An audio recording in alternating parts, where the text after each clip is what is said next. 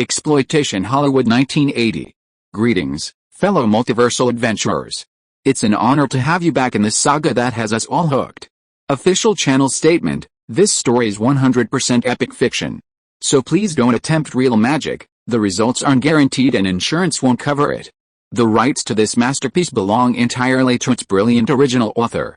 We are just a barge sharing it with you. Do you want to keep being part of this amazing community? Join our ninja army of subscribers on YouTube and give this content a like. And for true fans, our Patreon has exclusive ninjutsu waiting for you. Chapter 351, Chapter 302, Crazy Legs. Gloria, you're always running away from someone. You have to catch him somehow. I think you need to slow down before you start bragging. I think you're heading towards a breakdown, so be careful not to show it. At the Pittsburgh ice rink, Laura Branigan's hit Gloria was playing. The song was incredibly popular, currently at number 2 on the charts, second only to Lionel Richie's new song Truly. Sonny Johnson, playing Alex's friend Jenny, was competing in the Pittsburgh figure skating competition, trying to advance to a higher level. A spotlight shone down from the ceiling, illuminating Sonny Johnson's skating figure. Swish, swish, the skates made a pleasant sound as they scraped against the ice. Swish, a double jump, and Sonny's stunt double landed smoothly. Cut. Ronald, they're here. Producer Don Simpson entered the rink and, during a break in filming, called Ronald out. The breakdancing experts have arrived. They're the Rocksteady Crew, a breakdancing group from the Bronx. I heard some white crew members dance to their music, and I'd like to see them. Haha, they're the real professionals. Ronald stepped out of the ice rink, where 3 thin dancers stood in the open space ahead. Crazy Legs, Prince Ken Swift, and Frosty Freeze. Don Simpson introduced the 3 dancers by their nicknames. The first 2 were Latino whites, and the last one was black. It was remarkable that he remembered such quirky nicknames so clearly. Ronald greeted them. Sure enough, they were Bronx breakdancing boys, dressed in just as rebellious as the boys he'd seen breaking dance on the streets when he went to visit his uncle's comrade's son. Bud, I heard you can dance our dances. Yeah, I learned it from my black brothers. They dance it all the time in the Bronx, Ronald said, demonstrating a few window wiping, rope pulling, and moonwalk moves. Oh yeah, baby. Seeing that Ronald could break dance, the 3 dancers got excited and started demonstrating more professional steps. The 3 began chatting with Ronald. That's how simple it is for Bronx residents to accept their white friends. As long as you show respect for their culture, they'll accept you. Hey, are you Hollywood finally going to bring our dances and music to the screen? The leader of the 3 was a Latino white man nicknamed Crazy Legs. At least from here, you'll have a street dance segment, then the lead actress will see your dance, learn it, and eventually incorporate breakdance moves into ballet, getting accepted into the Pittsburgh Ballet School. Wow, that's not bad. Crazy Legs expressed his approval. American dance traditionally revolves around European ballet, supplemented by their own developed jazz dance. Street dances like breakdancing are considered lowbrow. Although the New York Times interviewed the Manhattan branch of Rocksteady Crew, led by Crazy Legs, their fame was still largely unknown to mainstream American audiences. The 3 dancers were introduced to the choreographer, and Ronald was kept behind to brainstorm ideas. Besides creating choreography for their own street dances, there was also the dance for Alex's final ballet audition, which involved incorporating breakdancing steps into ballet-style choreography while maintaining a cohesive and unified style.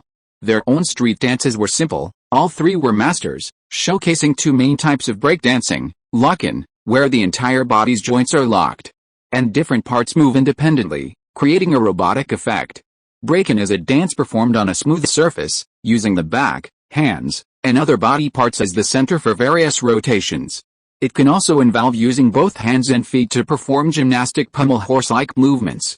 Alex's final audition dance was a bit more complicated, so the choreographer and the dancers created a routine that started with basic ballet movements and gradually incorporated more and more breakdancing elements. It began with classic ballet spins and jumps, then suddenly changed rhythm, transitioning from the soothing ballad rhythm of the verse to a high-energy, disco-like rhythm in the chorus with a large leap, accompanied by the song "What a Wonderful Feeling." The routine ended with a breakdance move, a helicopter back landing spin. Fantastic! That evening, director Adrian Lane and producer Don Simpson watched the choreography together, cheering and applauding loudly. The novel dance and ingenious choreography thrilled Adrian Lane. Ronald, We must film this final climax scene well. I've already chosen the filming location, in the Research Institute at Carnegie Mellon University. There's a room there with 4 floor-to-ceiling windows. We'll film when the sun rises in the morning. The sunlight streaming in through the windows will be incredibly beautiful. Adrian, have you considered this? Jennifer Beals has no dancing ability, and this time we're filming with daylight. It will be difficult for her double, Marlene, to maintain a natural look. You can't just give her medium and long shots without showing her face at all, can you? Ronald raised a practical problem. If the dance moves don't show the actors' faces at all, the audience will always be watching wide shots, which will feel disjointed. If close-ups of Jennifer Beals are interspersed within the dance shots, the audience will feel the back and forth cuts are awkward. What do you think? Adrian Lane asked Ronald again, this time genuinely unsure. I think we could use a fast-paced choreography, with a final breakdancing segment featuring a close-up of Alex in front of the 4 judges. Keep the shot of Marlene's face directly in front of the camera for a very short time, so the audience won't have time to tell if the dancer is Jennifer Beals. The earlier ballet movements can be filmed primarily in medium shots, so Marlene's face won't be noticeable. Also, we could replace the judges' chairs with high-backed seats, positioning the cameras behind them and moving along a track from left to right following Marlene. This way, when filming close-ups, every time Marlene reaches out to the judges, the camera will be blocked by the high chair back, concealing the most obvious mistake. Ronald had studied the Dream's editing techniques many times and finally figured out a way to film the dance continuously without revealing any flaws. Adrian gestured a few times at the judges' seating area. Very good, you're right. Ronald, you'll design this dance shot for me. Ronald, surprised to have landed himself a job, quickly summoned the choreographer, 3 breakdancing experts including Crazy Legs, and Marlene, Jennifer Beals' dance double. Together, they performed their choreography for director Adrian Lane. Marlene donned the same fluffy black wig as Jennifer Beals, a black ballet costume, and black leg warmers, and danced the entire routine to the music of What a Wonderful Feeling. Director Lane watched Marlene's dance through the director's viewfinder from behind the judge's position. That big jump with a change in rhythm, the height and distance aren't enough, Director Lane pointed out, and that final breakdancing move, the spin isn't fast enough. Not only is the power insufficient, but it might also be a continuity error. Director, I'm a ballet and jazz dancer, that jump was already my limit. And that spinning helicopter move, I need to practice that. I don't have time for you to practice. The weather forecast is sunny the day after tomorrow, and we have to shoot. Adrian Lane looked over and asked him what to do. Then we'll have to use other stunt doubles to do those 2 moves for Marlene, Ronald replied. Sometimes on screen, what the audience thinks is a dance performed by one person might actually be performed by 2 or 3 people during filming. The final result is then edited together to make it look natural. Ronald sometimes felt that the director's job was like a magician, diverting the audience's attention elsewhere and then quickly stuffing a rabbit into a top hat.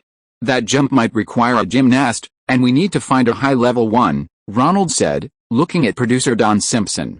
Okay, we'll find the NCAA College Gymnastics Championships champion. As for that helicopter move, Ronald looked at the 3 dancers from the Rocksteady crew. How about Crazy Legs?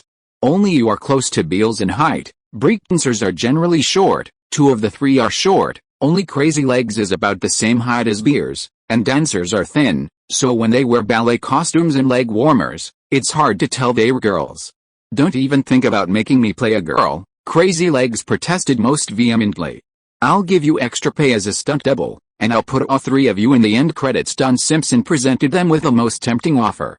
Crazy Legs, persuaded by his companions, signed the stunt double contract. 2 days later, the 4 actors, dressed in matching black leg warmers and black ballet leotards, began filming the final dance scene of the movie. First was Jennifer Beals, who filmed some scenes talking to the judges.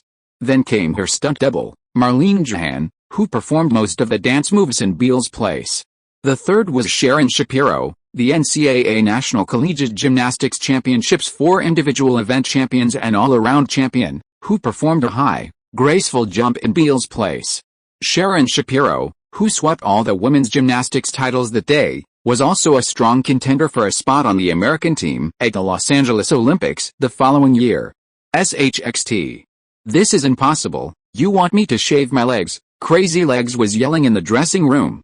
The makeup artist wanted to shave his leg hair so he could impersonate a girl and do the helicopter spin. Don't do that, you signed a contract. Besides, leg hair will grow back. Don Simpson half threatened, half persuaded him to shave his leg hair. Leg hair can be shaved, Crazy Legs agreed after discussing with the two other members for a while, but beard is impossible. I still have to film a PBS documentary and a documentary film. It will take at least 6 months for my beard to grow back like this. Then, keep the beard. Ronald stepped forward to look at his mustache. It was indeed difficult to grow. The helicopter move is a back landing, rapid spin. If the camera is right, the audience won't see his beard. And who would notice whether Alex has a beard or not? At that time, the audience's attention will be on this unprecedented spin. The Crazy Legs, with his leg hair shaved, put on a black, curly wig, then did a breakdancing move, transitioning to a back to the ground position. He tucked his arms and legs in, spinning faster and faster. Cut, the director yelled. Great, this take is ready. Did you see the beard? A day later, while reviewing the daily footage, director Ryan quietly asked Ronald. I looked carefully, there shouldn't be one. Ronald stared intently at the daily footage on the screen, watching it several times, and indeed couldn't find the stuntman's beard. That's fine then, we don't need to reshoot. Director Ryan was satisfied and patted Ronald on the shoulder. Good, Adrian. Everything's on track here. I should head back to Los Angeles with producers Don and Jerry. Chapter 352, Chapter 303, Pet Project. On the flight back to Los Angeles, Ronald and the two producers each had a business class seat. The lunch there was far better than in economy class, with even steak and red wine on the menu. After a satisfying meal, and seeing that it would still be some time before they reached Los Angeles, Ronald casually picked up a copy of Time magazine, the only business class edition available. The in-depth report, Lady Margaret's Fall, was quite interesting. It told the story of the British Prime Minister's fall in China. After the talks, Mrs. Margaret walked out of the door dejectedly, her face somber. As she descended the stone steps of the north entrance of the Great Hall, she glanced at the reporters to her lower right, suddenly broke into a smile, turned to them, and tried to appear calm. As she continued down the steps, her high heels caught on the stone, causing her to lose her balance and fall, her shoes and handbag to the ground. Fortunately, she had reached level ground and the fall wasn't serious. This year, the Prime Minister has encountered several major events since taking office. At the beginning of the year, during the Paris-Dakar rally, her son went missing midway, and the Prime Minister mobilized the British Armed Forces to search for him, only to find him unharmed and intoxicated. Using public resources for personal matters, her approval ratings plummeted, and she faced a vote of no confidence. She won public support through her extremely tough stance in the Falklands War in Argentina, but unexpectedly suffered this tumble here. It's undeniable that the Iron Lady was in a bad mood after 2.5 hours of talks, even if her fall was purely accidental. A few days later, Britain and China signed a joint declaration to return sovereignty on July 1, 1997. It seems the Chinese are quite capable, better than that South American football powerhouse. Ronald closed the magazine. The plane was about to land. At the airport arrival hall, Ronald said goodbye to the two producers. Don Simpson still looked confident. The filming process had given him a lot of confidence. Jerry Bruckheimer, who didn't really know much about film, was a little worried. Paramount was preparing to sell half of the distribution rights to Flashdance to Polygram, a sign of their pessimism about the film's future. Goodbye, Ronald. The two said goodbye to Ronald. Unexpectedly, this farewell soon became a reality.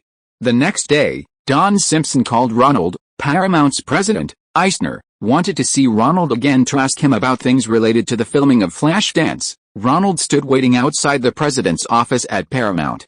The secretary arrived quickly this time. Ronald, Mr. Eisner is waiting for you. He was led into Eisner's office by the secretary. Give Ronald and me a little time. Please step out for a moment. Eisner politely asked Don and Jerry to leave the office first. He needed to speak with Ronald privately to get an update on the filming. Ronald, how's the movie going? Ronald glanced at Don Simpson and Jerry Bruckheimer, who were walking out, nodded in greeting, and wondered if he was the one they had suggested Eisner bring in for questioning. From the sample footage I've seen, the director's skill is exceptional, and the musical numbers are exceptionally well shot. It will be a new-era musical. Mr. Eisner, I'm not talking about old-fashioned musicals like Grease. Film with the feel of a Broadway musical where characters inexplicably start dancing. Flashdance will be a new kind of musical, with dance scenes that would happen in real life, perfectly integrated with a plot. And the quality of the dance is fantastic. Teenagers will love that energetic, fast-paced style. You seem to really enjoy director Ryan's direction, Eisner asked Ronald, sitting behind his desk as if deep in thought. I certainly do. The dance scenes are a highlight, eh? Eisner continued.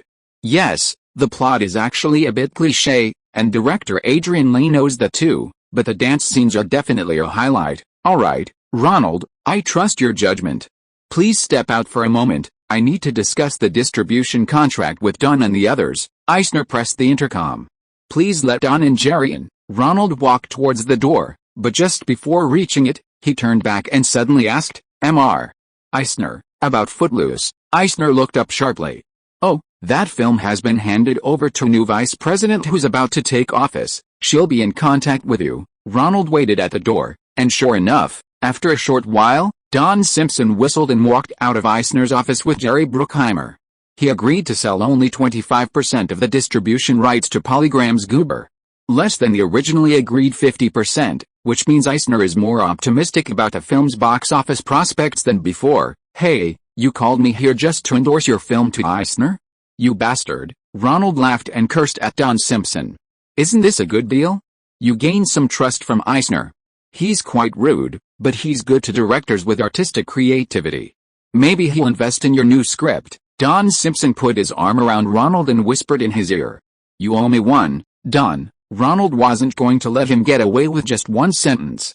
Of course. I know you're financing your film, but as you can see, this is Jerry and my first film.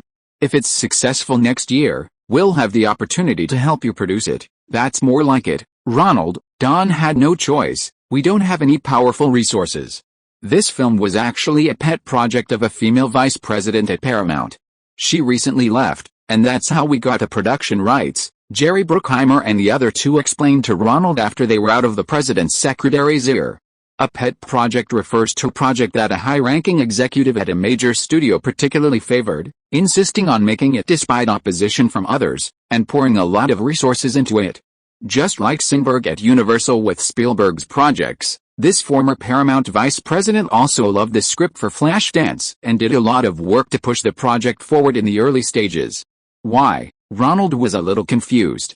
Sinberg had confidence in his longtime collaborator Spielberg, and Flashdance had gone through several directors. It was hard to say why this vice president liked it so much. Because it represents female equality. Don Simpson's nonchalant smile vanished, and he said seriously to Ronald, she's a fool. She thinks this film represents women's liberation. This is clearly a film made for male audiences. It turns out that this former female vice president was drawn to certain details in the script. Alex doesn't rely entirely on men, she has her own efforts and dignity. After discovering Nick and his ex-wife getting into a car together, she smashed the window of Nick's house with a rock. Only after Nick apologized did she turn her anger into joy and reconcile with him. In this extremely unequal relationship between a welder and a company boss, she still upholds one-on-one gender equality and refuses to consider herself just one of Nick's many lovers. Nick, the boss, initially knew Alex simply because she was his direct superior. He wanted more social security benefits from Nick and introduced her to him as a plaything. These women are emotional creatures, they don't understand what audiences like to see. They see a feminist plot and jump right in. But that's fine. Otherwise we wouldn't have gotten the production rights to this film. We can't be so hasty. Wasn't the president of 20th Century Fox a woman? I remember her name was Sherry Lansing. Seeing Don's disdain for female studio executives, Ronald deliberately offered a counter-example. You mean Jerry Lansing? Ho ha ho ha? Don Simpson burst into laughter, drawing the attention of everyone waiting outside for Eisner's summons. Surely, not Jerry, Ronald said, bewildered. Ha ha ha? You don't know the story here. Jerry Bruckheimer pulled Ronald aside and told him a joke circulating in the industry. After retiring from acting, Shirley Lansing spent several years partnering with others to produce two blockbuster films, The Chinese Syndrome and Kramer vs. Kramer. These films not only sold well at the box office but also received critical acclaim. At the time, 20th Century Fox, facing financial difficulties, believed Lansing had a keen eye for filmmaking and the ability to guarantee success. Two consecutive Oscar-worthy successes led the then-boss to believe Lansing possessed a unique magic. She was appointed president of production at the company, marking the first time in the history of the 7 major studios that a woman had been appointed president. However, this success was short-lived. Lansing never replicated her magic after becoming president, and many films lost money. Only Lights Out, starring former Best Supporting Actor Timothy Hutton, achieved a modest box office success.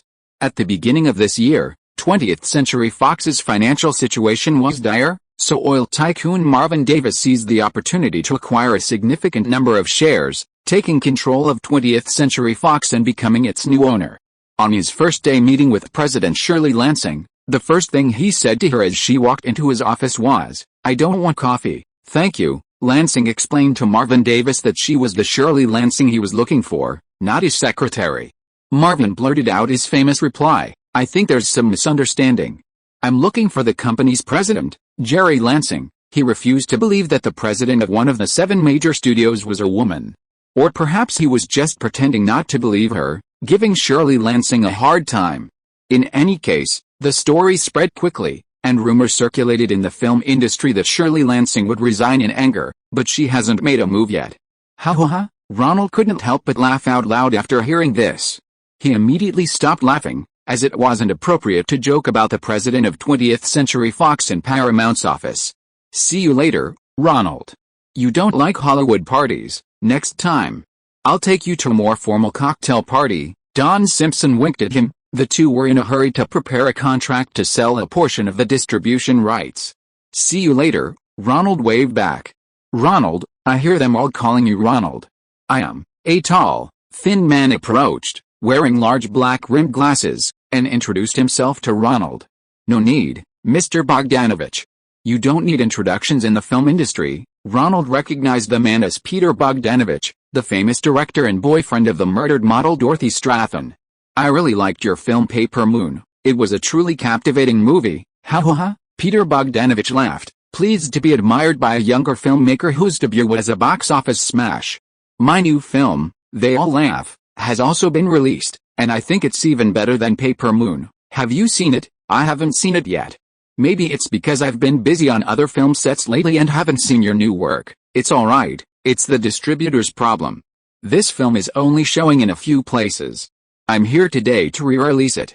"It's a pleasure to see you today.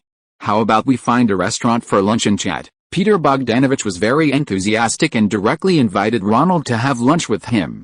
Ronald wasn't interested in getting to know this director well. He had also played a less than honorable role in the Stratham murder case. Knowing that Stratham had a husband, he openly lied with her and didn't help her with her divorce, ultimately leading to her being murdered by her husband. "Not only me, but there's another guest, a young prodigy like you, who debuted at 23 and directed a masterpiece that shocked Hollywood." Seeing that Ronald was hesitant, Bogdanovich quickly added, mentioning other invited guests and urging Ronald to meet them. "Oh, who is it?" "Orson Welles." Bogdanovich pushed up his glasses. "This Ronald may be young, but he can come and go as he pleases in Eisner's office. The hope of re-releasing the movie They All Laugh might just lie with him."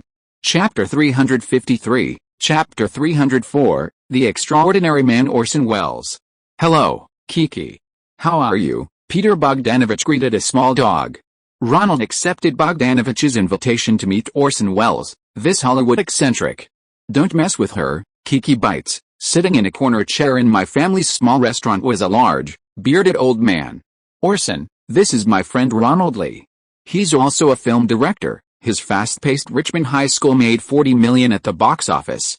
He really likes your movies, and when he heard I was going to have lunch with you, he came to visit you."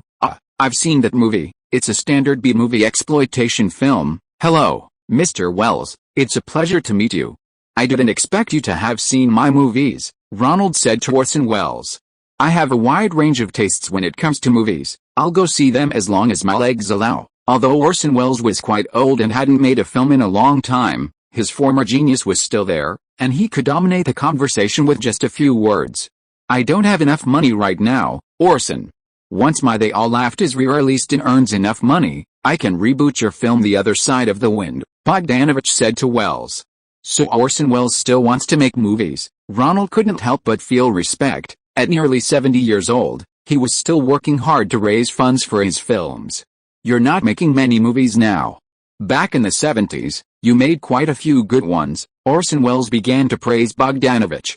Many directors of our generation are struggling to produce films. Martin Scorsese's recent films have all been box office failures. Bogdanovich had previously interviewed Orson Welles. The two were old friends and began to chat. They watched too many movies. Creators shouldn't watch too many movies. Spielberg, Scorsese, they all watch too many movies. And that Brian De Palma. He's always imitating Hitchcock, but he makes better films than Hitchcock. There's absolutely no need to imitate him. Ronald was a little confused. Shouldn't directors watch classic films to absorb inspiration? Why was Orson Welles saying they shouldn't watch too many movies? If an ordinary director said this, it wouldn't be a big deal, but Welles was a genius who made the masterpiece Citizen Kane at the age of 23, a figure admired by many directors. There might be a deeper meaning behind his words. Why aren't you saying anything, young man? Orson Welles, after his long-winded speech, noticed that Ronald was silent, just listening to him and Bogdanovich boast, so he asked him.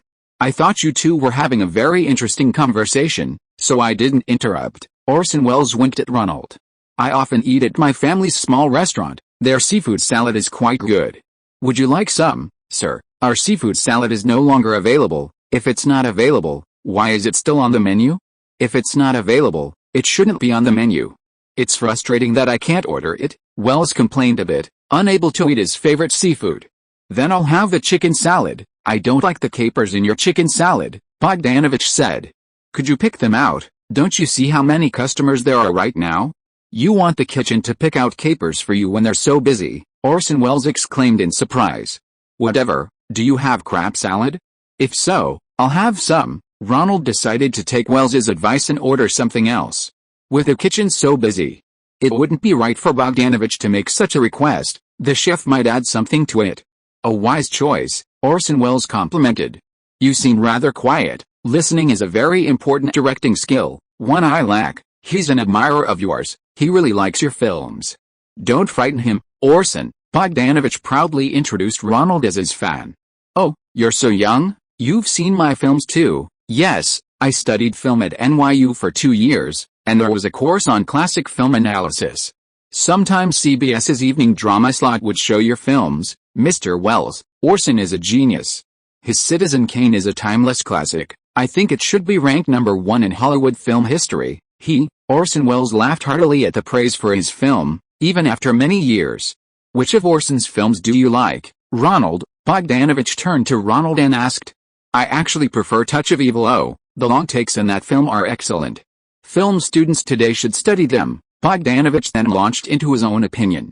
And you?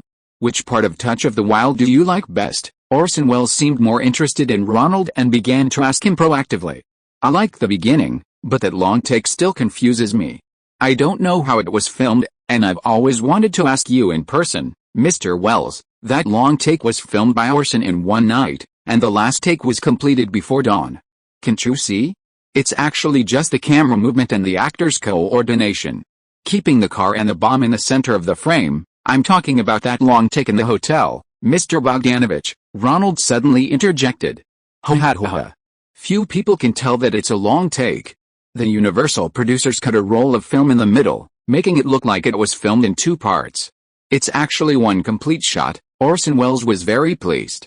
After Bogdanovich's biography of him was published, many people regarded him as a master, but most of them hadn't even seen his own films. Using Bogdanovich's evaluation to praise him was quite boring. Someone like Ronald, who had seen his films and even directed some himself, could point out details that others hadn't noticed, hitting the nail on the head. The hotel walls were movable. After I filmed one side, I had the camera move over, and then several set and prop crews quickly dismantled that side of the wall. Once the camera circled back, we could film the scene inside from an outdoor angle. Actually, there's something I don't quite understand, Mr. Welles. Why did you add music and subtitles to the opening shot? That's Hollywood practice, Bogdanovich explained again. I just felt that the subtitles and music ruined the suspense of the bomb explosion, Ronald replied. The opening scene of Touch of Evil involves a villain setting a timer to 3 minutes and placing it in the trunk of a car. The audience knows from the beginning that there's a bomb and waits to see when it explodes. The subtitles and opening music are exactly 3 minutes long, but this arrangement means the audience knows the bomb will explode when the subtitles end and the music stops, eliminating any anticipation of suspense. Ronald had never understood Welles's handling of this scene, and today he finally had the chance to ask him about it. That was added by Warner Brothers. My original storyboard didn't have the subtitles or music, Orson Welles said, glancing at Ronald, who had a nerve. This film was Orson Welles' first film after returning to Hollywood from Europe. Universal executives believed he had lost his directing ability and re-edited the film according to their own wishes. Because of the contract, they had to show Welles the final cut once, but only once. After watching the final cut, Orson Welles suppressed his anger and wrote a memo listing several flaws, pleading with Universal to correct them from an artistic perspective. This included removing the opening subtitles and music to maintain suspense for the audience. However, Universal, one of the 8 major studios at the time, completely ignored his requests, and the film was released with their cut, resulting in poor box office performance. Afterwards, Orson Welles was considered to have lost his creative spark and rarely received funding to make films again. Back then, directors didn't have editing power anymore, of course. In the so-called Golden Age, studios took back the editing rights. You're too young to know, but in our time, ambitious directors never shot the main shot. Why? The main shot was the standard Hollywood technique, so why wouldn't ambitious directors shoot it? With a main shot, they could edit however they wanted. Without it, the general plot could only be edited according to my wishes. John Ford and others back then didn't shoot main shots. I see. Ronald resumed his listening mode, beginning to listen to the two directors boast. Katharine Hepburn was a womanizer on set. I didn't like her. She swore in that high school girl's accent, talking about how John Hughes slept with her on the couch. Carole Lombard, Clark Gable's wife, also swore a lot, but not unpleasantly. She came from the bottom, and she couldn't speak without swearing. She was really crude, but charming. Grace Kelly was a womanizer too, always getting late in the dressing room, but she never talked about her affairs. I liked her. I have to go, Orson. I have to see the executives at Time magazine this afternoon to get them to sell me back the rights to. They all laughed. Wish me luck. After chatting with Welles for a while, Bogdanovich finished his lunch and got up to leave. Ronald stood up, called the waiter over, and paid the bill.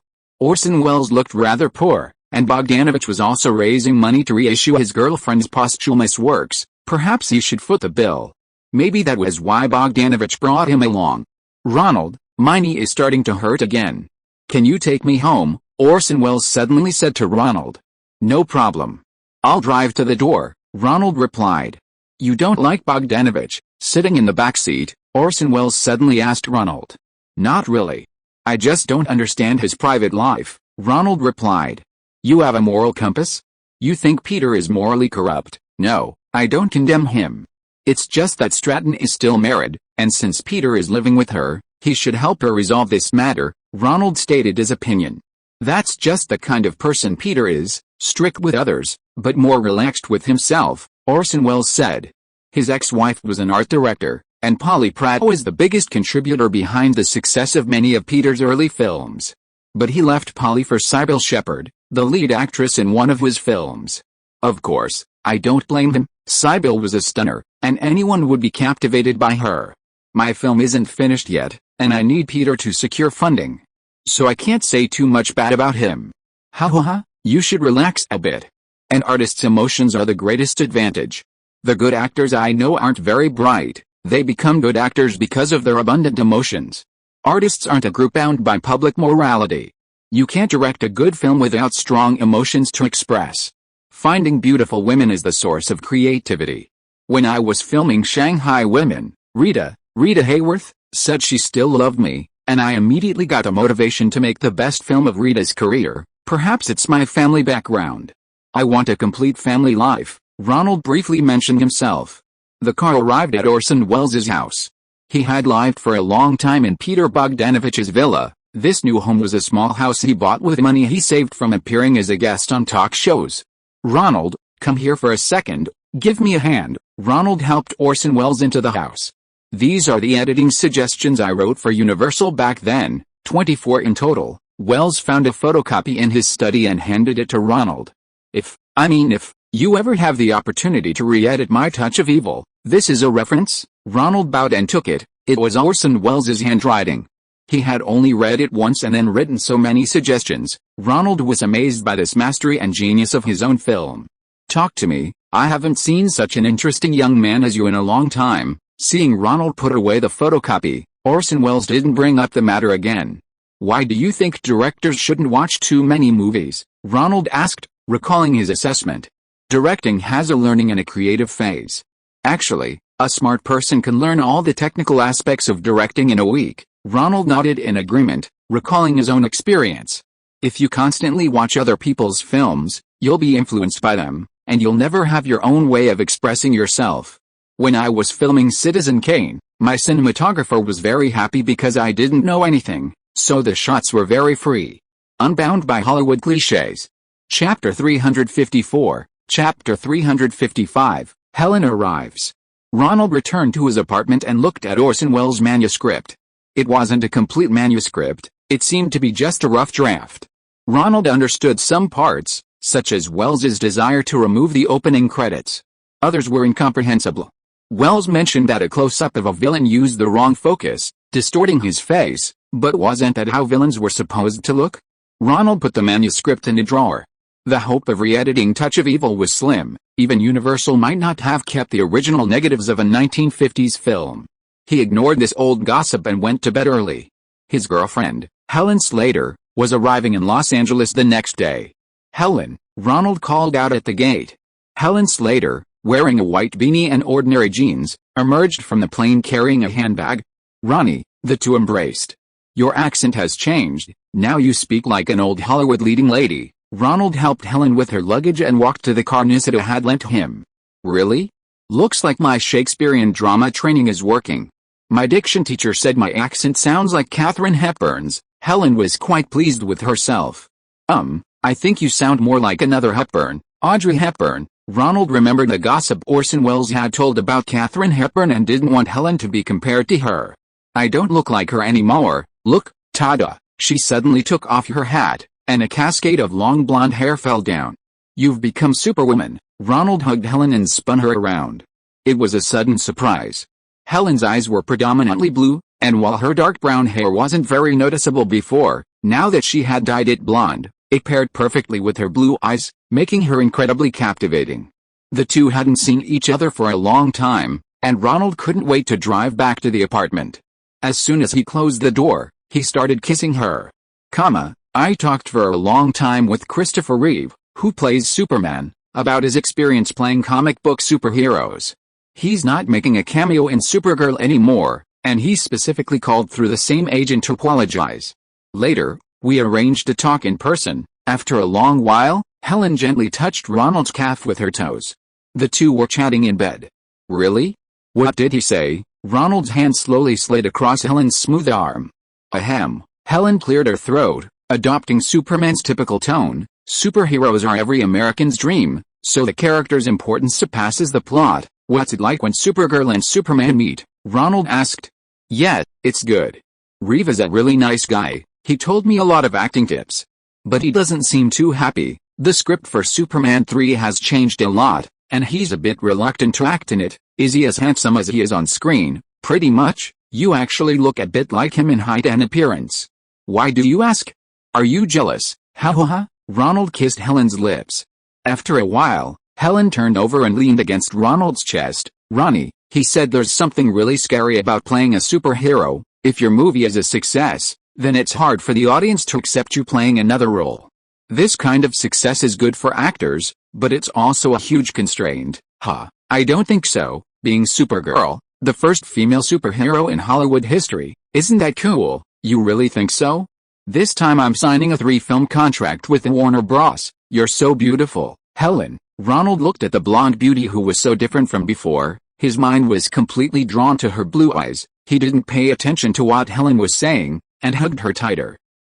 I feel hungry, Helen, after taking a shower and wrapped in a towel, said to Ronald. Let's go out for something to eat and see the Los Angeles night view. What do you want to do? Ronald jumped out of bed and went to shower as well.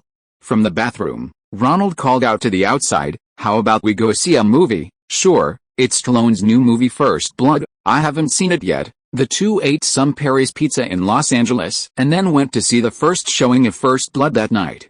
This time, Stallone didn't play the inspirational hero from Rocky again, but instead played a down-on-his-luck Vietnam War veteran named Rambo. He was a member of the American Special Forces, a Green Berets member.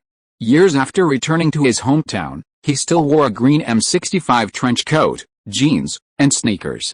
Rambo went to his comrade's hometown to find him, only to discover that his comrade had died of cancer due to contamination from Agent Orange used in the Vietnam War. Disheartened, Rambo eats in town but sees a Vietnam War veteran sheriff who sees him as a potential problem and dumps him out of town in a police car. Feeling insulted, Rambo returns to town to protest, but the sheriff uses this as a pretext to arrest him and interrogate him at the police station. The police subject him to humiliating questioning, triggering Rambo's PTSD from the Vietnam War. He knocks down a policeman, steals his motorcycle, and escapes. The sheriff mobilizes all available officers to capture Rambo, driving him into an abandoned mine to starve him. Unaware that Rambo is an elite Special Forces soldier from the Vietnam jungle, his former superior, a colonel, also comes to persuade him to surrender. The mine is destroyed, and the sheriff believes Rambo is dead, only the colonel harboring doubts. Sure enough, Rambo escapes from the mine, grabs a stolen M60 machine gun, and single-handedly returns to town to seek revenge, severely wounding the sheriff. The film ends with a freeze frame of Rambo surrendering to his former superior, the colonel. "What's wrong, Ronnie? You've been so quiet since the movie." Ronald and Helen were eating in silence at Burger King, sharing Pepsi and fries. Helen couldn't take it anymore and asked, "I just felt the ending was too heavy." Rambo served his country, returned home to find his comrades dead, was mistreated, and ultimately didn't have a good ending, but that's the purpose of the movie. Helen began to analyze the film's values for Ronald. Without the original novel and the movie to expose the unfair treatment of veterans in this country, they would continue to be ignored by society. "You might be right, but my uncle died in the Vietnam War, and emotionally, I hope they all have a better life." That line made me very sad. It reminded me of Aunt Karen's difficult life. Which part? Helen looked at Ronald with wide eyes and took his hand. "During the war, I could fly attack helicopters, I could drive tanks, I used weapons that cost millions of dollars, but when I returned home, I couldn't even find a valet parking job." Ronald remembered Rambo's words and felt a pang of sadness. "Oh, poor Ronnie," Helen said, hugging Ronald tightly and patting his head. Meanwhile, in the annex of Paramount's offices, a middle-aged man and woman were discussing film production. The man, Daniel Melnick, was a former MGM executive who resigned after the financial scandal broke to start his own production company, Indie Pro. Melnick handed a script to his former studio partner across the table, saying, "This is the version Paramount hired as a script doctor, and it's been revised. What do you think?" Sitting opposite him was a beautiful middle-aged woman, wearing a gold bracelet on her right hand, a white suit, and white trousers. The suit had high shoulder pads, long flowing hair, and her facial features seemed to have been subtly altered. She was very beautiful. However, her every move exuded the air of a professional manager, and her speech carried a sharp edge, not unlike that of the man. "Let me see," the middle-aged woman said, taking the script, which read Footloose. While reading the script, the middle-aged woman frowned from time to time. Finally, she skimmed through Ronald's revised version. "Daniel, I don't think this is the right way to revise it. The essence of this film lies in dramatic conflict, not in high-concept films. We should find a theater expert to adapt it, and then find a director who is used to making theatrical films to direct it." "Whatever," Melnick said, somewhat annoyed. "The original director, Herbert Ross, did meet your requirements. He's always worked on both Broadway and Hollywood. But now he's resigned as director, and you'll have to find someone new, surely." "And what about the vice president offer from Paramount? What have you thought about?" Shirley Lansing, former partner at Indie Pro and former president of 20th Century Fox, frowned. "I'm still considering it. My 2 years at Fox have made me realize that I still prefer being involved in film production.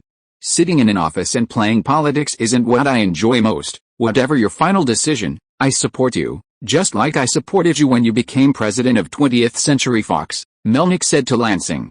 Melnick harbored some resentment towards Shirley Lansing. That bitch abandoned Indie Pro for the president position at 20th Century Fox, and now she's finally reaping the rewards of being fired by an oil tycoon. Although there's a 6-month grace period, everyone in the industry knows she's finished. Who knew she'd get a vice president offer from Paramount? She's incredibly lucky, but right now, my new film is full of energy, and I still need her to attract investors and distributors. If she could oversee the film's production, that would be even better. The film has 3 investors: Indie Pro, Paramount, and Silver Screen Partners. Silver Screen Partners is willing to cover the remaining investment. They have a lot of faith in your producing resume and specifically requested you to manage the film's production. If you can become the producer, the investment will be secured immediately. Paramount will also give the green light. Then you can proceed with your preferred script adaptation and the search for a new director and casting process. Who does Paramount want now? Shirley Lansing asked. She was also interested in producing a successful film before joining Paramount, so that she would have a successful resume and carry more weight when she joined. Melnick pointed to the script cover. It's Ronald Lee, who wrote and revised the script.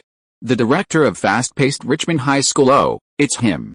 No wonder. Shirley Lansing was drawn to the exploration of women's freedom and equality in Full of Energy. She didn't like the director who made films about exploitation and had actresses expose their breasts.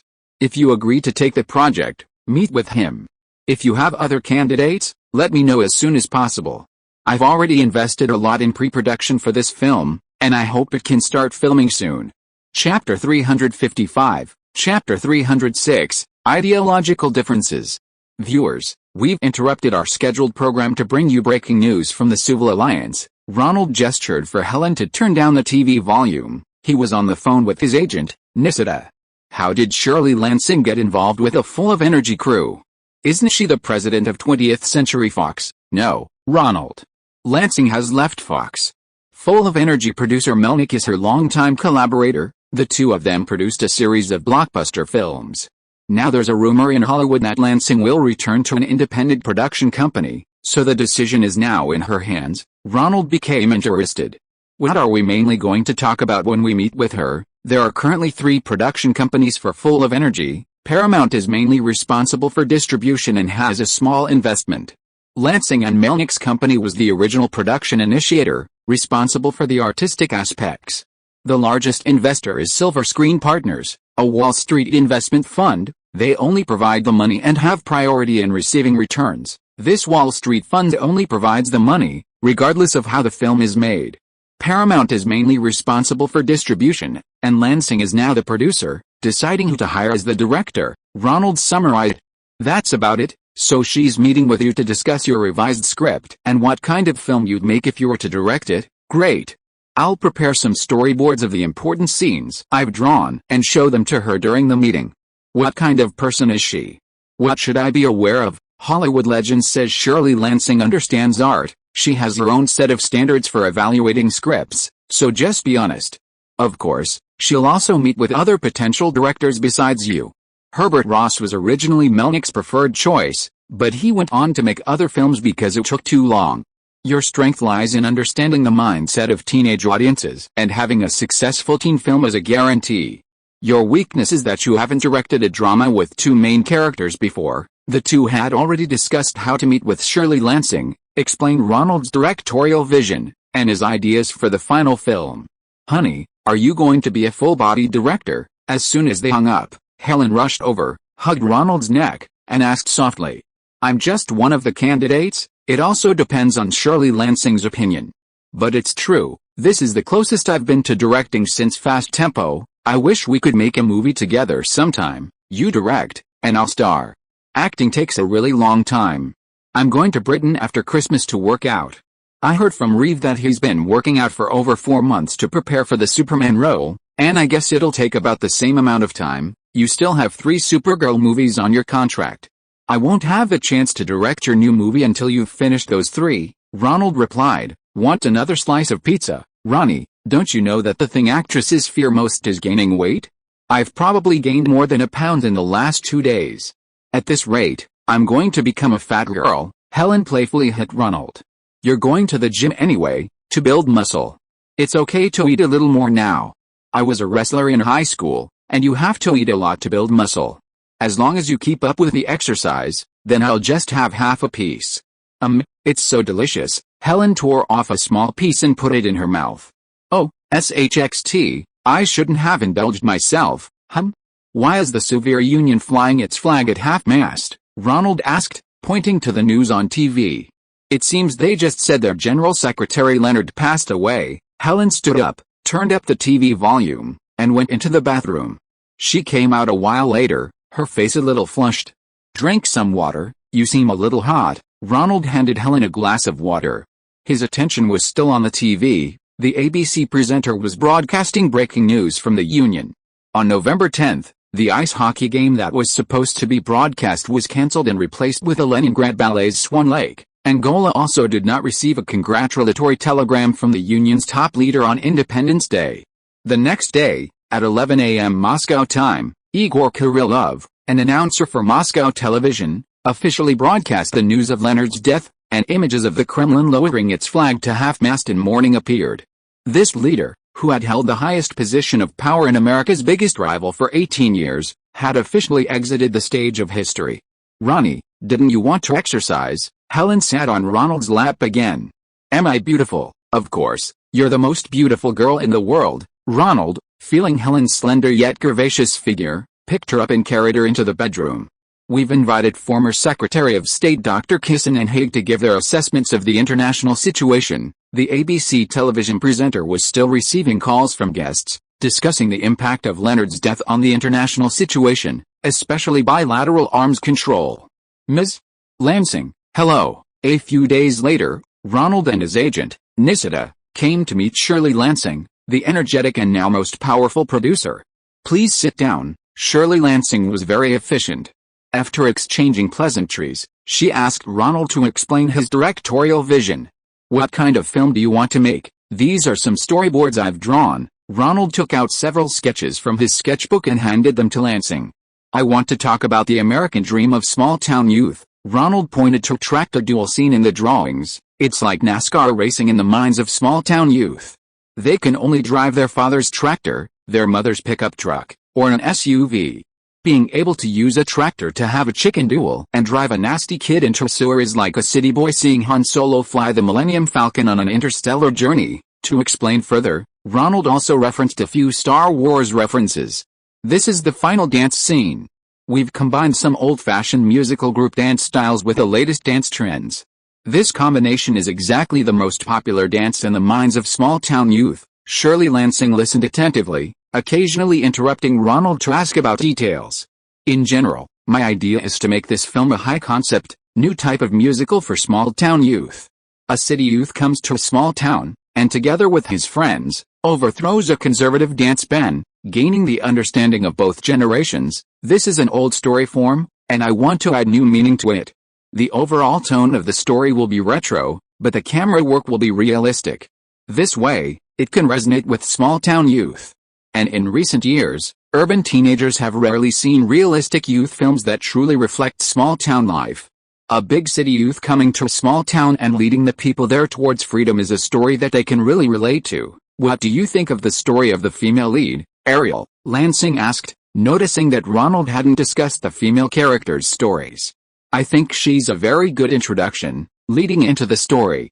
The opening shot of her standing on two cars in the road, facing a large truck coming from the opposite direction, is meant to pique the audience's curiosity. Why would a pastor's daughter do something so unconventional and dangerous? She's also very brave in confronting her boyfriend's domestic violence. In this small town, actually only the protagonist Ariel, her best friend Rusty, and her mother, the pastor's wife Vivi, are truly the locals who embrace the spirit of freedom. If the male protagonist, Ren, hadn't transferred from Chicago, I think these female characters would have been the ones leading the call to repeal the dance ban. Ronald keenly noticed that Shirley Lansing listened more attentively to his explanations of these female characters. He quickly added more about his understanding of the main girls. Who do you think would be a good fit for the male lead? Len, I recommend Tom Cruise.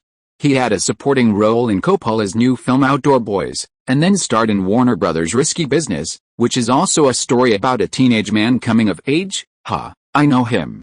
He's quite good. He did well in Fox's Lights Out, and Rob Lowe, another actor in Outdoor Boys, is also a handsome boy, suitable for this kind of role. Both of them being the object of a girl's affections at first sight is very convincing. Very good. That's all for today. We'll contact you when we have a further decision. Thank you, Ronald. Ronald shook hands with Lansing, then left the office with Nisida. Did I miss Lansing's point?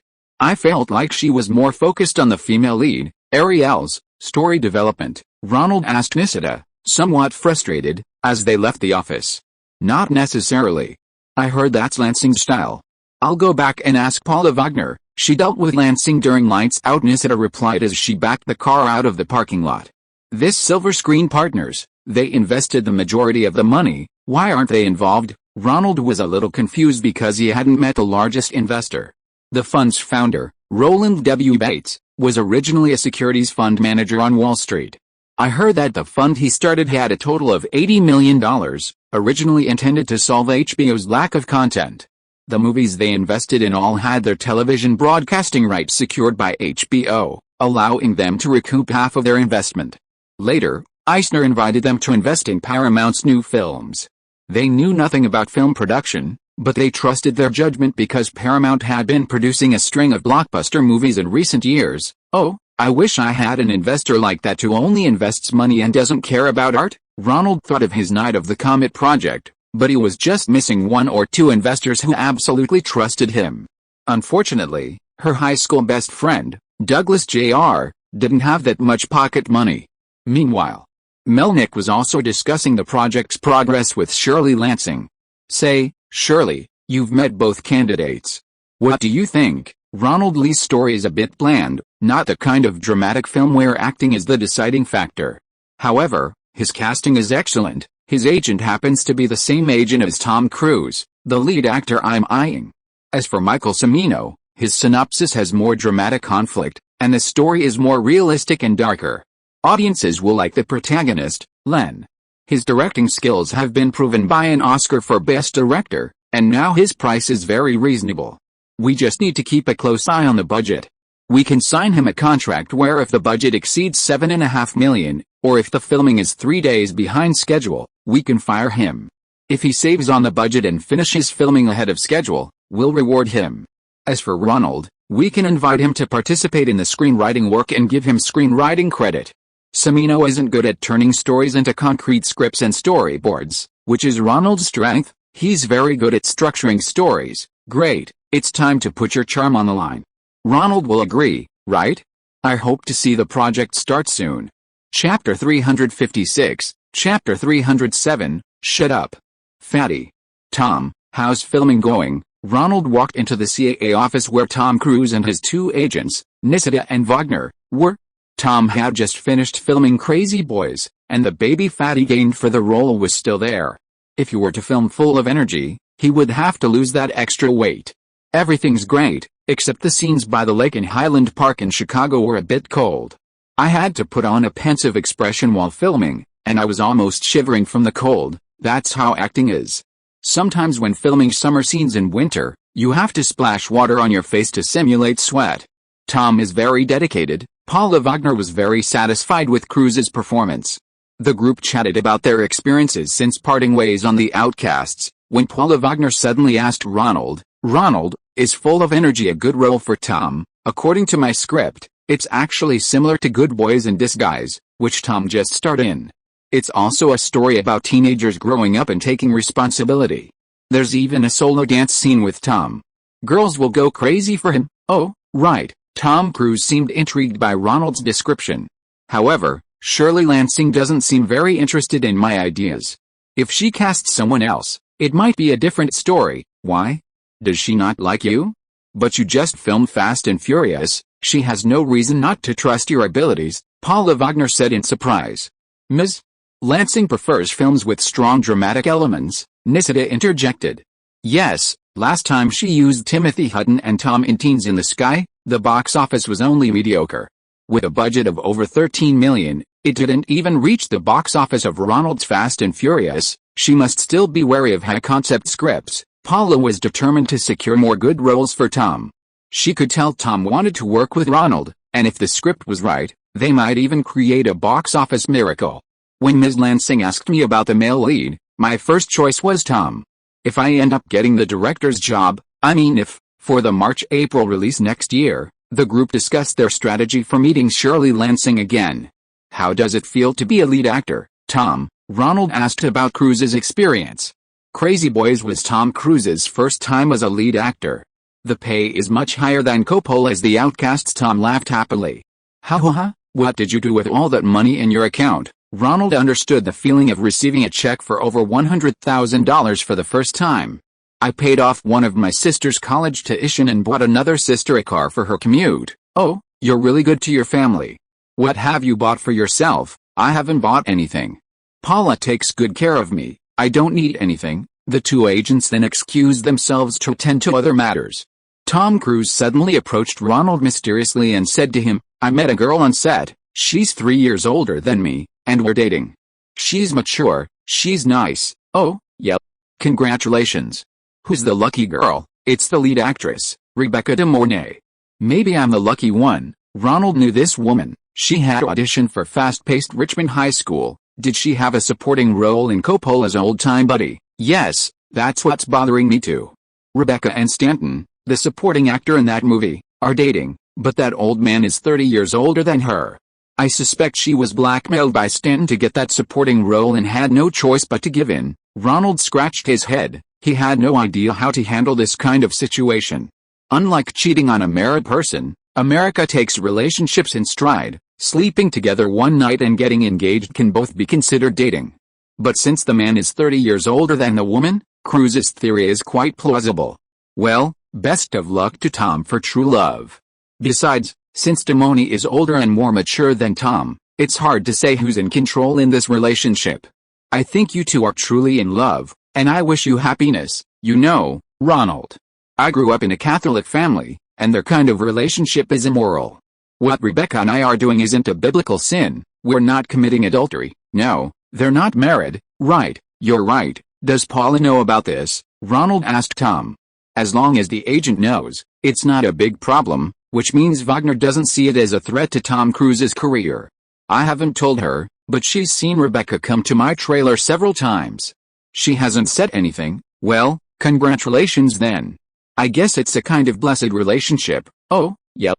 That's great. 19-year-old Tom Cruise was quite devout. Since Ronald approved of it, there wasn't a big problem.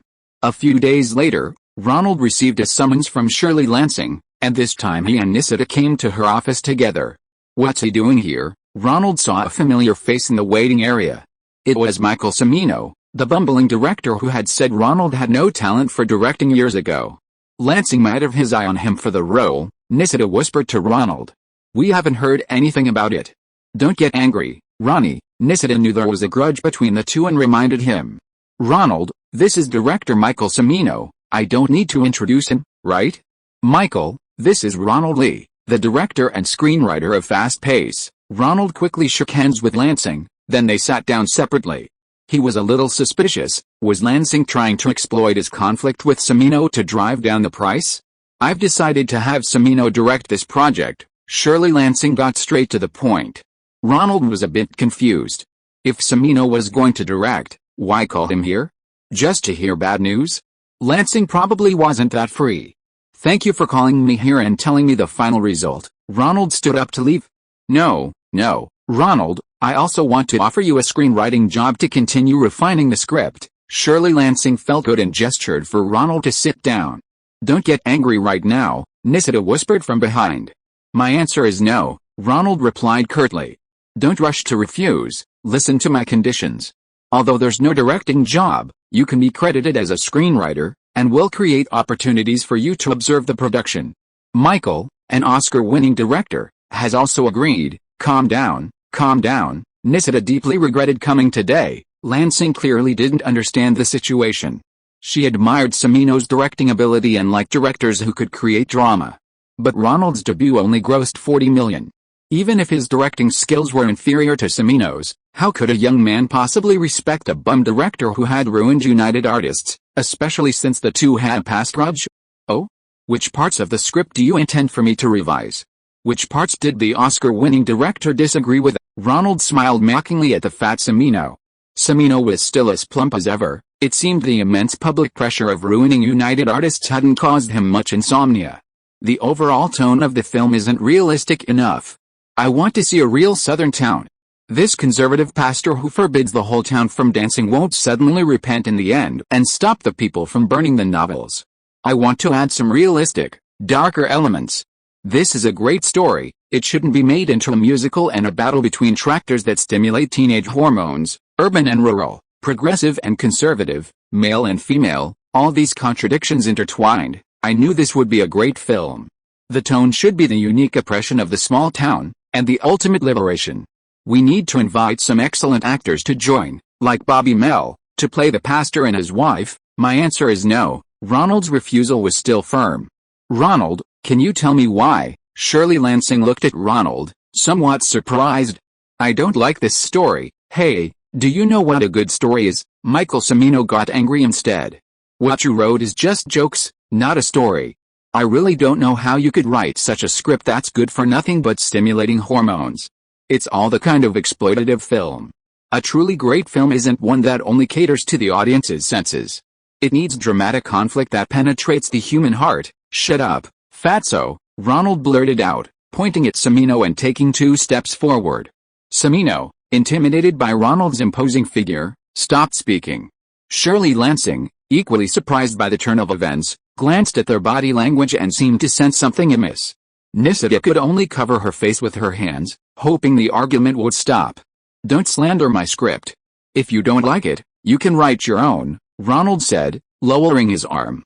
I know the tricks you played with the Deer Hunter, slandering Mr. Washburn's script first, then making minor modifications and trying to claim it as your own. If I find any of my plagiarized plot points or scene arrangements in the final script, regardless of which side the Writers Guild is on, I will sue you until you sell your underwear to pay for the damages. My lawyer is the former MGM Gray-Eyed Mickey. You can ask him for more information. Goodbye, Ms. Lansing, Ronald said, giving Shirley Lansing a final nod before leaving the office. Nisida shrugged at Lansing and followed him out. Michael, what's going on between you two? Nothing, Cimino replied casually. He said in a TV interview that he didn't like my movie. I may have said he doesn't have a talent for a filmmaking. His script really doesn't show any storytelling ability. Okay, then you can write the script. Just be careful not to plagiarize Ronald's work. Shirley Lansing, after Ronald's comments, also had some doubts about Cimino's character. Relax, these plots don't fit the story I have in mind. I'll go and do some location scouting and observe the details of people's conversations. I'm sure I can write a satisfactory story. Great, Lansing's doubts lessened slightly. I'll reimburse you for any reasonable expenses you incur over there. Chapter 357, or 308, each has its own way of playing. How could Shirley Lansing dare to use a director who bankrupted United Artists? Ronald was still unhappy on the way back. Why not use a director as successful as himself, but instead use a madman like Cimino? Nisida chuckled from the driver's seat. Don't underestimate Shirley Lansing. She has ways to keep Cimino in check. During the later stages of Heaven's Gate, United Artists executives actually found Cimino's weakness. If he didn't finish filming on time and within budget, he'd be sued into bankruptcy. Lansing could easily sign an agreement with him, imposing hefty fines if Cimino exceeded the budget or time. Right now, Cimino's value is extremely low, and after all, he's an Oscar-winning director. It seems Ms. Lansing is quite confident, Ronald said casually. I'm just afraid she'll regret it later. Actually, the talk of United Artists going bankrupt is an exaggeration. After Heaven's Gate flopped at the box office, United Artists' parent company, Pan Am, announced the sale of United Artists, and in just 3 days, the increased market value from the stock covered the film's losses. Sigh, it's all because of the sluggish film market. These multinational corporations see movies as a money-losing business. Look at who's taking over these projects. MGM was bought by casino owners, and 20th Century Fox was bought by oil diggers. Stop complaining, Ronald. It's good that you rejected it so directly this time. Shirley Lansing is a smart woman. She'll eventually realize you're right. There's more than one way to make a movie, and dramatic films aren't for everyone. I'm not against low-concept dramatic films, but how many people will actually watch a story about high school students in a small southern town? They need to give their eyes a treat, Ronald replied. He kept Roger Coleman's teachings firmly in mind. There's more than one way to make a film. You can use it as a vehicle for drama, as an experience for teenagers to let their hormones surge, or even, on the other side of the world, as cultural propaganda. What's going on between you and Cimino? He seems to be provoking you. Personal grudge. Ronald recounted in detail how his edited television interview had inadvertently drawn him into the Oscar battle between Jane Fonda and Cimino's film crews. Finally, he told Nisida, "Rick, I figured it out. To make films according to my own vision, I need to take control. Since they still have doubts about my directing abilities, I'll start with exploitation films. Since they all say I make exploitation films, then I'll make exploitation films. Since big studio projects can have multiple investors, there's no reason why my exploitation films can't. After Fast Pace is released, contact all the smaller studios that have asked me to make films. I'm open to them for coherent nights. They can invest or help with distribution. Anything is negotiable. Let's get things done first, then consider other things." Ronald decided to follow Don Simpson's example and find investors himself for a joint venture. There was no need to force the involvement of big studios for his second film. While some might think their first attempt was just luck, and that no one was willing to invest in their second, forcing them back to low-budget exploitation films, the world doesn't always offer the best opportunities. To make a big production, you have to respect the tastes and ideas of the studio executives. If you want to stick to your own ideas, you can't be swayed by the prestige and resources of a major studio. With studios producing so few films a year, they don't offer much freedom. "Have you thought it through?" Nisida glanced at Ronald in the passenger seat. This client had very independent ideas, but his screenwriting skills were highly regarded. Even if this attempt failed, scriptwriting opportunities would still come knocking. He might be able to make a comeback. "I've made up my mind. Filmmaking should be a free endeavor." Orson Welles knew nothing when he first started making a film, yet he created a classic. It's like painting, everyone has their own way of doing it. By the way, now Tom. Paula's probably going to complain about me. You're overthinking it. Shirley Lansing has always been a big fan of Tom Cruise. She's always wanted to cast him as the lead. But now Cimino wants to change the script into a more realistic story with darker elements, so we'll have to consider it. At the CAA office, Paula Wagner found Ronald's idea quite amusing. A handsome and ambitious actor like Tom Cruise wouldn't lack scripts. That's good. Ronald realized he'd misunderstood. Tom Cruise wasn't the unfortunate actor he used to be, unable to afford dentistry and without an agent willing to take him on. By the way, where's Mr. Ovitz? And Mr. Meyer? I haven't seen them at CAA for several times. They're trying to persuade Sly to take the project. Nisida sighed. Sylvester Stallone? What project? Ronald was very interested in the movements of this currently wildly popular male star. First Blood did very well at the box office. It seemed Stallone's transition to an acting star had been very successful. Beverly Hills Cop, Ovitz and Meyer are very optimistic about a fusion of comedy and action, or comedy and horror, but Stallone might not be willing to try. Oh, Ronald had heard this twice before, that CAA was optimistic about fusion films of two different genres. Is this Mr. Ovitz's judgment? Yes. Now if there is a good script for a fusion of comedy and other genres, CAA will pursue and facilitate it with all its might. Back home, Ronald watched TV with Helen. She had tried on a new Supergirl costume during her trip to Los Angeles. Warner Brothers and DC Comics discussed removing the ugly red headband and redesigning a new Supergirl costume, moving closer to the Superman movie style. Jane Fonda declined the newly rewritten script, which didn't include a Superman cameo or any anti-nuclear weapon content, and the producers began contacting Faye Dunaway. Similar to the first Superman film, although Helen Keller was the lead actress, her salary was far lower than that of Dunaway, Maya Farrow, and Peter O'Toole, who played supporting roles. The funeral of the former Secretary General of the Soviet Union was held on the 15th Moscow time. The funeral committee was chaired by KGB Chairman Yuri. ABC television began broadcasting the funeral of the Union's supreme leader. Several members of the highest authorities carried the coffin, proceeding in front of the Kremlin. Behind them was a line of over 40 high-ranking government officials. Each held a velvet cushion with several medals on it. This was Union protocol. When each supreme leader passed away, a high-ranking official would carry the medals he had received during his lifetime, following behind the coffin to display the leader's achievements to the world.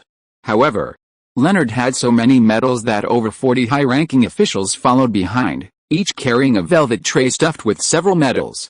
The last two pallbearers, tying the coffin with two white cloths, lowered it into the grave. One of them lowered it a little too quickly, and the coffin seemed to crash into the grave.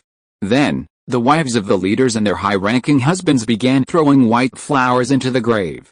The coffin of the Secretary General, who was intended to be buried in America, was quickly buried by white flowers and soil. "Ronnie, I'm almost back in New York. After Christmas, I'll go to London," Helen said, watching television and hugging Ronald. "I'll be back in New York before Christmas too," Ronald said, a little reluctant to see Helen leave. "Want to come with me to the Super Bowl tomorrow? A Canadian actor gave me 2 tickets." "Sure. Which team are you a fan of?" "I've only ever seen the San Francisco 49ers play, so I'm just a fan of theirs now." "What about you?" "The New York Giants. My dad took me to a game. It was crazy." "Wow." In the fourth quarter, 49ers quarterback Joe Montana hit a long pass for a touchdown, giving the 49ers a 30-24 lead over the Los Angeles Rams. At Anaheim Stadium, Ronald, Helen, John Candy, who gave him the tickets, and one of his fellow Canadians started cheering. Like Ronald, they didn't have a favorite team. They were new fans who had been won over by the 49ers Super Bowl victory the previous year. Helen joined in the cheers for the 49ers, and the two of them, along with John Candy and his friend Michael, high-fived each other. In the final quarter, they rallied from behind, scoring another touchdown to take the lead. There's no more classic Montana-esque game than this. This year's NFL was hampered by the strike, with only 18 games. The 49ers didn't do well. "It wouldn't have been like this in a normal season," Michael said. Michael J. Fox is also a Canadian actor. In the newly premiered TV series Family Ties, he plays Alex P. Keaton, the eldest son of the Keaton family. The show's plot is quite interesting. The Keaton parents are former hippies who participated in many anti-war and peace demonstrations in the 1960s. However, their eldest son, Alex, played by Michael, is an Elephant Party member and a supporter of the new president. He frequently uses supply-side economics to try and correct his parents' thinking. The show has been very popular since its premiere, seemingly resonating with some American public sentiments. Michael J. Fox is short. He's actually 21 years old, but his youthful appearance makes him perfectly capable of playing a high school student. His luck was also good. Matthew Broderick, who was originally slated to play Alex, withdrew because the famous actor's father was seriously ill, and he took over the role. Who knew that he would become an overnight sensation, with Alex becoming the most popular character in Family Ties, even surpassing the main character's parents. "It looks like the camera is on us," John Candy whispered to the three of them. "I need to put out my cigarette." Michael J. Fox quickly stubbed out his cigarette on the sole of his shoe, revealing the signature wicked grin of the young Elephant Party supporter Alex. It's comedian John Candy, and Michael J. Fox, who plays little Alex in Family Ties. Next to them is Ronald Lee, the director of Fast Pace. "Oh, who's that pretty girl? Do you know?" The TV commentator quickly recognized him. "No, looks like Ronald's girlfriend, probably an actress too." A yellow flag was thrown onto the stage. Yellow flag, the referee called a foul. The 49ers coach called a timeout. They need to hold on to their 6-point lead in the final 2 minutes. "Kiss cam," another commentator smiled lightly. Since the giant TV screens were installed at Anaheim Stadium, during timeouts, the cameras would search for couples sitting together and project their images onto the screen. Music would play, and the couples featured would have to perform a kiss in front of everyone. The camera found Ronald and Helen. They smiled at each other and, in front of 59,000 spectators in the stadium and even more television viewers, shared a passionate kiss. If you are listening to this novel on a channel other than Fanfic World, it means it was downloaded and re-uploaded without effort. We warmly invite you to visit our channel, Fanfic World. There you will find the original version of this story and many other novels of various genres. We look forward to seeing you dive into a world of incredible novels. Chapter 358, Chapter 309, The Producer's Guide. Now I've been featured on the live stream, and everyone knows I'm Ronald Lee's girlfriend. Helen hugged Ronald at the airport check-in counter, catching a sliver of time before takeoff. That was just a local TV broadcast. If you really want to be famous, you'll have to see Supergirl when it comes out. Then everyone will know you as Helen Slater. Ronald heard the terminal announcement making its final boarding call, quickly gave Helen a light kiss, and escorted her to the gate with her suitcase. "Sir, you can't go any further," a flight attendant stopped him. "Bye. I'll come see you in New York for Christmas." Ronald blew her a kiss.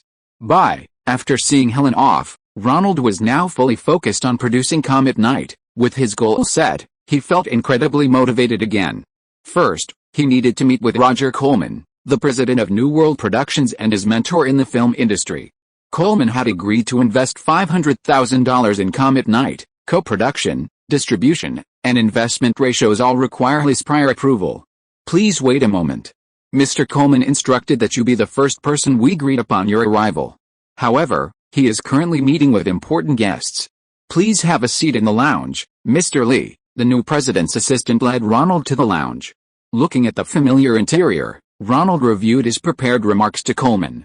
Half an hour passed, and Roger Corman finally finished meeting with a previous group of guests. 3 middle-aged men in suits and impeccably styled hair emerged from the office. Mr. Corman, we will return with a new proposal. They don't seem like people from the entertainment industry, Ronald thought to himself as he slipped out of the lounge upon hearing the commotion. Ronald, welcome. Corman noticed Ronald standing beside him and embraced him warmly. I heard you've become a producer, Corman asked.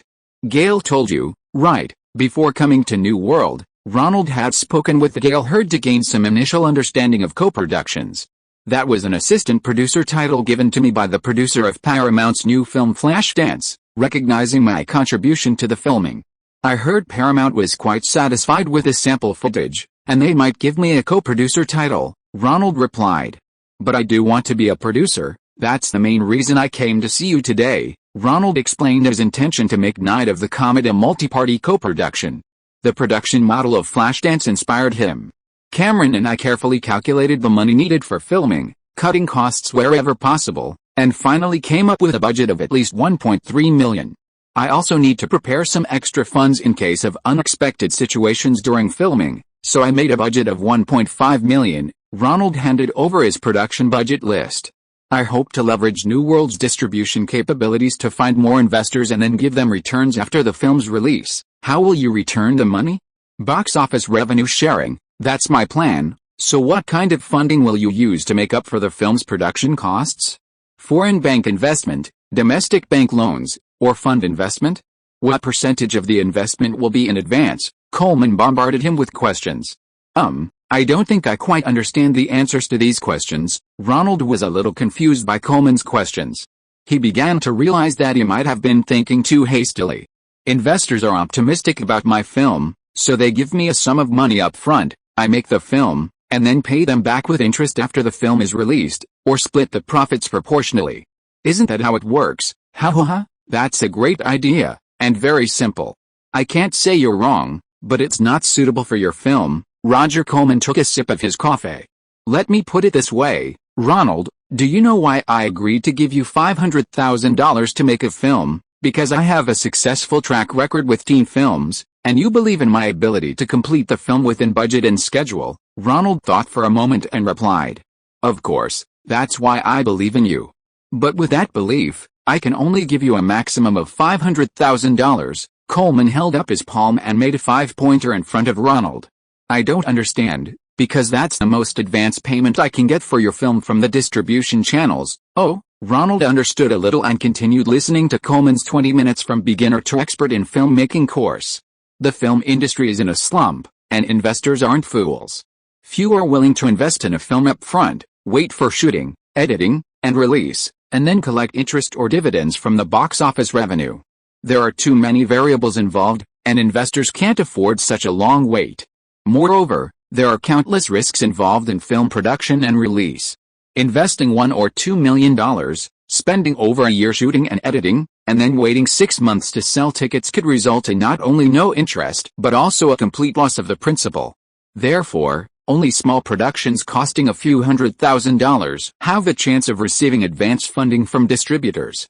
This is because small productions have faster production cycles, relatively fixed box office figures, are easier to predict, and have lower risk. Generally, Corman's New World company takes about 20% of the final box office revenue from producers as distribution fees. This means Corman is confident that his new film will generate at least $2.5 million in box office revenue. Therefore, he's willing to invest $500,000 upfront for production costs, which, under ideal conditions, won't result in a loss. This includes Corman's own profit, risk mitigation, and some margin. In other words, Corman, with his reputation as a $40 million director, gave Ronald a minimum box office estimate of $4 to $5 million, working backwards to allocate $500,000 in production funding. Anything beyond that would be too risky, and Coleman wouldn't invest further, leaving Ronald to find funding himself. Yes, the producer is the one who bears the ultimate risk. Other investors only want a fixed return or priority in box office revenue sharing to ensure their investment won't fail, which is why they are willing to invest. If the film is a huge success, everyone else only gets the maximum return, while the producer gets the biggest slice. If it flops, all the financial pressure falls on the producer. That's why few Hollywood directors invest their own money in films. Producing is a highly specialized job, and few directors are proficient in it. So what kind of investor should I find to fill this gap? Ronald humbly asked Coleman. The best way is to find a capable producer to collaborate with. Unfortunately, Gale Hurd had already been won over by Cameron and was focused on raising money for his Terminator. Ronald shook his head. Secondly, Roger Coleman continued, seeing Ronald still listening to his answer, if you have a really rich friend willing to invest in filmmaking, that seemed unlikely, and Ronald shook his head again. The rest are the standard options. Coleman pointed Ronald to several financing avenues. With my distribution capabilities, I can already secure about 30% of the production funding for you. We also need to sign a distribution contract, which will solve your biggest problem in the financing process, how other investors will be sure your film will be released in theaters. Ronald understood, many films were too bad to be released in theaters. Once you get a domestic distribution contract, you have a few avenues to explore. If you have overseas distribution channels, especially in English-speaking countries, you can use that contract to get an overseas distribution contract. They usually sign contracts on the premise that your film will be released in America. With that contract, you can try to get a mortgage loan from a bank, which could get you some money. Ronald secretly shook his head again. He probably couldn't do that either, as his connections in the film industry were all in China. Another option is direct investment from overseas banks. Many European banks invest in the film industry. If you have connections in that area, you could try. However, there are many swindlers and mafia figures involved, so you need to be careful and avoid dealing directly with them. That's a bit scary. Making a movie requires dealing with these people? Ronald shook his head again. Then there's only one way, bring in big studios and big stars. With strong distribution capabilities and star endorsements, you can secure bank loans or Wall Street investment. That's unlikely too. I came to you precisely because I couldn't find any big studios to invest in. Ronald felt that all three paths were hopeless. I'll think of some other options, Mr. Coleman. Ronald planned to go back to his agent and try other small and medium-sized production companies to see if any were willing to believe in him and take the risk. You're not going to invest your own money, are you, Ronald? Roger Coleman asked Ronald. I did consider that, but my cousin is still in high school, and I need to plan for my own future. I can't risk all my wealth. Right now, I'm having my agent take on various script contracts, hoping to use some of that extra income to cover any investment shortfalls, Ronald told Coleman honestly. That puts my mind at ease. Taking artistic risks with your own money is a very unwise thing to do. We have better ways to achieve our goals, don't we? Thank you, I won't act recklessly. That's good. You and Jim both come from the new world. I don't want to see you go bankrupt. No, I'll only cover a small investment shortfall at most. Ronald had made up his mind that even if you were to invest, it would be with newly earned money, not his savings. And it wouldn't exceed the limit of $200,000 or $300,000. Anything more would affect his life and future plans. Looks like you've made quite a bit of money, Ronald, Coleman chuckled. How are you managing your money? Have you invested? I bought some stock in big companies, hoping the dividends will offset the losses from inflation. I don't really know what assets to buy to preserve value right now. Very good, your investment philosophy is excellent. The most important thing in investing is not to lose money. We worked so hard to earn this money from the cameras, we can't let Wall Street swindle it away. Chapter 359-1985, Best Director. Ronald, carrying the standard film distribution contract drafted by Roger Coleman, returned to his CAA office and began faxing it to his New York lawyer, Lindsay Dahl. In the early 1980s, inexpensive Japanese fax machines began entering the American market. Sending faxes was no longer a matter of using bulky, expensive Xerox machines. Lindsay Dahl's small law firm also bought a small Japanese-made fax machine. Beep beep, Lindsay Dahl stood by the fax machine, the thermal paper slowly printing Ronald's contract line by line under the small fax machine's rollers. "Hey. Ronald, page 5 and page 29, please resend, I'm hanging up." Japanese fax machines were cheap, but they often printed unclearly in certain places. A single word difference in some crucial legal clauses could completely reverse their meaning, so extreme caution was necessary. "Hey Ronald, is this Roger Coleman from Hollywood? Why are there no traps in his contract? I've read it several times, it's okay to sign. Some clauses seem strict, but they actually protect you. This doesn't seem like a Hollywood contract, it's more like a wholesale contract between a food company and a supermarket chain." Lindsay Dahl called Ronald a few hours later. "Haha, he's not really from Hollywood. Although he makes films in Hollywood," Ronald explained Coleman's background to Lindsay. "Coleman and those big studios ultimately split the box office revenue with the investors, and their contracts are always full of shrewd negotiations with each party. He always sells the film first and gets the advance payment before filming. With this kind of small investment, quick filming, and multiple productions, reputation is more important." "Great, then there's no problem. But this is your first film as a producer, so are you going to set up a new company entity to handle it? That way, the film's investment will be separated from your personal and other assets." "Sure, I'll go back to New York soon and entrust you with a task. I need to secure investment first, I'm still short a lot of money." After hanging up, Ronald started talking to his agent, Richard, listing the small and medium-sized production companies he could approach. "I remember Atlantic Productions approached me to make a film before," Ronald asked Richard, pointing to a company in the list. "They're currently focused on producing Valley Girl, which they wanted you to direct last time. A small company like theirs probably doesn't have the financial resources to release 2 films simultaneously. Atlantic Productions is also a company that handles its own theatrical distribution," so Ronald asked Richard to inquire about Atlantic Productions' intentions.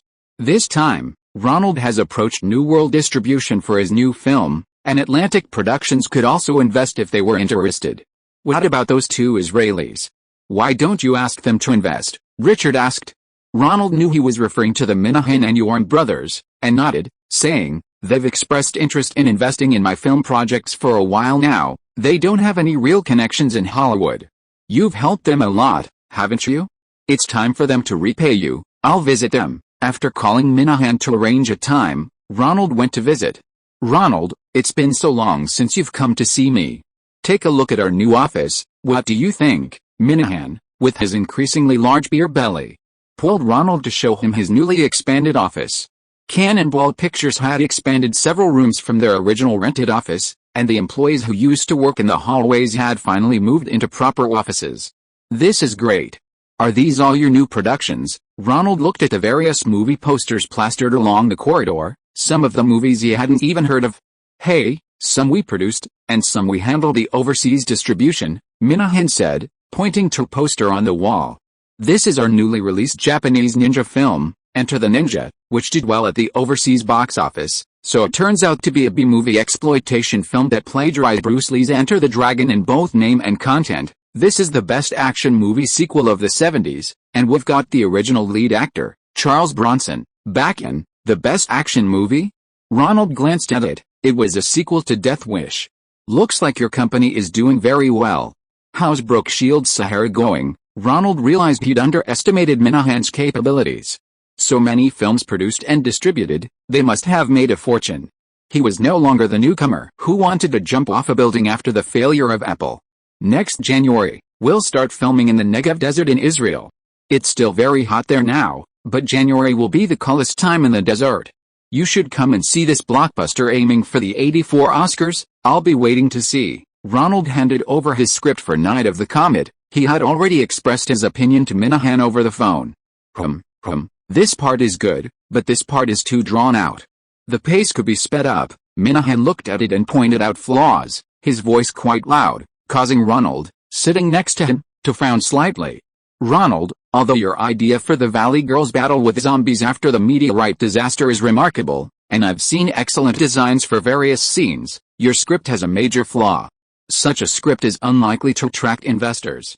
Perhaps you don't care about box office returns and want to make a movie that you want to enjoy yourself, but I still suggest you make some changes." "Oh?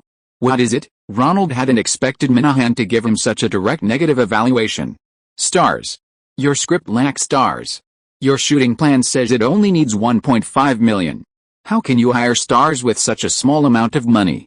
We should invest at least 15 million to get a star like Brooke Shields to play the female lead. Do you have anyone in mind for the male lead? Minahan, I'm afraid I can't make it a big production. I've taken the script to a bunch of major studios, but they don't have the confidence in me handling a big production. Ronald thought Minahan was exaggerating, mentioning a tenfold increase in the initial estimate. I have faith in you, Ronald. How about I invest in this film? This year, my funds are mainly used to shoot Sahara starring Brooke Shields. Once it's released, I'll have more funds and I'll invest in your sci-fi blockbuster. 15 million, no, at least 20 million. We'll go to Europe together to find investors, then select the best actors. In 1984, we'll get Brooke Shields a shot at Best Actress, and in 1985, we'll get you Best Director, or at least a nomination. Ha ha ha. Ronald pulled out a handkerchief and wiped the sweat from his brow. You're not broke now that you're making it in 1984? I've already found a distributor willing to distribute my film. So I came here to see if you're interested in investing. How much? New World is willing to invest $500,000. They'll handle the domestic distribution. Ronald nodded. Hollywood is the holy land of cinema, and it's unfortunate that no one's willing to invest hundreds of thousands in an artist like you. I don't know why they still call themselves the world's largest film industry. Those actors and directors only shoot for 2 months at most each year, then they play golf, tennis, and go on vacation. What a waste. They should invest more in directors like you who are capable and have box office potential. Those actors, like Stallone, what are they doing taking so long off? You should be making more films, so they don't have to spend all their time on the beach chasing girls and drinking. They should be making more movies. Ronald really wanted to say, you're right. But Hollywood doesn't seem confident enough to invest in him. They're talking so confidently, but how much will they actually invest? Maybe even 100,000? Give me the overseas distribution, and I'm willing to invest 300,000, and the domestic revenue will be handled as usual. Minahan stated his conditions. Thank you, Minahan, I didn't expect this. Ronald was genuinely moved. Overseas distribution usually requires selling country by country, and the returns from overseas markets are generally not as high as those from the domestic market. Minahan didn't look down on his small production and immediately allocated 300,000 in investment according to the proportion. Now he only needed 500,000 to 700,000 to start the project. You're a true friend. Ronald stood up and hugged Minahan. But I have one condition. After they parted, Minahan held up 3 fingers and said, please tell me. Investors usually come with some conditions, like offering a girlfriend as a supporting actress. You'll come to Cannes with me next year and help me check out some movies. I know you found a lot of good films in Montreal. No problem. Also, you'll attend the press conference for the start of filming of Sahara. I need some Hollywood friends. That works too. If you have the chance in the future, you'll have to direct a movie for my canon. This. I can't promise you, but if the opportunity arises, I will. Ha ha ha. Okay, kisses. Minahan, following Eastern European custom, kissed Ronald 3 times on the cheek, left and right. Come on, let me show you our newly released movies. They're all good films. Let Yoram draft the agreement for you. After faxing the agreement for Minahan's canon to Lindsay, Ronald and Richard continued to narrow down about 10 of the most promising production companies, preparing to call and schedule appointments to visit them one by one. However, after returning to his apartment, Ronald's first call wasn't to a production company, but to his high school classmate and wrestling teammate, Staten Island landowner Douglas Hanson. Doug, how are you doing in New York? Hi, Ronnie, are you coming back for Christmas? After a few pleasantries, Ronald asked, how's your fundraising for Catherine Bigelow's movie going? Don't even mention it. Bigelow's movie still hasn't found a distributor willing to release it. All my money is tied up. I haven't gotten it back. Ahem. That's really unfortunate. Ronnie, is something wrong? You want to make a movie and need money. Little Douglas, perceptive as ever, picked up on the unspoken message in his friend's words. I found distributors, both domestic and international, but we're still short of the budget. I was thinking of asking you, since you haven't recouped your investment yet, invest? You're my best friend in the film industry. Who else would I invest in? I don't want to go back to Staten Island as a landlord. My interest lies in the film and entertainment industry. The opportunity to have a $40 million director bring me into the business is more than I could ask for. Thanks, Douglas, but I don't have much money. I only have $100,000 available for film investment right now. I can send you a check right now. Wait until I get back to New York. I need to register a film production company. We can talk about equity investment then. I'll give you the best terms. My check is ready for you anytime. Douglas hung up the phone. Haha, I finally don't have to go back to Staten Island. Ronald's movie is sure to be a success. I can finally show Grandpa something. Chapter 360 Sunset Club. Mr. Tom Coleman of Atlantic Distribution is the most sincere, Richard. We've met with several production and distribution companies, and only they have explicitly expressed interest in investing. They've met with over a dozen potential investors, most of whom made very appealing promises of future collaborations with Ronald, but all backed out as soon as they heard it was a co-production. This is understandable. In co-productions, the earlier you get on board, the better the terms. With domestic and international distributors already secured, the remaining portion only offers a capped fixed return. Smaller companies in the industry are mostly looking for quick riches, so it's not surprising they won't budge. Actually, Atlantic is optimistic about you, Ronald. They originally wanted you to direct their current film, The Valley Girl. However, their financial resources aren't great. Their current film takes up most of their funds. I think they can only invest a maximum of $100,000 in your project. Agent Richard has been spending his days accompanying Ronald to meetings and his nights helping him write summaries and prepare materials. It's been very hard work. It's already pretty good. I think I'm lucky to have convinced them to invest. What are you going to do about the funding gap? I've already asked Nisida to help me get new script revision projects. You know, even though you're not credited for revising a script, the pay is higher than writing it yourself. I'll try to fill the gap before 1983. Then I'll see if there are any commercial directing opportunities, or if anyone is willing to do product placement in the film. Happy Thanksgiving, you too. Thanksgiving is approaching again at the end of November. Ronald sat in his apartment, reflecting on his journey into the film industry, and realized he had a lot to be grateful to. Roger Coleman, who gave him the first opportunity to enter the industry, Joe Dent, who helped him get union membership as a second unit director, Rick Nisida, who signed him to a screenwriting management contract, Spielberg, who supported him on set. Regardless of their motives when they helped him, they all objectively propelled his progress in the film industry. Once he achieved success, he would repay them whenever he had the chance. Of course, those who messed with him also needed to be repaid in kind. Ronnie, what are your Thanksgiving plans? Going back to New York, it was Gail Hurd calling. I'm busy with fundraising, not going back for now. What about you and Jim? He's still focused on improving the Terminator script. I need to talk to you about something. Can you come to the Sunset Club? Gail gave him an address. Sure, what's up? My friend is directing for the first time and would like to ask you for on-site guidance. Ronald arrived at the strip club on Sunset Boulevard in West Hollywood as agreed. He had felt something was off when Gail gave him the address. Today, the Sunset Club had a closed sign at the entrance, apparently booked out for a movie shoot. Hi, Ronnie, let me introduce you. This is my good friend Martha Coolidge. Gail warmly introduced Ronald to a middle-aged woman who looked to be in her mid-30s and had a very capable appearance. Hi, Martha. Nice to meet you. What movie are you filming? Ronald looked around. Only the lighting crew was setting up. The actors hadn't come out yet, and he didn't know what kind of movie it was. The Valley Girl. Martha Coolidge answered directly. Oh, I know this movie. It's a story about a girl from the valley, right?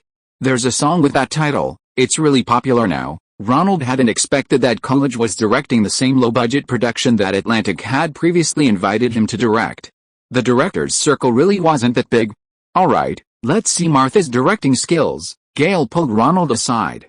Several actors came out, moving in step with the camera crew. Ronald smiled immediately. They were all old acquaintances.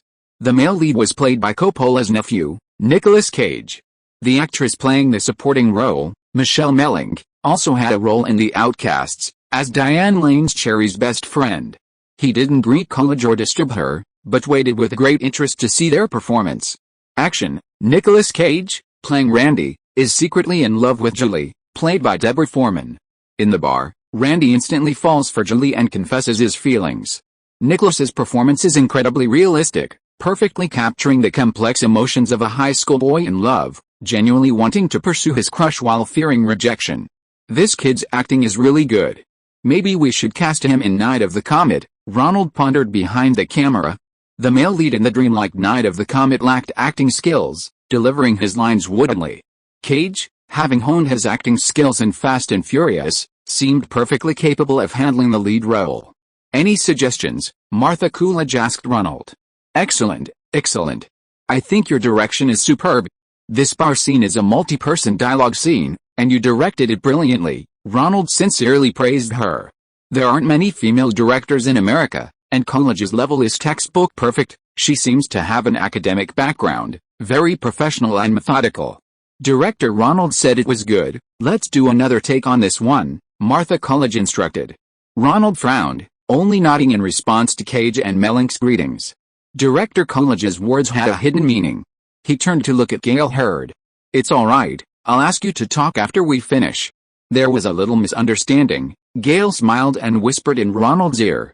During a break from filming this shot, Ronald, Gale, and director Coolidge got into the trailer together. Gale opened 2 bottles of beer, handed them to Ronald and Coolidge, then took one for herself and clinked it with the 2 of them. I told you, Martha. Ronald is a very honest man. He won't try to steal your directorship, huh? Ronald was surprised. What did that mean? It turned out that after meeting with Ronald, Tom Coleman, the president of Atlantic Company, had expressed his regret at not being able to get Ronald to direct Girl in the Valley. The story somehow took an increasingly distorted turn, and by the time it reached Martha Coolidge, it became that Ronald wanted to take over the directing duties midway through the project. She complained to her good friend Gale Hurd that her hard-won independent directing opportunity was being snatched away by a male director. Gale, upon hearing it was Ronald, immediately said it was impossible. She then invited Ronald to the set to clear up the misunderstanding. Coolidge was a very strong-willed person. She had likely experienced considerable gender discrimination within the industry. She believed that directing required strong leadership skills, and that women had to be just as assertive as men. Therefore, she was somewhat resentful of Ronald's attitude. Ronald explained that his new film was already being distributed by New World Films, with Atlantic only having a stake. After the misunderstanding was cleared up, Coolidge proved to be quite easy to talk to. The 2 were also alumni of NYU's Tisch School of the Arts. Coolidge came from a prominent family. Her grandfather had served as governor of Massachusetts and was a relative of former President Coolidge. When will your Girl in the Valley be finished? I'd like to cast Nick as the male lead in my new film. It should be finished by the middle of next month, so you're available after the Christmas and New Year holidays. Ronald thought, that's good, maybe his funding will be sorted out by then. Oh, Nick is good, Coolidge said. He even wrote love poems for the female lead to prepare for the role. He's very immersed in it. That's great. The first time I saw him perform, I knew he was a very serious actor. Sometimes he's too serious. I think he really fell in love with Deborah, who played Juliet. Ha ha ha. Is Nick also a method actor? Ronald hadn't expected this. He was really into it. He actually belongs to the German Expressionist school, using high contrast lighting, strong shadows, and unrealistic performances to depict dark film themes. Ronald wasn't very good at acting. He listened to Martha Coolidge talk about it. Martha had studied the origins of method acting and learned from several realist acting teachers. Expressionism is actually somewhat incompatible with method acting. It doesn't pursue realism. Cage, influenced by his uncle Coppola's early German films like Metropolis, tended to have an extreme acting style. The 3 cleared up their misunderstanding and stepped out of the trailer. They discovered Cage was writing a poem for Deborah again. Deborah, this is a love poem I wrote for you. It's called American Girl. Hey, hey. Nicholas cleared his throat and began to read, The beloved lady. Above all else. Her home, the soil that adorns my beautiful land. She is the fruit of love and fire. Dominating the human heart with divine power. Don't read it in public. Give it to me. Deborah snatched the poem from Nicolas Cage, took the notebook to her lap, and went to the trailer to admire closely. Ha ha ha. Ronald couldn't help but laugh. This affected recitation really didn't seem like a realistic acting style. Cage blew Deborah a kiss, then came over to greet Ronald. Hi, Ronald. What are you doing here? I came to see your performance. When did you finish filming Rival Fish in Oklahoma? Last month. Any upcoming projects? My agent, Lee Meadow, is contacting me for auditions for new films, but nothing's finalized yet, Cage said. What, you have a new film? Yes, a story about comets and zombies. Are you interested? Ronald gestured for him to come closer and then whispered his idea to him. Oh, Nicolas Cage clutched his head in surprise. Is the god of drama smiling on me today? I'll call my agent, Lemato. Don't rush, the film's financing isn't finalized yet. I'll contact Lemato. You know, I envied Sean Penn so much during Fast Pace. Cage was very happy. He really wanted to play a significant role in a blockbuster film. Cage excitedly pulled out the actors on set and introduced them to Ronald. Hi Lisa, Mike. This is Ronald Lee, the director of Fast-Paced Richmond. I wouldn't even have a union card without him. Wow, I'm so happy today. It was a pleasure meeting you all. I have to go now, or college will be unhappy. Ronald shook hands with the actors and said goodbye. I'll contact Lemato, Ronald said, making a phone gesture to Cage before leaving. Chapter 361 Dragon Flying and Wind Dance. William Morris's veteran agent, Ed Lemato, was still the same as always, fond of comparing his relationship with his clients to a large family. Nick is my son. He's a very dedicated actor, and I have high hopes for him. Although CAA took advantage of Francis Ford Coppola's eagerness to alleviate financial pressure by signing him, the Italian heart is still with him. Enough talk. How much for Nick in my movie? Ronald, not wanting to beat around the bush, grabbed a cigar from the Italian's desk, tossed it into the air, and caught it. Hey, this is Cuban stuff, you little rascal. Ronald tossed a cigar into Lemato's lap as well. Name your price. I'll give him the lead role, though it's not a lot. How about this? $50,000. Ronald turned to leave. This price far exceeded Nicolas Cage's fee and was much higher than minimum wage. Don't do that, Ronald. We've known each other for a long time. Lemato grabbed Ronald's hand. I didn't just name this price. Michelle Pfeiffer was originally going to star in The Valley Girl with Nicolas Cage. But after my persistent recommendations, she was chosen by Brian De Palma to star in Scarface with Al Pacino, and they gave Pfeiffer this amount. Lemato made a 10 gesture. What are you doing? That's a $20 million Universal project. Mine is a small budget one. A fixed price of $5,000 for 2 weeks. If you don't want it, forget it. Ronald pretended to be angry. Brian De Palma gave up Flashdance to film the Universal blockbuster Scarface. How could it be the same as his small-budget exploitation film? $10,000? Okay, Lemato suggested a not-too-high price. Cage hadn't yet proven himself with any work, nor had he participated in any big productions. But if Nicolas goes to audition for a new film while you're filming, you have to let him go. That's negotiable. But this is a small-budget film. The audition can't last more than a day. After agreeing on a verbal agreement for Nicolas Cage's participation, Ronald continued his journey to find money. Sly. Ronald entered the CAA office and heard one of the partners, Ron Mayer, on the phone at the front desk. He was dressed in a Hawaiian shirt, sunglasses, and a tropical vacation look, carrying a large bag. What's wrong with Mr. Mayer? Ronald asked Nisida in the office. Sylvester Stallone. Nisida pointed to her forehead twice with one finger. He doesn't want to do comedy and turned down the Beverly Detective project that both Ovitz and Mayer liked. Mayer is going to Hawaii to try and persuade him to take the movie, a fusion of comedy and action. Ronald sat down at his desk. Yes, Sly said he doesn't like to ruin his tough guy image. You know, stars always care a lot about their on-screen image. A tough guy with a sense of humor. Sounds pretty good, doesn't it? Ronald thought for a moment. The current president had a bit of that vibe. He had played tough guys in westerns before, and he had an excellent sense of humor. Recently, he had been telling jokes about the Zionist Union on television, and his public approval rating was very high. But he's Rocky, and Rambo. Nisida made a boxing gesture. Yet, his characters are all serious. After finishing his conversation about Stallone, Ronald rubbed his hands together in front of him. How much will you pay for this script? $100,000. The script has actually been written twice, but Mr. Robert Sturwood, the head of RSL Records, is still not satisfied. He remembered the sequel to Grease that you wrote for him, and this time he specifically asked you to revise the sequel script for Saturday Night Fever. Great, I'll soon have enough budget to shoot Comet Night. Ronald took the script for the Saturday Night Fever sequel and opened it to read. The story begins with John Travolta, the male lead of this blockbuster musical.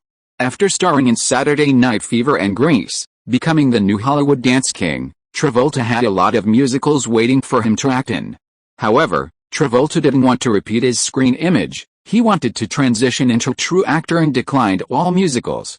After the successful romantic comedy City Cowboy, he took on the thriller Blowout directed by Brian De Palma. But this new genre film with Nancy Allen was a box office failure, leaving him without suitable scripts. With over a year past and no suitable film available, John Travolta had to return to musicals, hoping to regroup with a sequel to his debut film, Saturday Night Fever, and once again strive to become a top Hollywood star.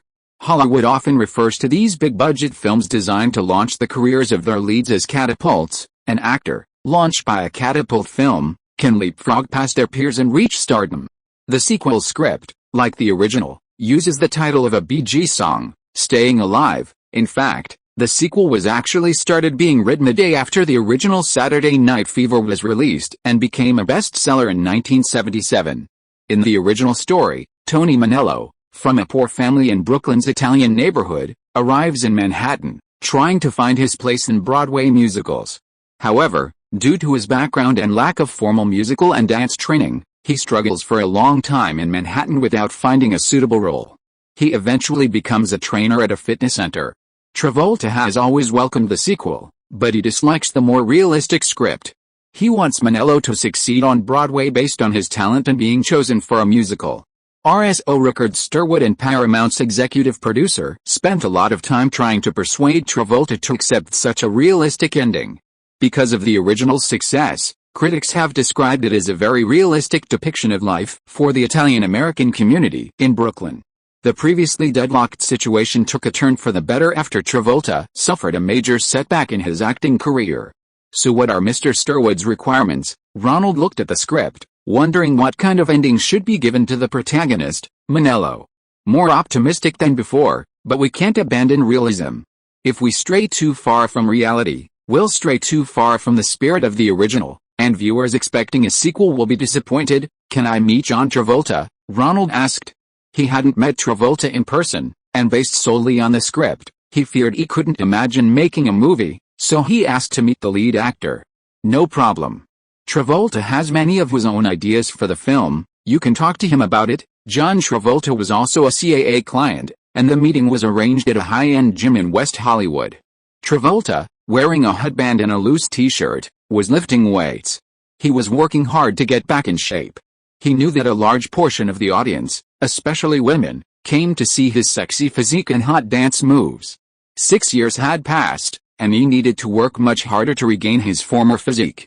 Hello, Mr. Travolta. Ronald stood to the side, watching him do squats with the help of a coach. Call me, John. Travolta put down the weights and took a towel to wipe his sweat. You're Ronald? I really liked your script for the Grease sequel. It's a shame they didn't stick with it, otherwise I would have had a cameo in it, and we could have worked together a long time ago. Travolta looked much the same as in the movie poster, thick hair, bright blue eyes, and a small dimple on his chin, a type of chin many American women admired, seeing it as a sign of sexiness and masculinity. John, what do you imagine Manello's ending to be like? Ronald, look how talented Manello is. Travolta pointed to the famous Saturday Night Fever poster on the wall. Wearing a white suit, Travolta pointed one hand diagonally to the sky and the other to the ground. Travolta had this poster in his gym to motivate himself. This pose was also imitated by many dancers. Why can't someone with such dance talent be noticed by Broadway producers and cast as the lead in a musical? I don't understand. They always say it's unrealistic, but I don't see what's unrealistic about it. I think they mean the original is full of the struggles an ordinary person has to go through to make it in Brooklyn. Ronald thought for a moment and said, Manello didn't get into college. If it weren't for his dance talent, he would probably be working in a mechanic shop. Yes, Ronald, yes. Many Italian Americans start drifting after high school. But Manello's talent is enough to get him a job on Broadway. It seems like your own debut wasn't that smooth either, Ronald thought to himself.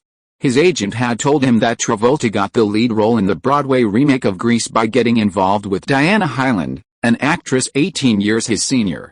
He had also acted in Grease on Broadway, but only as a backup dancer. Right, a backup dancer. Ronald began. John, I think Manello's hard work is just as important as his talent. Don't you think we should reward his efforts? How about we get him noticed by Broadway producers and have him work as a backup dancer in the new musical? Backup dancer, yes, that way we'll still have a story to tell in the third installment. Monero can climb from backup dancer to lead. I like your idea, Ronald. Travolta thought for a moment, then smiled, seemingly quite pleased. Like Rocky, huh? Strive, defeat one opponent after another, and achieve success. Travolta punched the air twice. How about we give Monero a love life? A dancer who struggles alongside him, and in the end, they both get roles in the musical? You've got a great idea, Travolta nodded. The actress who played the female lead, Stephanie, in the original musical was already 37 years old, and she no longer looked good on him. Monero needed a new girlfriend. With Travolta's approval, Ronald excitedly returned to his apartment. Ronald followed Jane Fonda's fitness videos for a while, then took a hot shower and went to bed early. Ronald looked at the alarm clock by his bed. It was already pointing to 6 o'clock the next morning. He hadn't dreamt of anything. Chapter 362 Interviewee. Ronald was a little upset, unsure if something was wrong with his dream or if he hadn't seen the movie in his past life. Now he had to rely entirely on his screenwriting skills to revise the Dragon and Phoenix script. Through his good relationship with CAA and Paramount, Ronald managed to get a synopsis of the earlier drafts. The original script had clearly been pulled in different directions by Travolta, RSO Records, Paramount, and others, making it a somewhat disjointed story. It was filled with various parties' ulterior motives. Travolta wanted to showcase his sex appeal. RSO Records wanted to include more hit songs to revitalize the Bee Gees' popularity, as their record sales had plummeted due to the disco disaster. Paramount, perhaps most concerned with the quality of the story itself, wanted to make it as engaging as possible, with a logical beginning, middle, and end. As long as the story remained above average, many audiences still wanted to see John Travolta dance. Not quite understanding the Broadway ecosystem, Ronald picked up the phone and asked a friend for help. "Don, this is Ronald. I need a small favor," he called Don Simpson, the producer of Flashdance. "Have you finished filming your scenes in Philadelphia? I'd like to borrow someone from you." "Cynthia, thank you for helping me. I'll ask you some questions about your dance career." Ronald found a coffee shop and met with Cynthia Rhodes, who played a club dancer in Flashdance, to discuss the script. "Huh? Why? I thought you had a script for me to act in," Cynthia joked. "I'm writing the script for the sequel to Travolta's Saturday Night Fever." Cynthia suddenly exclaimed, "Is this movie finally getting a sequel? And Travolta is still playing Tony Manello?" Yes." Ronald hadn't expected Cynthia to be so fascinated by the movie. It seemed the original was indeed deeply ingrained in people's minds. "I wish I could play a role in this movie too. We used to imitate Travolta and his partner's dance moves all the time." "Aren't you a ballet and jazz dancer?" Ronald asked curiously. Saturday Night Fever tells the story of an Italian-American youth dancing disco in a nightclub. Disco was popular back then. "We all danced secretly, so our parents wouldn't know," Cynthia replied. "Okay, then I'll start asking. How did you become a dancer?" "I've been dancing since I was little, and I was also a little singer. Later, I tried my luck on Broadway in New York. But I wasn't lucky enough to get a role. Then I did some commercials and music videos, and did some extra work in a few movies. Recently, my agent got me a role in Flashdance," Cynthia answered, dressed simply and holding a coffee cup. "You can sing too." "When I was little, I sang at fairs in my hometown of Nashville." Ronald was impressed. Nashville is a major music hub in America, home to many record companies. Even as a small fairhouse singer, one must have had a certain level of skill to be chosen. For a typical dancer wanting to get into Broadway, who are the key people they need to impress? Mainly, the casting director conducts the initial auditions, then the musical director holds a group audition to select the backup dancers. Lead roles are generally chosen from established dancers, but occasionally someone from the backup dancers emerges. My dream was to first become a backup dancer and then be selected for the lead role in Broadway musicals. Backup dancers usually perform as background dancers behind the line called the backup dancers.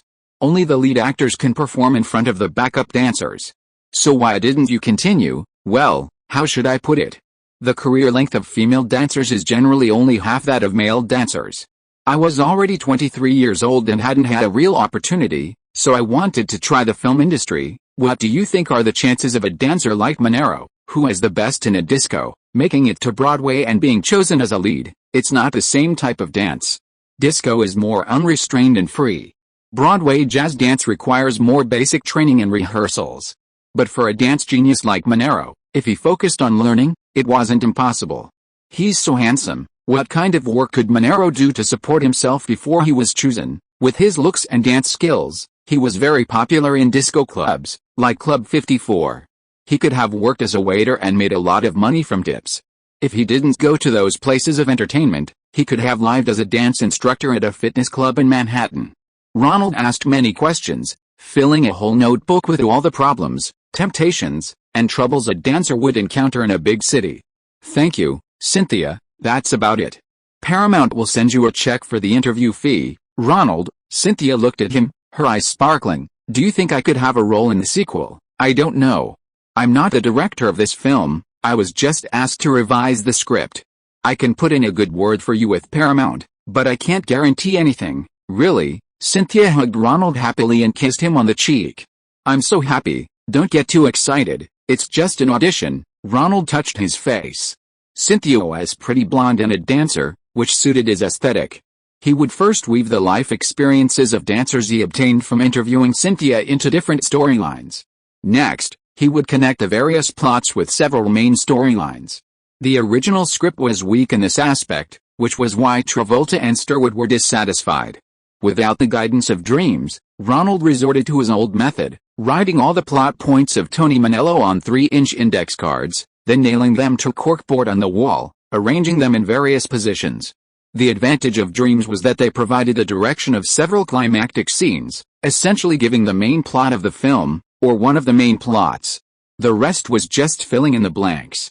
Now, without guidance, he had to rethink and come up with a logically coherent, emotionally charged, and unpredictable main plot. The biggest problem arose with Manello's dance career. In the script Ronald received, Manello was portrayed as a dance prodigy aspiring to Broadway.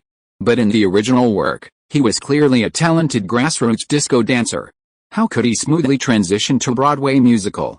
As Cynthia said, how could a handsome man who could make a fortune at the 54 Club and had no shortage of women find the motivation to give up everything and start as a backup dancer on Broadway? They needed to find a suitable motivation for Monero to go to Broadway musical with his girlfriend, a backup dancer, and fall in love at first sight with that kind of dance. Ronald felt that what he lacked most right now was time.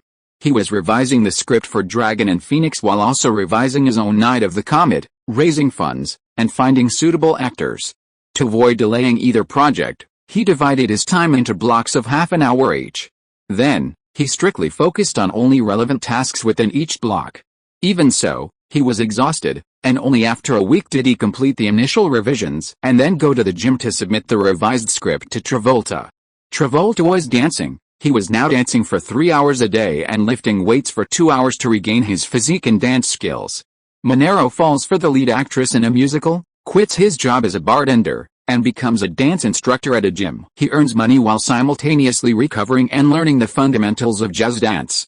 Finally, he impresses the director at a new musical audition and is selected as a backup dancer. Meanwhile, Monero's girlfriend is also selected as a backup dancer. The two strive together in their careers. During rehearsals, the lead actress clashes with her boyfriend, who doesn't want her to continue her dance career. Monero comforts and helps the lead actress. Monero's girlfriend initially thinks he's having an affair, but ultimately, through dance, they realize their feelings for each other and reconcile. Travolta quickly finished reading the script. Ronald, you're quick and efficient. I'm very satisfied. What do Paramount and Sturwood think? He addressed the last sentence to a CAA agent. Mr. Sturwood approves. Paramount is all about it, as long as you're willing to act. Alright, next we need to find a good director. I really like the kind of struggle-driven character Ronald mentioned last time, like Rocky Manello. We should find a director like those in Rocky movies, good at making stories of ordinary people succeeding. Do you have any candidates? The agent asked Travolta. Think of someone for me. Who? You think of someone too, Ronald, since you like Rocky so much, why not use Rocky's director? Ronald replied. The script had inherent flaws, and it needed to satisfy the interests of several investors. Ronald also lacked a dream reference and didn't want to direct a film. Besides, he was busy with Night of the Comet, So he didn't feel like recommending himself and just casually mentioned it. Oh? Right? Can you ask Mr. Stallone if he's interested? Travolta excitedly told the agent. Isn't Stallone the director of the first Rocky movie? Ronald muttered. Having submitted the Dragon and Phoenix dance script, they were one step closer to their goal. Next, they needed to find the remaining main actors. The male and female leads had been hinted at in their dreams, and aside from the male leads' less than stellar acting, the others were more than enough for a low-budget exploitation film. They couldn't afford the more expensive actors. First, they'd find the female lead, Catherine Mary Stewart, the beautiful woman who had been tricked by Minahan into playing the lead role in the slapstick musical Apple. What script? Is it an ensemble piece like Fast Pace? Am I the lead? Catherine Mary Stewart was very interested in Ronald's film. She had long wanted to make a name for herself with a fast-paced movie. One of the main characters, only two Valley Girl sisters are the main characters, and you have the most screen time. Actually, I came up with a plot after seeing you at the party in Minahan last time. It's a sci-fi teen movie with zombies. It sounds complicated, but I really want to act in it. When is your schedule? Early next year. I have some technical things to deal with, so if everything goes smoothly, around the end of January or the beginning of February. Can you arrange that? Yes, I have a small, recurring role in the new season of the soap opera Our Days, but they're planning to kill me off. I'll be free from late January onwards. Okay, I'll call your agent and send him the script. Then they asked Marie Voronov to play an important role, a female scientist in a post-apocalyptic base. She played the stern headmistress in Rocky High very well. She's a truly talented actress, but one overlooked by mainstream Hollywood. Marie, I'm Ronald. I'm directing a new film, and there's a female scientist role. Would you like to act in it? Ronald. Voronov didn't immediately recognize which Ronald she was referring to. Is that Ronald? He's a fast-paced director. He was a temporary director at Rocky High School. I was just about to ask him, a voice whispered to Mary. Ronald, I'm glad you remembered me. Could you come to my house to talk things over? I'm a little busy. Mary Voronov lowered her hand from the microphone and said to Ronald. Sure, no problem. I'll bring the script. Ronald agreed. It would be a good opportunity to discuss Mary's thoughts on the script. Chapter 363 The Third Party. Hi, PJ, it's such a pleasant surprise to see you here. Ronald arrived at Mary Voronov's Los Angeles home and was surprised to find PJ Souls, the lead actress from High School Rock, there as well. What movie are you making now? Would you be interested in having a cameo in my movie? Ronald was happy to see his old friend. It had been several months since he last saw the PJs at the New York Open. Ronald, now it's time for the truth. Did you do anything for Dennis at the last tennis tournament? Mary Voronov gestured for Ronald to sit down and then stared intently into his eyes, awaiting an answer. What do you mean by do? You're confusing me, Mary. Ronald was bewildered. Where's Dennis? I haven't seen him. He's divorcing PJ, for that hamburger girl. Huh? Divorce? Who's the hamburger girl? Ronald looked at PJ Souls. She seemed calm when she entered, but after hearing the news, a closer look revealed something strange in her eyes. PJ, you and Dennis. Seeing the other nod sadly, Ronald stepped forward and hugged PJ Souls. Tell me what happened. Ronald looked at Mary Voronov, who had calmed down. Mary Voronov briefly explained the reasons for Dennis and PJ's breakup. Dennis Cade's acting career had never been as successful as PJ Souls. PJ had been recommending her husband for major film roles. Finally, this year, the two starred together in Philip Kaufman's Space Pioneers, which tells the story of America's first astronauts. Dennis played the second male lead for the first time and received positive reviews. After that, various film offers began to come in, and a few months ago he accepted the lead role in Jaws 3D. Just at the party after the last New York tennis tournament, Dennis Cade met Lee Thompson, the girl who did the Burger King commercial. Through Dennis's introduction, Lee Thompson also played a water-skiing girl in Jaws 3D. Then came the cliché story. The husband landed the lead role, fell in love with a young, beautiful actress, and turned around to file for divorce from his wife, who had always supported his acting career and even used her connections to find him roles. I really didn't know, PJ. I'm so sorry. I didn't know Lee Thompson was a marriage destroyer, a third party. Sigh. PJ wiped her eyes and said, looking down, Ronald, she's not a marriage destroyer. I had a feeling Denise would leave me one day, but I never expected it to come. I don't know how Denise and Lee got together, but Denise filing for divorce is a problem with our marriage itself. Ronald, Mary Voronov, always quick to speak, said, "Don't talk to PJ like that, she's already heartbroken enough." What did I say? Ronald again didn't know what he had done wrong. Why do you say PJ is a homewrecker? She just wants a child. PJ is 32 years old, and she's always wanted her own child so she could retire from acting. Dennis wouldn't allow it. No. Why do you think I'm talking about PJ? I'm talking about Lee Thompson. Sigh. PJ finally couldn't bear her two friends discussing her unhappy marriage in front of her and started to cry softly. "Oh, PJ." Mary Voronov went over and hugged PJ, gently comforting her. "PJ, what I mean is, no matter what, you shouldn't break up someone else's marriage. Dennis and Lee Thompson should both be morally condemned in this matter," Ronald said. Voronov glanced at him, as if to say, "That's more like it," after comforting PJ a couple of times. Ronald didn't know how to handle this situation, so he could only listen to Mary comfort PJ and PJ occasionally sob softly. During his conversation with them, Ronald realized he had made a mistake. It turns out that in America, people don't call women who break up marriages homewreckers. They generally use the term marriage destroyer. In relationships where two people lack true love, if one partner finds true love, the original partner is sometimes labeled a third party or an unwanted person. Praising true love is certainly a very good value. However, Ronald didn't quite believe that Dennis Cade abandoned PJ for true love. He had just starred in a big-budget film and immediately filed for divorce. Ronald didn't believe in the idea of finding true love. Otherwise, the timing seemed too coincidental. He felt that PJ probably knew Dennis Cade's character and should have known the real reason for the divorce.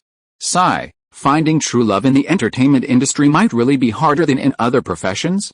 Afterwards, Ronald called his agent, Eddie, who was also Lee Thompson's agent. Eddie told Ronald that he had sold Lee Thompson's management contract to a major agency, and now Thompson was considered to have entered the entertainment industry and had support. Her contract had sold for a high price. As for Thompson's personal privacy, he had no interest in it and advised Ronald not to interfere. "By the way, Burger King was very satisfied with your last ad. Now they want to shoot a Christmas version. Are you interested? If it's filmed in Los Angeles, I can arrange it. You know I'm short on cash right now, Eddie." "Okay, I'll talk to them. I heard that Burger King's revenue has increased quite a bit since the ad aired, plus the Vans shoes you did sold 1 million pairs. They're a bit superstitious about your ad directing skills." "Ha ha ha, then why won't they put product placement in my new movie? Business is business. They heard your new movie only has a budget of a little over 1 million, so they're unwilling. For Burger King, it has to be at least the average level of the Big Seven, around 8 million, before they'll even consider it. Otherwise, the audience is too narrow. Fast-paced is a miracle, and Burger King's decision is correct from that perspective." Sigh. Vans Shoes said the same thing. "It seems that getting product placement for low-budget movies isn't so easy. They don't believe I can create another box office miracle." Back in the CAA office, Ronald saw his partner, Ron Mayer, wearing a Hawaiian shirt and carrying luggage, hurrying into the office. "Hi, Ronald." Mayer suddenly turned around and greeted him.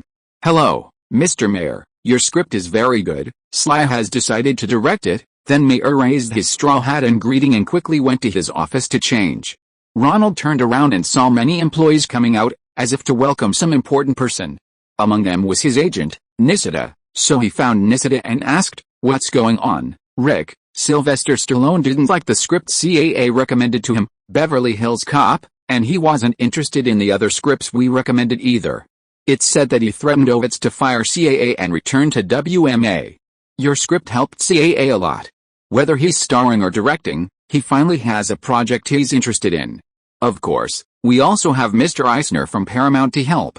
He personally called him to invite him," Nisida whispered in Ronald's ear. "But I don't remember Stallone directing Rocky." Ronald scratched his head, realizing he had just said it casually. "If we follow the experience and conventions of filmmaking, Patricia Birch, the director of Grease II, would actually be a good choice."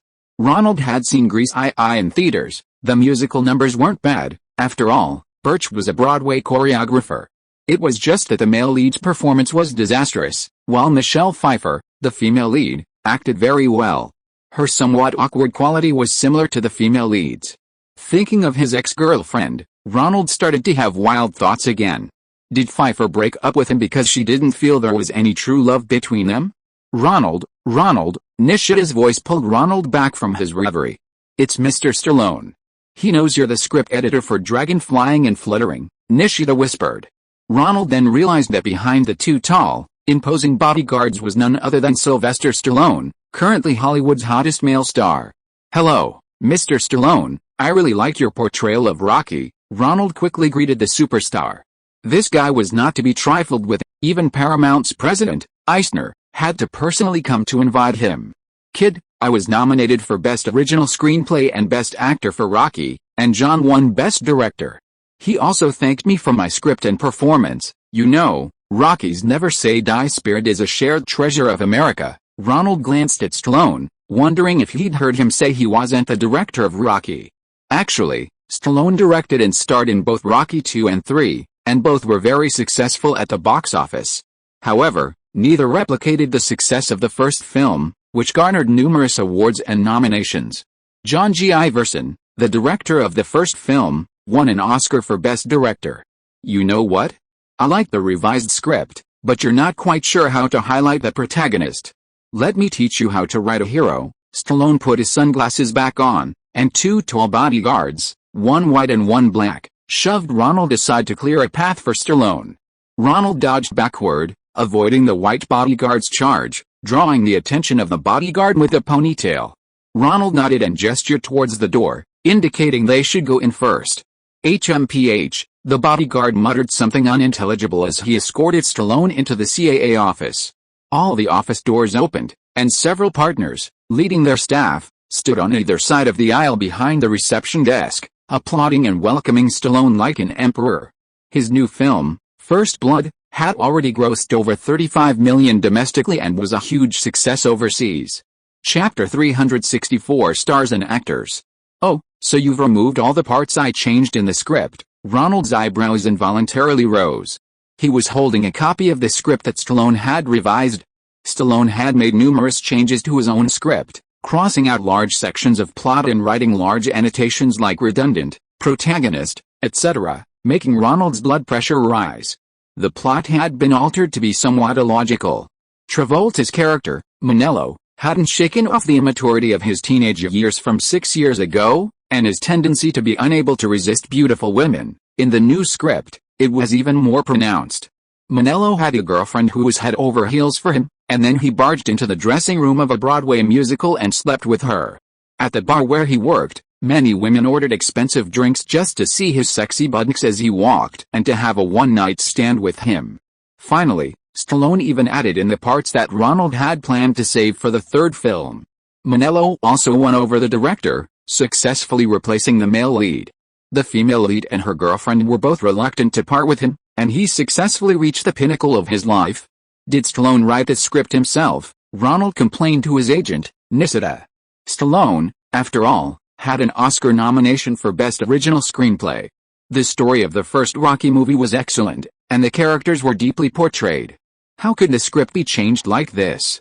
Had his screenwriting skills deteriorated so much? Of course, who wrote it? I recognize his handwriting, Nishida chuckled. So, would you like to continue helping him improve the dialogue and descriptive details? Stallone is too busy, he needs someone to polish the character dialogue in the script. Didn't he dislike my story? Ronald didn't want to waste any more time on the Dragon and Phoenix project. If he wrote such a bad story, it might lower his own taste. A bad story can't be saved by changing the dialogue and actions.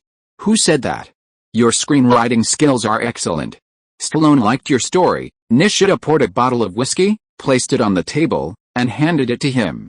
Then she continued, you're a screenwriter yourself, so you know that the most difficult part of screenwriting is the initial idea and story stage. It's relatively easy to revise someone else's work, especially a good story. Stallone's Rocky script was revised for 2 or 3 years, rejected by major studios several times, until the final version was finally picked up by a small production company. Ronald deeply agreed that it was easier to revise someone else's work than his own, and smiled as he took a sip of his drink. Stallone's boxing movies are very successful. This script is a bit like treating dance as boxing. Now that you mention it, it's true. Nishida thought about the plot. It did resemble boxing. The Broadway director was like Rocky Balboa's boxing coach, who saw Monero's dance talent, talked to him a bit, and after Monero and his girlfriend practiced for a while, his level surpassed the original male lead. This is very similar to the Rocky plot. I don't understand, why would Stallone write Monero like that? If you were still the same person he was 6 years ago, wouldn't it be better for him to work in a bar, earn money, and have lots of girls throwing themselves at him? Why would he need to go to Broadway for opportunities? Besides, the role of the coach isn't as important in dance as it is in boxing. Dance isn't a one-on-one duel, it's a collaborative performance. Can someone really dance better than the male lead just by getting some pointers from the director? Unless the musical script was originally terrible, ha ha ha, Nisida laughed heartily. Sylvester Stallone is a star, Travolta is a star, Ronald, a star. Ronald thought for a while, still not quite understanding. Why should a star be written like that? A star is something beyond the movie. Humphrey Bogart wore the same trench coat in all his movies. For them, movies were a vehicle for showcasing their personal image. Ronald seemed to understand. He flipped open the script again, and sure enough, the content Stallone added all served Travolta's personal image. Women couldn't resist Manello, and the female lead from a wealthy family would fall in love with a poor boy backup dancer. In dance, he could easily outperform other dancers with just a casual leap. And no matter what mistakes he made, everyone would forgive him in the end. This kind of movie isn't even a story anymore, it's like a large-scale music video of Travolta, Ronald remarked. All right then, I'll politely decline for you. Just tell them you have your own projects to work on. By the way, what stage is your film project at? I'm still looking for the last bit of funding. I expect to start filming after the new year, but it's a small production, so it should only take about 2 weeks to shoot. Then I'll slowly write the script I like. If you need any help, just give me a call. Nothing's wrong now, but I'll contact you if I encounter any difficulties. Ronald got up to leave. Oh, by the way, when I was revising the script for Dragon Swords and Wind Dances, I interviewed a girl who wants to audition to see if she has any opportunities. What's her name? Nisida noted down Cynthia Rhodes' name and phone number. I'll arrange it. Ronald left CAA and went straight to the airport to rush to New York to shoot a Burger King commercial. Burger King wanted the two original actresses, Lee Thompson and Elizabeth Shue, to continue filming. However, since the child actress they hired was also from New York, filming outside state lines would present many problems, making filming in Los Angeles more expensive. To secure the deal, Eddie took the lead in finding a studio, contacting the two actresses, arranging sets, and setting up the crew. Fortunately, locations and manpower in New York City were readily available, and Eddie quickly completed all preparations. Ronald only needed to be on set to direct. As a reward, Ronald gave Eddie the title of advertising producer, and he received half of the Burger King's payment. Lee Thompson and Elizabeth Shue each took half a day to come to New York to film the Christmas version of the Burger King commercial. They dressed as Burger King waitresses, wearing Burger King hats, and sat in a Christmas-themed room. The two beauties sat on large chairs in the front row, with Lee Thompson even holding a little girl. Have a Merry Christmas, may your heart be brightened, from now on, your worries will be gone. Lily, Elizabeth, and others rehearsed the traditional Christmas carol, Have a Merry Christmas. The girl, a child star hired by Burger King, sang in a sweet, childlike voice, very cute. I need a zoom in, ending with a close-up of Lily and Elizabeth, just as they're singing Your Worries Will Be Gone. Ronald instructed the camera crew on camera direction, holding the storyboard. Then I'll shoot another take of the little girl. By the way, what's her full name? Sarah? Her name is Sarah Michelle Gellar, Eddie reminded him. Right, then I'll shoot a close-up of Sarah, having her say that line. Ronald, who had only started familiarizing himself with the script in the plane, had forgotten her name. Everyone get ready, let's rehearse once. Ronald picked up the megaphone and began giving orders. The rehearsal went well. Ronald had the lighting crew set up the lights, and the actors began touching up their makeup. Sarah Michelle Gellar hadn't lost her baby teeth yet, and her mother was taking care of her. Sarah is a child prodigy. Last year, at the age of 4, she filmed a CBS TV movie, which caught the eye of Burger King, who then invited her to film a Christmas version of their commercial. Sarah, I'll be filming a close-up of you. It's just, I know, just a very close shot. Yes, you're very smart, Sarah. Do you remember what you're supposed to say? Merry Christmas, McDonald's. Great, After Burger King criticized McDonald's beef in their last commercial, they seem to have toned it down this time. Their script this time has the adorable Sarah greeting McDonald's, perhaps a change of heart, no longer attacking their competitor. Ronald sat in the director's chair, eyes closed, resting. Lighting setup takes a long time, so he took a short break. "Ronald, can we talk?" Ronald opened his eyes. It was Lee Thompson. "Of course. What is it? Is there something wrong with my performance?" "If I didn't do something to meet your expectations." Her ballet background made Lee Thompson quite independent and courageous. She felt Ronald hadn't given her as much acting guidance as last time, so she came to ask why before filming started. "No problem. In fact, I'm most satisfied with your performance. That's why I had you hug Sarah. It looks better and more natural." Then, "Actually, I just flew in from Los Angeles, so I'm a bit tired." Ronald encouraged her. "Don't worry about anything. You did very well. It's just a commercial. Relax. Just play the girl next door like last time, okay?" "Thank you, director." Lee Thompson was a little confused and went back to the dressing room to rest. During the actual filming, Lee Thompson's performance was indeed remarkable. Her talent lay in the relaxation and imagination of her acting, making it seem as if she wasn't acting, but simply the girl next door working at Burger King.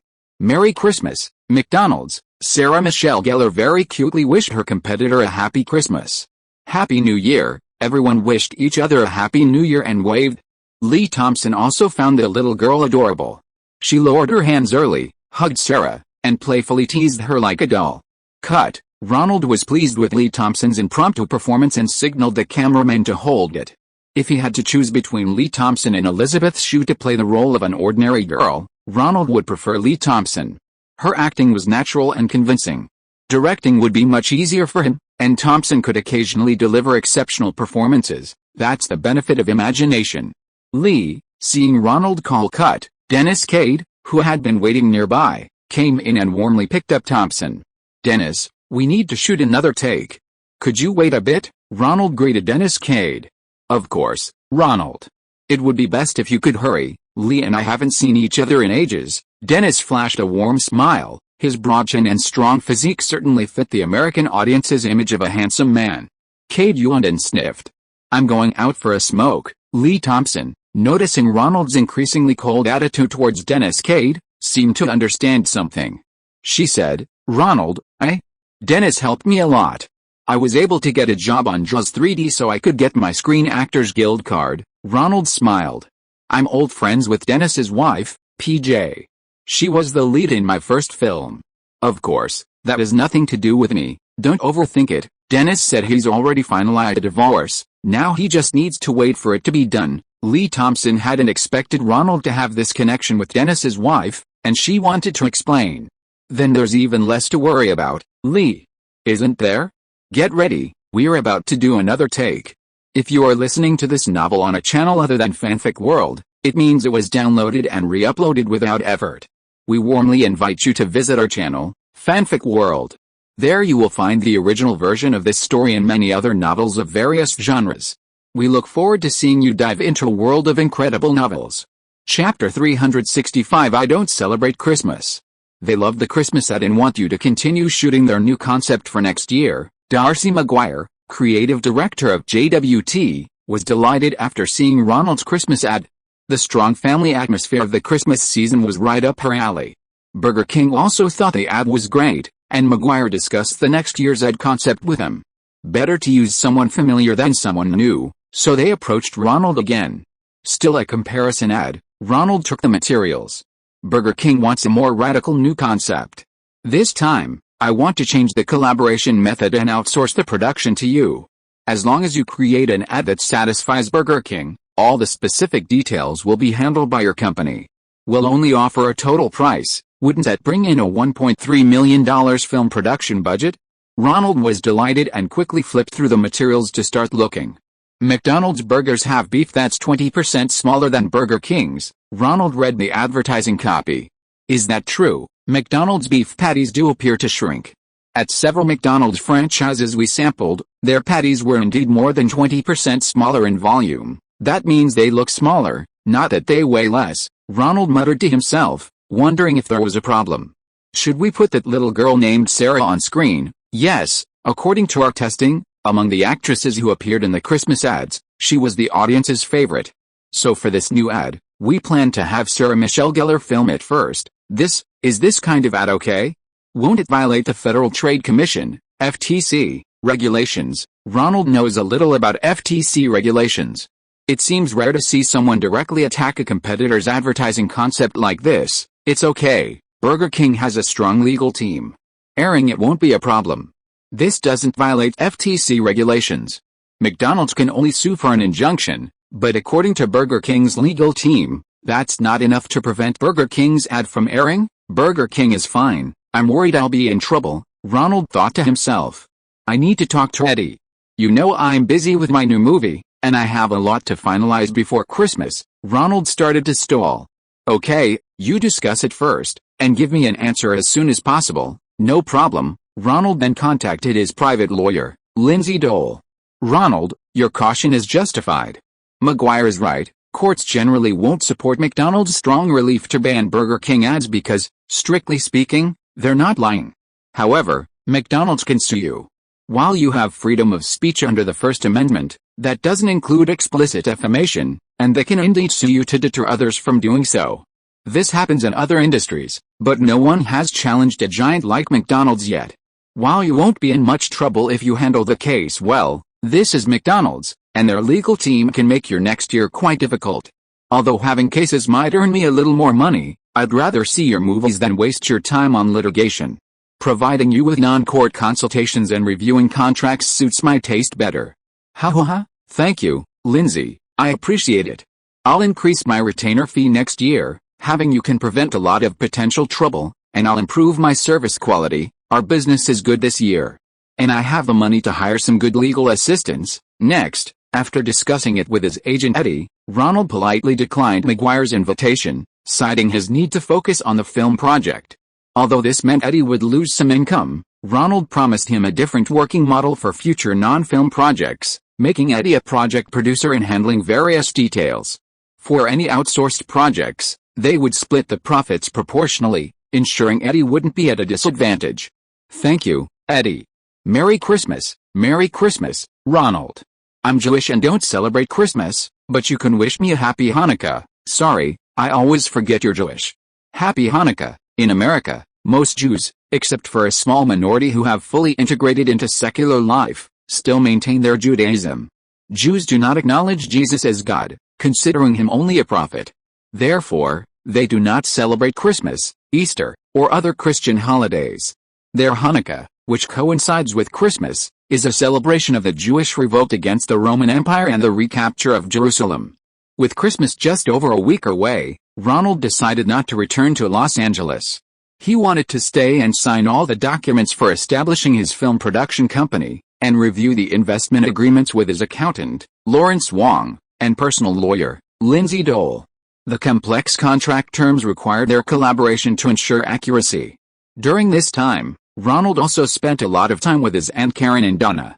He hadn't even called his aunt during his busy time in Los Angeles, so this rare opportunity to meet up made him feel good. He also noted that he had turned down a Burger King advertisement, leaving a funding gap, and he could consider contacting acquaintances in New York to see if anyone was willing to invest. Ronnie, I have something to ask you, Aunt Karen called Ronald to her bedroom after dinner. I heard from Donna that she overheard you talking to your agent about financing. Oh, yes, I'm looking for investors for my next film, Ronald said, sipping the tea his aunt had made, feigning nonchalance. Why didn't you tell me? The leg warmer business is doing quite well, and sales are increasing rapidly this year. If you need it, you can use it for your movie first, Aunt Karen said, reaching for her checkbook. Ronald quickly stopped her. No, you and Donna might be mistaken. Film financing is a professional job. No director would use their own money to make a movie. It's the industry rule. Even if the director is willing, the producer might not. While I still hope you go back to university to finish your studies, the leg warmer business was started with your help, Ronnie. Since you want to fulfill your dream, why can't your family invest? Aunt Karen insisted.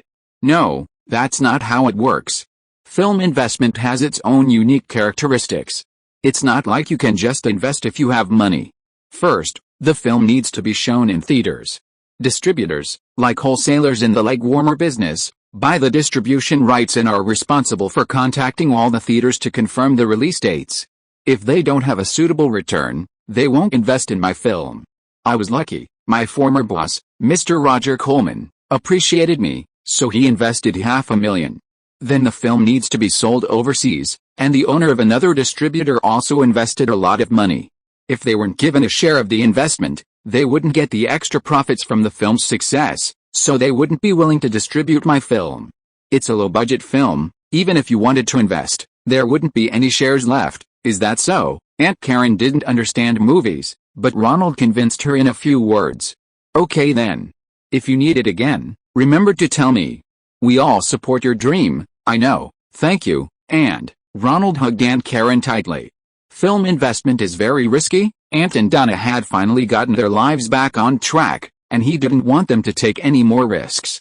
Ronnie, you're finally spending Christmas in New York, why don't you invite your girlfriend Helen over?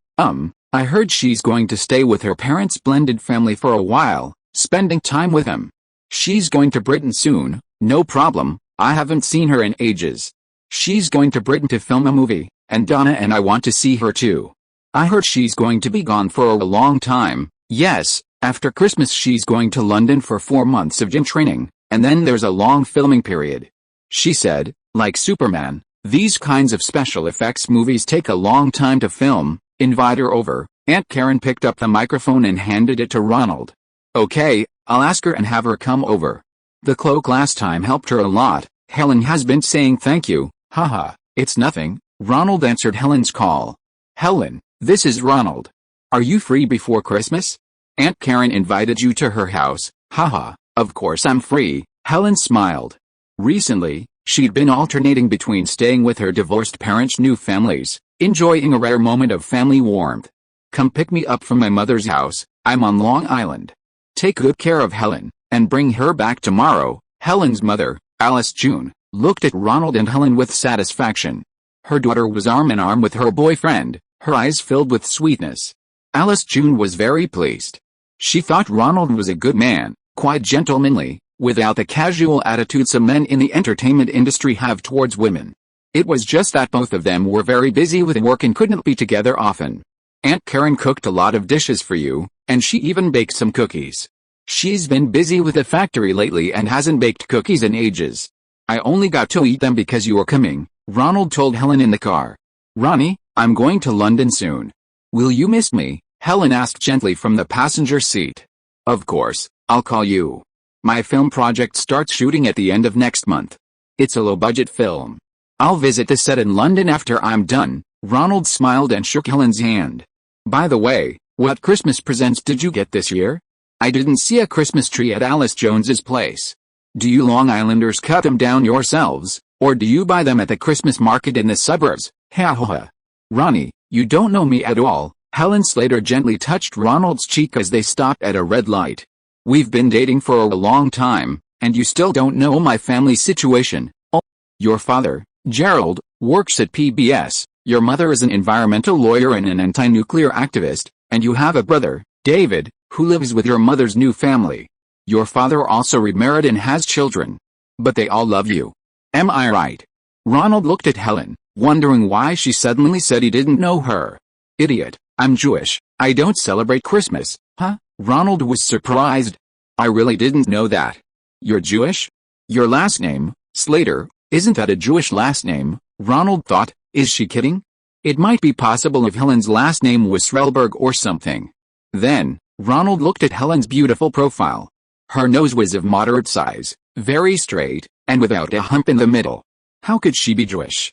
That's right. My grandfather was of Polish descent, and my maternal grandfather was of Russian descent. They were both of Jewish descent. However, after immigrating to New York, my family also mixed in with French, German, and other bloodlines. Because Jews are discriminated against, my grandfather and maternal grandfather changed their surnames to the Anglo-Saxon Slade and Tiger. Oh, I didn't realize. Ronald gently kissed Helen. Sorry, I really didn't think of that. I thought, actually, my parents are both liberal Jews. They don't go to synagogue much, but they still don't celebrate Christmas. Haha, beep beep. The light ahead turned green, and Ronald started moving. By the way, Ronnie, what's your ethnicity? Helen asked. Me? I don't know either. I'll have to ask Aunt Karen. My parents died early, and they never told me anything. Well, maybe they did, but I was too young to remember. Ronald changed the subject and drove Helen toward his aunt's house. Chapter 366 Route. These are some cookies I baked. Ronald said you need to work out and build muscle so you can play Supergirl, and that way you won't gain weight. After dinner, Aunt Karen handed Helen Slater a box of cookies she had baked herself, tied with a red ribbon. Thank you, Karen, Helen said, taking the cookies and putting the box away. Give me some more. Aunt Karen's cookies are delicious. Ronald grabbed a handful more cookies, wrapped them in paper, and put them in Helen's pocket. It's all right, Helen. My mom's cookies aren't high in calories, unlike other people's which are all sugar and butter. Diane eats them often too. They won't make you fat, Donna said. I'll take Helen back to her father's house first. Ronald got up and put on his coat. New York winters are colder than Los Angeles winters. Don't drive, call a taxi. Seeing that Ronald had drunk quite a bit of red wine, Aunt Karen got up and called a yellow taxi. Helen wrapped her scarf around her neck and kissed Karen and Donna goodbye. This little box is pretty, but I can't eat too much. Helen put the box in her bag in the car, then took a loose biscuit from her pocket and carefully bit off half of it. It's okay, you're going to London to work out anyway, you'll be eating a lot of high-protein, high-starch foods. Ronald urged Helen to eat a few more. You don't know, it's so hard to control my figure as an actress. I gain weight no matter what I eat. Helen pinched her cheeks in frustration.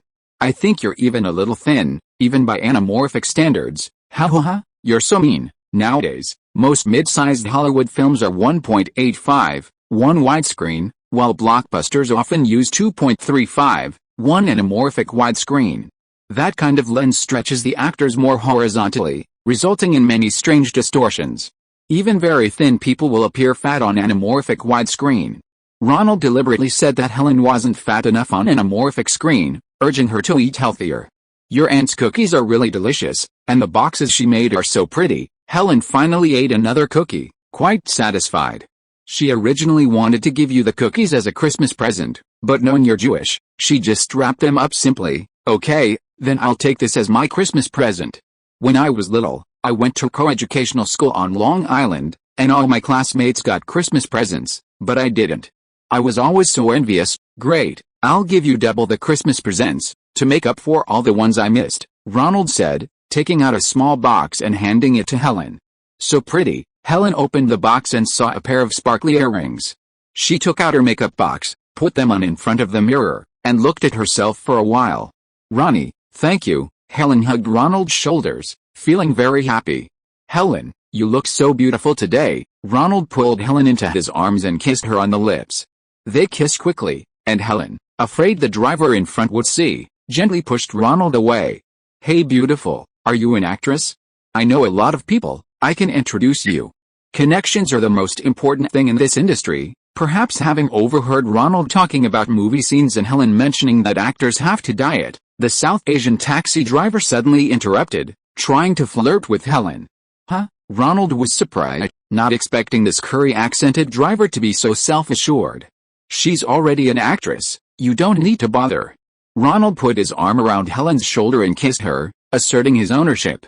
Then you must be a struggling actress. What movies and TV series have you been in? Name a couple. Can't name any, huh? You're obviously an unsuccessful actress. Let me tell you, connections are the most important thing for an actor. Without connections, you can't get any roles. With connections, you can even get lead roles. Ronald frowned, a little impatient. This driver was so tactless, flirting with his girlfriend Helen right in front of him. Helen tugged at Ronald's arm, signaling him not to get angry over such a trivial person. Why don't you go on a date with me for Christmas? I know a lot of big shots in the entertainment industry. I can introduce you to a leading role in a TV series. Hey, are you blind? I'm her boyfriend. You want to compete with me? Ronald patted the seat in front of him and then cracked his knuckles. There's no need to resort to violence, my friend. Mahatma Gandhi taught us that violence is bad, whether against an individual or a nation. The driver, who spoke with a curry accent, immediately changed the subject. I just think your girlfriend could play a leading role. I really know a lot of people in the industry. Who do you know? Helen interrupted, trying to stop Ronald from getting angry. George Hamilton, do you know him? The lead actor in the TV series Roots. He was filming in New York last time, and the crew was short of drivers, so they hired me as a temporary driver. Let me tell you, he's a really good guy. I'm begging him, your girlfriend will definitely have a chance to become a TV actress. PFFT, Ronald couldn't help but laugh. After all that talk, he was just a delusional fool. That's true, not all New York taxi drivers are like Diane Lane's father, who's in the entertainment industry. You really know Hamilton, the star of Roots? That's impressive. Helen suppressed a laugh, patting Ronald's hand. Of course, let me tell you, that TV series is very profound, the driver boasted. Ronald remembered the series. It was about black people captured from Africa and brought to North America by slave traders, and how he and his descendants searched for their roots. It sparked a lot of viewership and discussion when it aired. Don't know where my roots are, Ronald thought to himself. The car finally arrived at a luxury apartment building on Manhattan's Upper East Side. Ronald and Helen got out. Ronald deliberately gave the driver only the minimum tip, but the South Asian driver still thanked him happily and drove off. Ha ha ha, Helen couldn't help but laugh. She'd been holding it in for a long time in the car. In the apartment lobby, a figure was waiting for his daughter's arrival. Hearing Helen's voice, he came out. Mr. Slater, Ronald said, handing Helen's hand to her father. Helen is going to London soon. Spend as much time with her as you can. Gerald Slater noticed the earrings Helen was wearing, nodded to Ronald, and gave him a few words of advice. Bye. Helen kissed Ronald, said goodbye to her boyfriend, and went into her father's house. Auntie, what ethnicity am I? What countries did my father and mother's families immigrate from? Back home, Ronald asked his Aunt Karen. Why are you asking about that? Aunt Karen was a little surprised. She had just sent Donna to bed and was leisurely drinking black tea after tidying up the room. Helen told me she was Jewish, which surprised me. I never thought she was Jewish. She didn't look like a typical Jew either. Then, I met a South Asian driver on the street, and that's when I became interested in my own background. I don't know much about your father's family history, except that he was born near New Haven, Connecticut, in New England. Your mother and I are both New Yorkers, and we are said to trace our ancestry back to 18th century English immigrants. But we lost contact with our original relatives after your maternal grandfather's father moved to Staten Island. What? We weren't originally from Staten Island. Aunt Karen shook her head. No, your maternal grandfather's family was originally from Manhattan. When he passed away, my sister, your mother, went to visit relatives in Manhattan, but she didn't recognize anyone named Parker there. Oh, why did your grandfather move to Staten Island? I don't know. Your mother seems to know a little about it, but she doesn't want to tell me. It must have been something unpleasant. Aunt Karen didn't know either. Your maternal grandmother's family are native to Staten Island. They are descendants of Germans and Irish. They also seem to have some French ancestry. It's like that in America. People from different parts of the old world have merged into a new nation in the new world. In America, people should be judged by their merits, not by their race. The soon-to-be governor of New York, Mario Cuomo, is Italian, while the mayor of New York, Koch, is Jewish.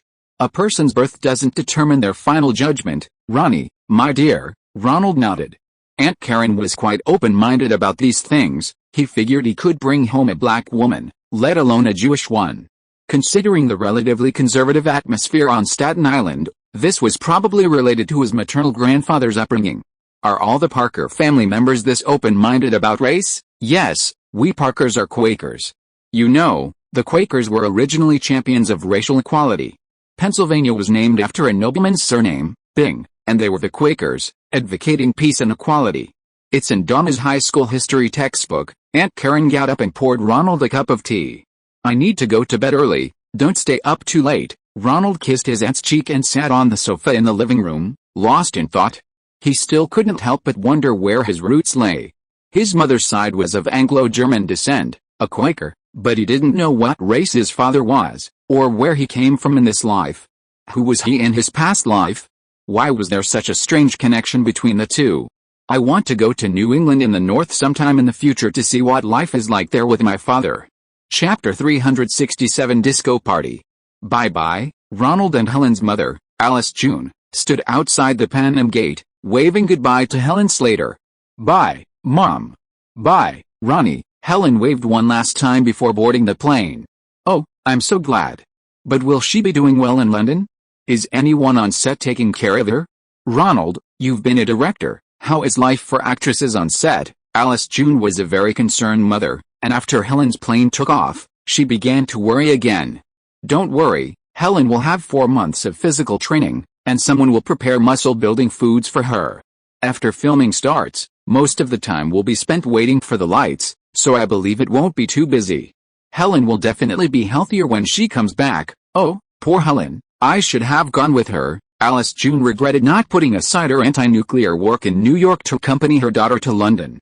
"Why didn't Gerald come?" Ronald asked about Gerald's whereabouts on the way to take Helen's mother home on Long Island. "His new family also has children. There must be an entrance interview. Helen is a poor child," Ronald thought. Both her parents had remarried, and although they still loved her, neither family truly belonged to her anymore. Going to either place for the holidays felt inappropriate. "Ronnie, someone with a heavy accent wants you to call him back. He wants to invite you to some kind of launch party." Back home, sitting on the sofa, Donna, on holiday, put down her copy of Science America magazine and said to Ronald, "Oh, let me see who's calling." Ronald saw a phone number on a notepad next to the phone and dialed it. "Mr. Golan, this is a call from someone named Ronald," the driver of a luxury car answered, pressing a button and announcing the caller ID. "I'll take it." Minahan, in the back seat, answered the car phone. "Ronald, it's me, Minahan. I heard from your agent that you're in New York. Come on over, we're having the opening ceremony for Sahara at Club 54 tonight. Brooke and her mother will be there, along with lots of Hollywood stars. Remember to give my name when you get to the door, otherwise the security guard won't let you in." "Okay, I'll go." Club 54, 7 o'clock, right. Ronald hung up the phone and muttered a couple of things. Why hold the opening ceremony in a disco? This Minahan is really strange. Club 54, "Ronnie, can I come with you?" Donna jumped up from the sofa, her eyes shining. "Club 54 is for adults, you're not old enough. Besides, it's a smoky place, and a lot of people abuse drugs there. I don't want you going to that kind of place alone. I'll take you when you're an adult." "Okay, it's a deal, don't forget. Diane's been there several times." Donna was a little disappointed that she wouldn't get to see the place her best friend described as so fun, with lots of celebrities and socialites. "Remind me then." Ronald nodded. Actually, the 54 Club was alright with someone accompanying her. It was a bit dangerous for a girl to go in alone. "By the way, is Diane in New York lately?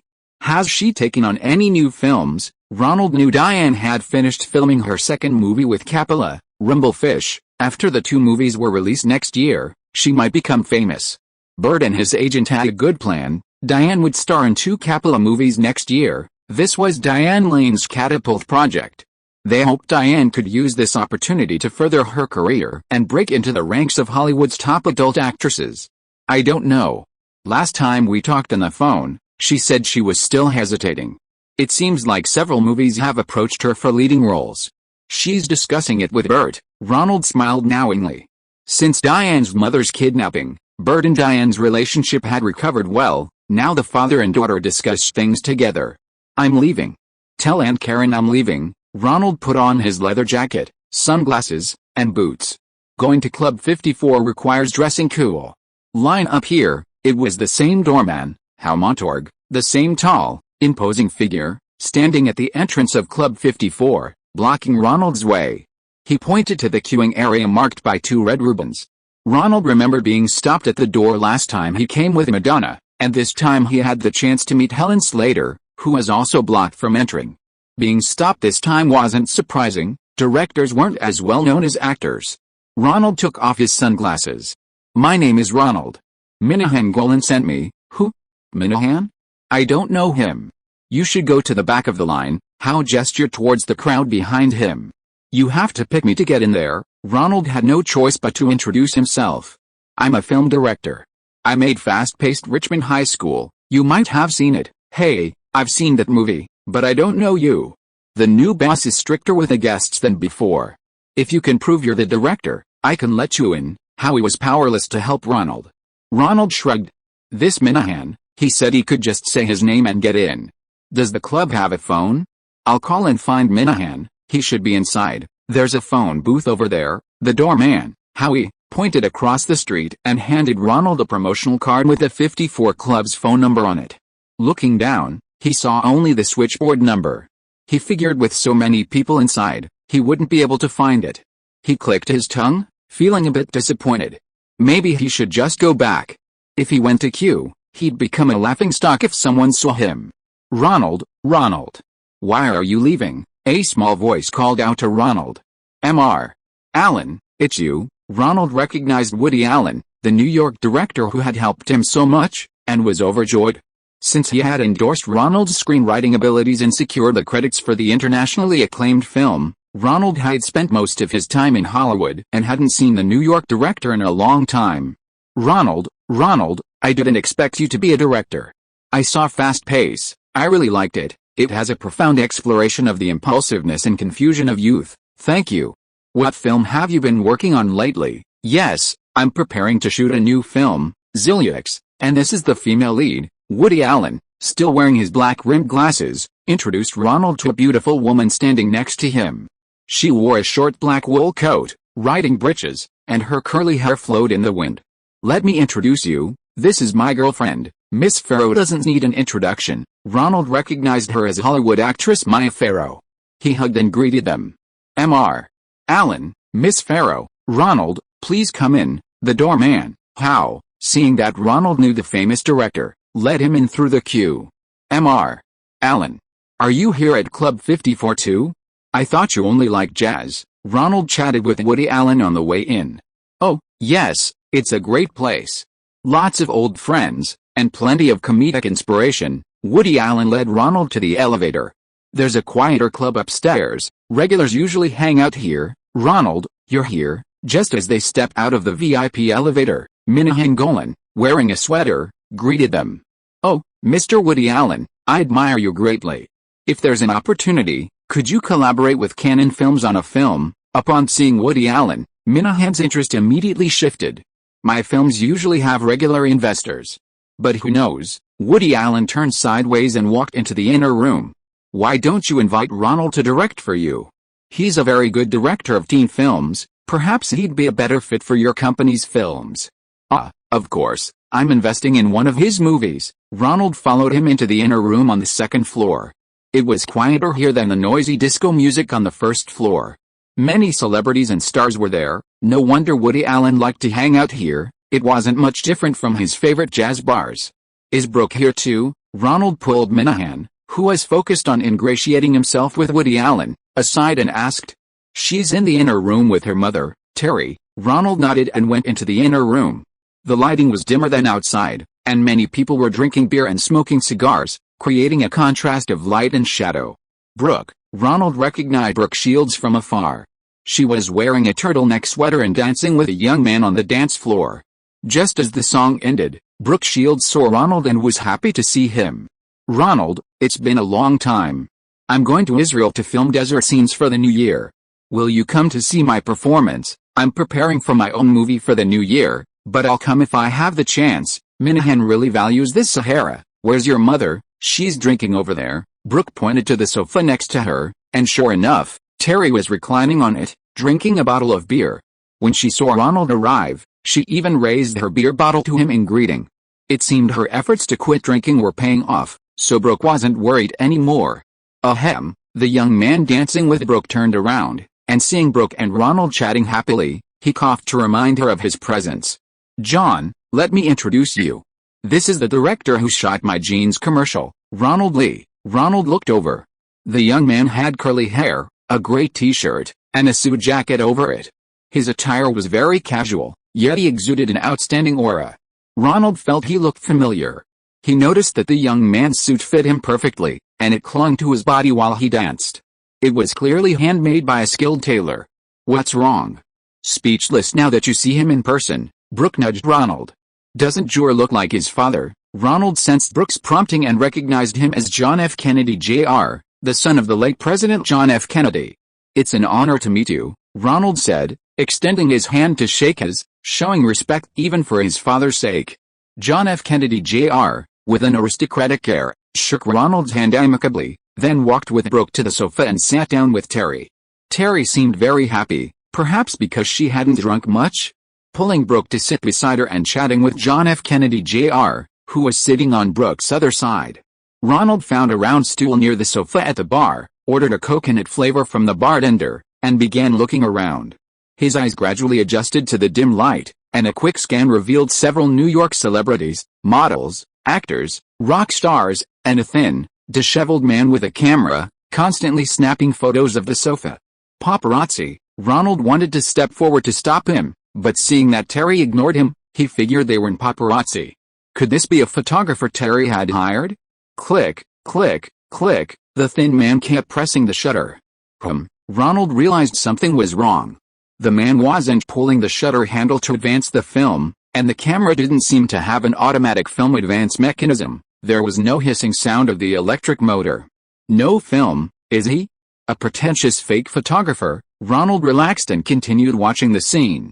Gradually, he noticed that the group in the inner room was still sickly centered around Brooke Shields and John F. Kennedy Jr., the two public figures.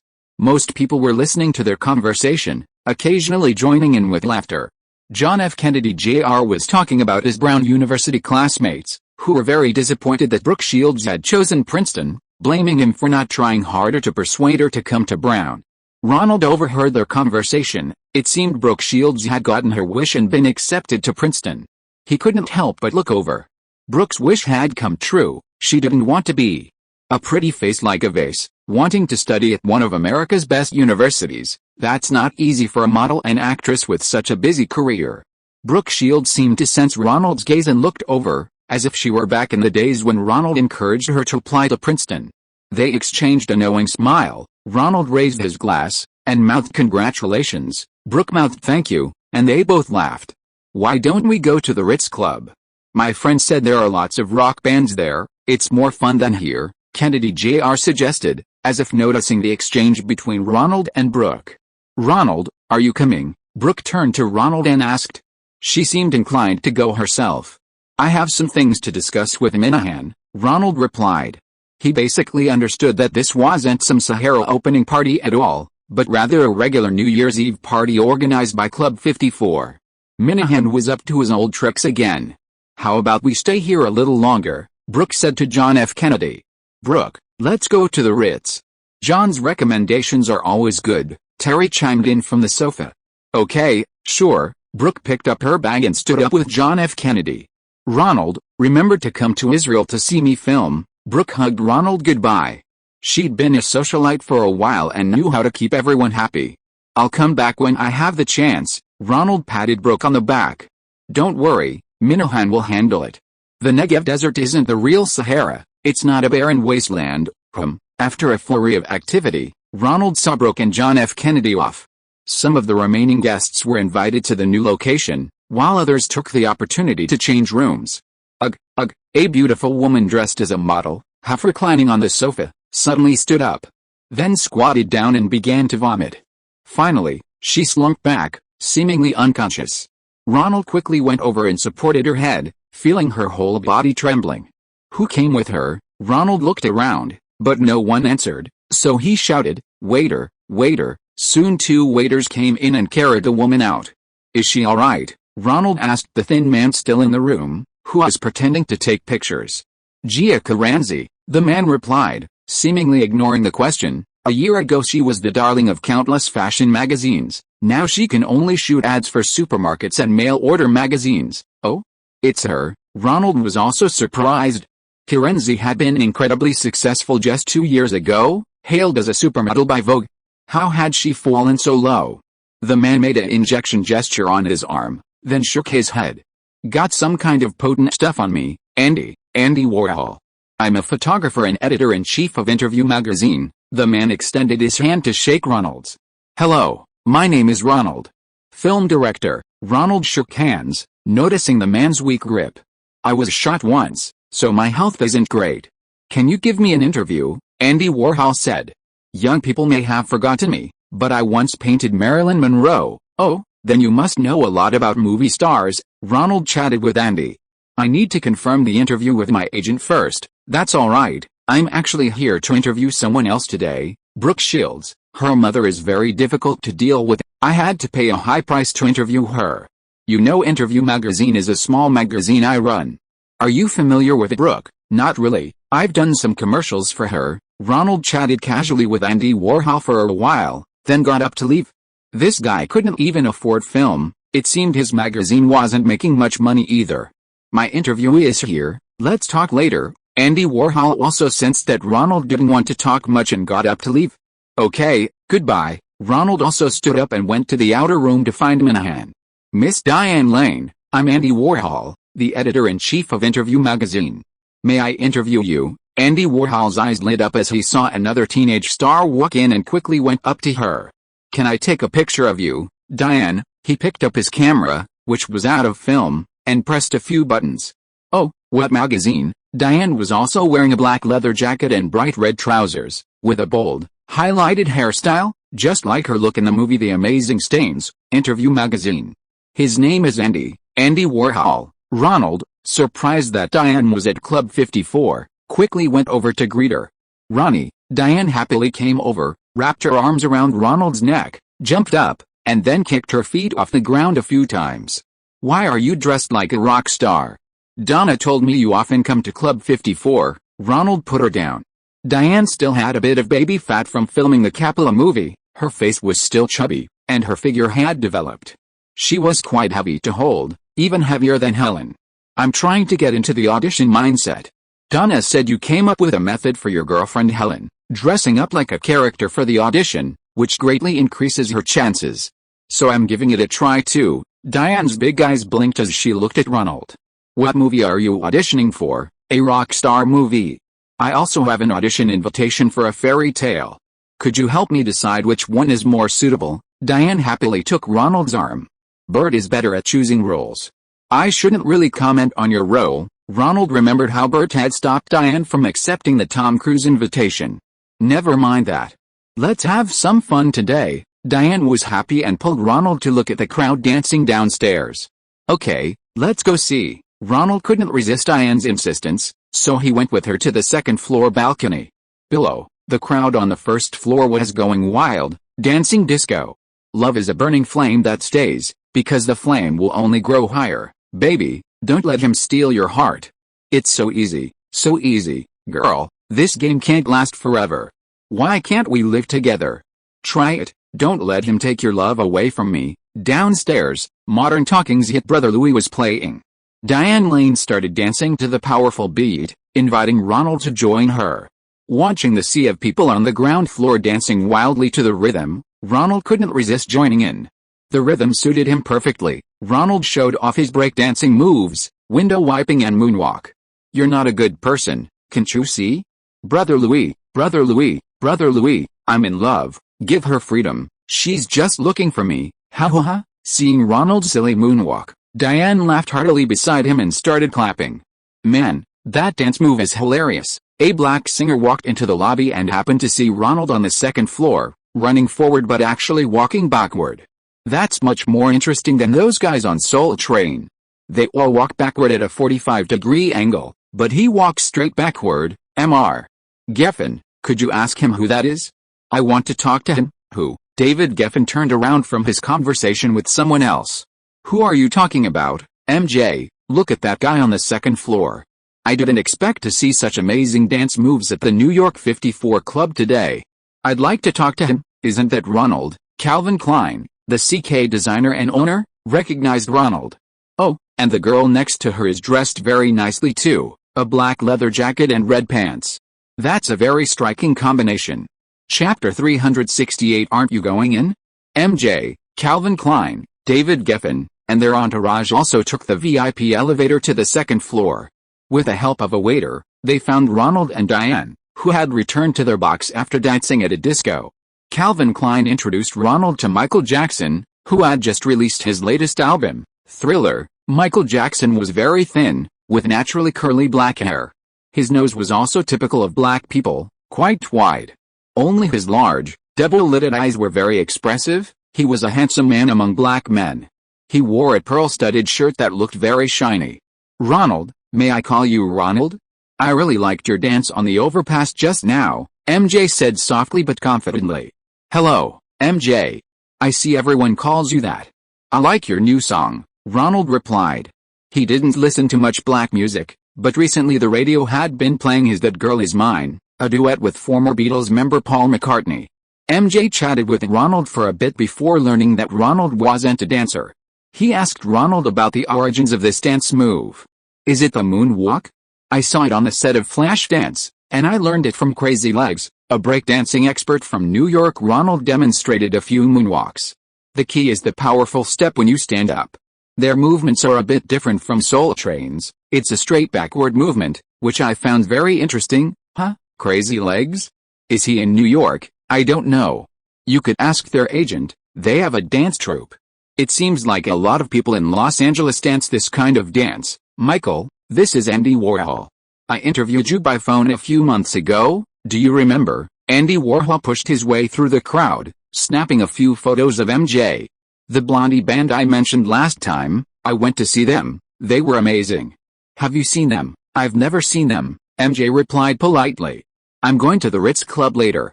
There's a new band, Duran Duran, playing there. Do you know them? No, you should check them out. They're really good. They're a British new wave band, and they're super popular on MTV right now. I just got here. A lot of people went there earlier, including John F. Kennedy Jr. and Brooke Shields. Brooke went too. Okay, I need to chat with some friends for a bit. Call me when you go. MJ turned to talk to the others, but Andy Warhol quickly pressed closer and continued asking questions. Your new song is fantastic. My Walkman is full of your tapes, thanks. When you're in Los Angeles, do you usually stay home or go out? Did you always want to be a singer? Do you watch movies? Do you play video games? Warhol bombarded him with questions. MJ, being a gentleman, answered them as briefly as possible, until Warhol asked him about E.T.'s video game. Oh, that game didn't move me at all. It was awful. You fall into a trap and can't climb out. I didn't like it. But I really like Steven's movies. The interaction between the kids and E.T. is very touching. I've watched it several times. Great, Andy Warhol wrote furiously. What magazine are you a reporter for? I'm Minahan Golan, the producer of Brooke Shields' new film. Seeing the lively crowd gathered here, the fat Minahan squeezed in. He happened to see Warhol interviewing MJ, so he quickly stepped forward to introduce himself. Oh, very good. I'm the editor-in-chief of Interview magazine. May I ask about your new film, Sahara? It's a big production. Filmed in the desert of my home country, Israel. It's Lawrence of Arabia, plus the Paris-Dakar Rally. Brooke will win an Oscar for this film. Oh, SHXT, Ronald thought to himself. Oh no, Minahan is spreading rumors about Brooke winning an award everywhere, and now he's saying it to the media too. If the box office and reviews aren't good, this will be terrible. He quickly tugged at Minahan's sleeve. This is a big production from Cannonball Studios, Minahan said, tossing his arm and continuing to boast about his investment in Brooke Shields' brilliant acting. Ronald looked around. Apart from MJ, who was still listening with great interest, everyone else wore a knowing smile. Sigh, Ronald sighed, deciding not to try to dissuade him further. This big mouth of his was probably already a laughingstock in the industry. What, is this a bad thing to say? Diane quietly nudged Ronald's waist and whispered in his ear. Minahan is a foreigner. If he's so high profile, and doesn't get an Oscar nomination, it'll drag Brooke down with him, Ronald whispered back, covering his mouth with his hand. It's alright, Andy's Interview magazine is quite famous. He knows a lot of celebrities in New York, so he should write anything wrong. What, you know Andy Warhol? He interviewed me last year and took some photos of me, but he still used other photos of me on the cover of his magazine. Ronald and Diane started chatting. Let's go somewhere else to talk, this is too tiring. Diane was jostled by the crowd and tugged at Ronald.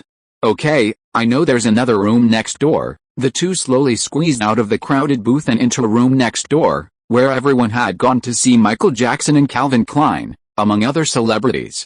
You said you have several scripts asking you to act. Ronald remembered what Diane had said earlier. Yes, there's one about a rock star, and they invited me to play the lead singer. Another one is about the fairy tale of the Little Mermaid, but with a different ending. Which one do you want to act in? I want to play the rock star. This movie gives me a lot of room to perform. The Little Mermaid story is too cliché. Bert also said that ending wasn't good enough. The mermaid didn't become human, but instead, the male lead grew fins and went into the sea with her. Why? Ronald didn't follow Diane's train of thought. Bert said that The Little Mermaid story has been made so many times, so my acting space is limited. But Rockstar is different. A strange feeling arose in Ronald's heart. Actually, the performance of a movie actor and the character presented in the movie are quite different. Blindly pursuing acting skills doesn't necessarily lead to a higher level or becoming a big star. What, do you think I should choose The Little Mermaid? Diane asked, seeing that he didn't speak. Like I always say, it's not really my place to give you advice on choosing scripts. But I think it's not necessary to completely focus on acting skills. An actor's performance and the overall quality of the film are two different things. You have a point. I'm not going to worry about these troublesome things anymore. Once Coppola's 2 movies are released, Bert said I'll be able to get scripts from major studios. There are a lot more scripts coming in now, but most of them are small to medium-sized productions with a few $1,000,000. Diane shook her head, as if trying to shake off the pressure of being a teenage star and enjoy the thrill of being silly. By the way, when is your new movie shooting? Do you want me to be the lead? Haha, shooting starts next month. But my movie is only a little over $1,000,000, it's a tiny movie. Sorry, Ronald, that's not what I meant. Diane stuck out her tongue. Ronald chuckled and ruffled her hair. It's okay, I know you didn't mean it that way. I'll keep moving forward step by step. If I'm lucky, my next film will be directed by a major studio. I'll definitely give Bert the script then. Ronald looked down at Diane, his sister Donna's best friend. Her face was getting rounder and rounder. Although she was also an actress, she didn't seem to care about her figure like Helen. White girls all go through a rapid development phase, a period of baby fat.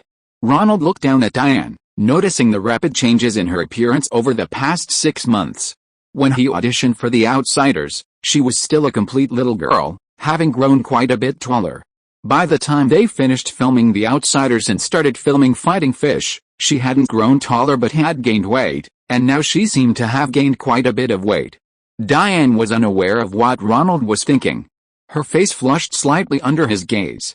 She touched her hair. The red dye she had used for the film had faded a bit, and now the ends were still dark red, while the roots revealed her natural dark brown. Diane's heart pounded faster and faster. She closed her eyes slightly, a hint of anticipation in her eyes.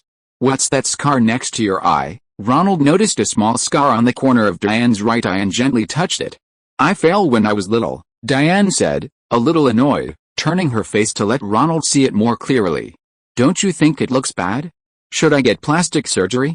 My agent mentioned it too. It's very noticeable in close-ups. It's not necessary. I think it's best not to have surgery unless it ruins your beauty. Ronald recalled the passage in Ingrid Bergman's autobiography about her refusal to have plastic surgery. I think the audience is already very familiar with your appearance. If you get plastic surgery and lose your facial features, it will actually be detrimental to your career. Oh, I think so too. The thought of having surgery on my face scares me. Bert also said it's best not to. Otherwise, if the facial muscles are damaged, you won't be able to act out some subtle emotions. Right. I remember when I watched Johnny Carson host the Oscars, he told a joke about celebrities getting plastic surgery. What was it again? Ronald thought for a moment. He said he was happy to see so many new faces today, especially those who have had their old faces altered. Ha ha ha. Diane laughed heartily. By the way, my agent said he's arranging for me to be on Johnny Carson's show, but I won't be available for another 6 months. Oh, really? Is it for movie promotion? I'm happy to see so many new faces today, especially those who have had their old faces altered. In the corner, Woody Allen also came out for some fresh air. He took out a small notebook and quickly jotted down the joke Ronald had told. Woody. Ronald noticed Woody Allen in the corner. Hi, Ronald, I thought your joke was funny, so I wrote it down. This is Diane. Diane Lane, the lead actress in Coppola's new film. Ronald quickly introduced her. Hello. Hello. Woody Allen was a little shy in front of strangers. I have to go back to see Maya. Ronald chatted with Diane for a while longer, and seeing that it was late, offered to drive her home. Diane Lane happily agreed. Sitting in the passenger seat of Ronald's car, she happily talked about many things that happened during the filming of The Rivals. Soon the car arrived at Diane's house, and Ronald got out to see her to the door. Diane stood at the door, smiling at Ronald. Won't you come in and sit for a while? It's late. I have to go home early. Ronald checked his watch. The lights in the room came on. Diane, is that you? Who else is there? Diane's father, Bert, called out. "It's me, Ronald. I brought Diane back," Ronald replied. "Ronald, it's been a long time." Bert came out of the room and hugged Ronald.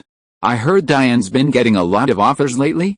"I heard from Diane that she's getting a lot of Hollywood offers, and I even met quite a few today." Ronald chatted with Bert about Diane's acting career.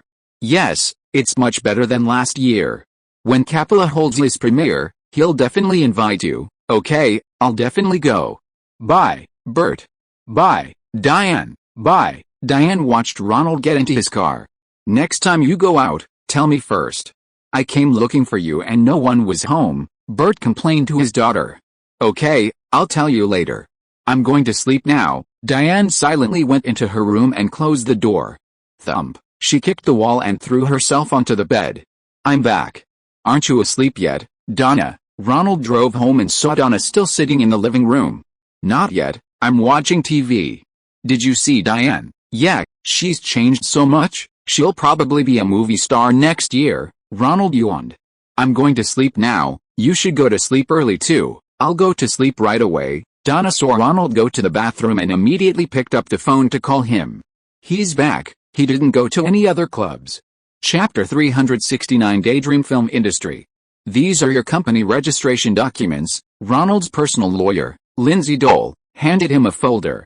The original Ronald Lee Film and Advertising Production Company had been upgraded from a tax-efficient studio to a new limited liability company, completely separating company and personal liability, allowing Ronald to confidently use it for film production. Daydreaming Pictures was the new company's name, representing Ronald's wish to dream of more of the good movies he had seen in his past life. Daydreaming, what a great name. Isn't a movie just a dream that a group of people have together in a movie theater during the day? His high school friend, Douglas Jr., also came to congratulate him on the new company's establishment. He took the investment agreement from Ronald, turned to the last page, signed his name, and then handed Ronald's accountant, Lawrence Wong, a check for $100,000. "My happy life depends on you, Ronald. If your movie is a hit, then I'll have a reason to stay in Manhattan and Hollywood, instead of going back to Staten Island." Don't let Donna hear you say that. She hates it when people say her hometown is the countryside. "Okay, okay. I'll visit the set when you start filming. Find a few pretty actresses." Little Doug was still thinking about chatting with Hollywood stars. "I'm going back to Los Angeles tomorrow. Call my agent before you come." Ronald put away his documents and patted Little Doug on the shoulder. "I also found a dojo in Los Angeles. We can practice wrestling together." "What? Not even taking a break during the New Year holiday?" Sigh. "There are so many troubles when filming a movie. Auditions for all the roles, getting permits for filming locations, interviewing staff, even the smallest things like buying film stock and renting cameras. If I had known it would be this troublesome, I would never have become a producer myself." Ronald couldn't help but envy Cameron. His girlfriend, Gail, had been honing her skills as a producer in the new world. Whether it was finding financing and distribution or handling all sorts of miscellaneous matters, she was much more efficient than him. "So much trouble. I won't be a producer anymore, I'll just invest in your movies." After saying goodbye to Doug and the others, Ronald returned home. Aunt Karen had already packed his luggage. "Take care of yourself, I will, Donna." Ronald looked at Donna, who was still on the phone. "Still busy with extracurricular activities. I'm on the phone with Diane," Donna replied. "You're back so early, I still have to explain to Diane." "Explain what?" "January 22nd is her birthday, and I was thinking of inviting you to her birthday party." "Oh, right, I forgot." Ronald slapped his forehead. He only remembered that his girlfriend Helen's birthday was December 15th, and he forgot about Diane's. "I'll go buy a gift, and you can give it to her for me." "Okay, remember to write a card." Ronald quickly ran out and went to Tiffany's on 5th Avenue to pick out a gift. "Hello, sir. Welcome back to Tiffany's." The sales assistant at the counter remembered him. "Are you here to pick out jewelry again? Should I buy earrings, or maybe a necklace?" she said, taking several pieces of jewelry from the counter to introduce to Ronald. No, this isn't for my girlfriend, it's for my sister's friend. Can you find me something suitable for an 18-year-old girl, a coming-of-age gift? I recommend this brooch." The sales assistant took out a butterfly-shaped brooch, a new designer's creation this year, perfect for a young girl's first dress. "Great, wrap it up for me, and give me a card." Ronald thought that Diane was also an actress, and could wear it to formal occasions, so it would be appropriate for him to give her a brooch. "For dear Diane, may you grow up on the silver screen alongside American audiences," Ronald wrote a blessing, took it home, and handed it to Donna. The next day, for his film dream, Ronald revised the budget and shooting schedule on a plane with only a few people on board, returning to Los Angeles. Back in his comfortable apartment, Ronald washed away the fatigue of the journey and was about to rest when he received another call. "Ronnie, you're back in Los Angeles? I almost called your agent. Come to my place, Jim and I got a new grill." "Oh, sure." Since it was Gail and Cameron inviting him, Ronald decided to go to his friend's house for a barbecue without bringing anything. "Ronald, that's great. You're in Los Angeles. It'd be such a shame to miss you on such a happy day." Jim came up and gave Ronald a warm hug. Seeing Jim, Cameron and Gail looking so radiant, Ronald's heart skipped a beat. "The Terminator funding has been secured?" "Yes, Orion has agreed to sign a distribution contract." Gail helped bring out some raw meat and several six-can packs of beer from the supermarket. Cameron helped start a fire in the yard, and the group began to eat the barbecue. Before the new year, Gail, through her father's and her own connections, finally found an executive at Orion Pictures, persuaded him, and secured a $3 million investment from Orion. $3 million, Ronald felt this budget wasn't enough to make Terminator. Not enough. "We need to find more investors ourselves." $3 million. Orion agreed to invest another $3 million and handle domestic distribution. "Anyway, congratulations, cheers." Ronald unzipped his beer, toasted with his two friends, and downed it in one gulp. If Orion is willing to invest, and there's a distribution contract, the rest shouldn't be too difficult, right? Gail also took a sip of beer. Actually, several studios admired Jim's script, but Jim wanted to direct it himself, so he gave up.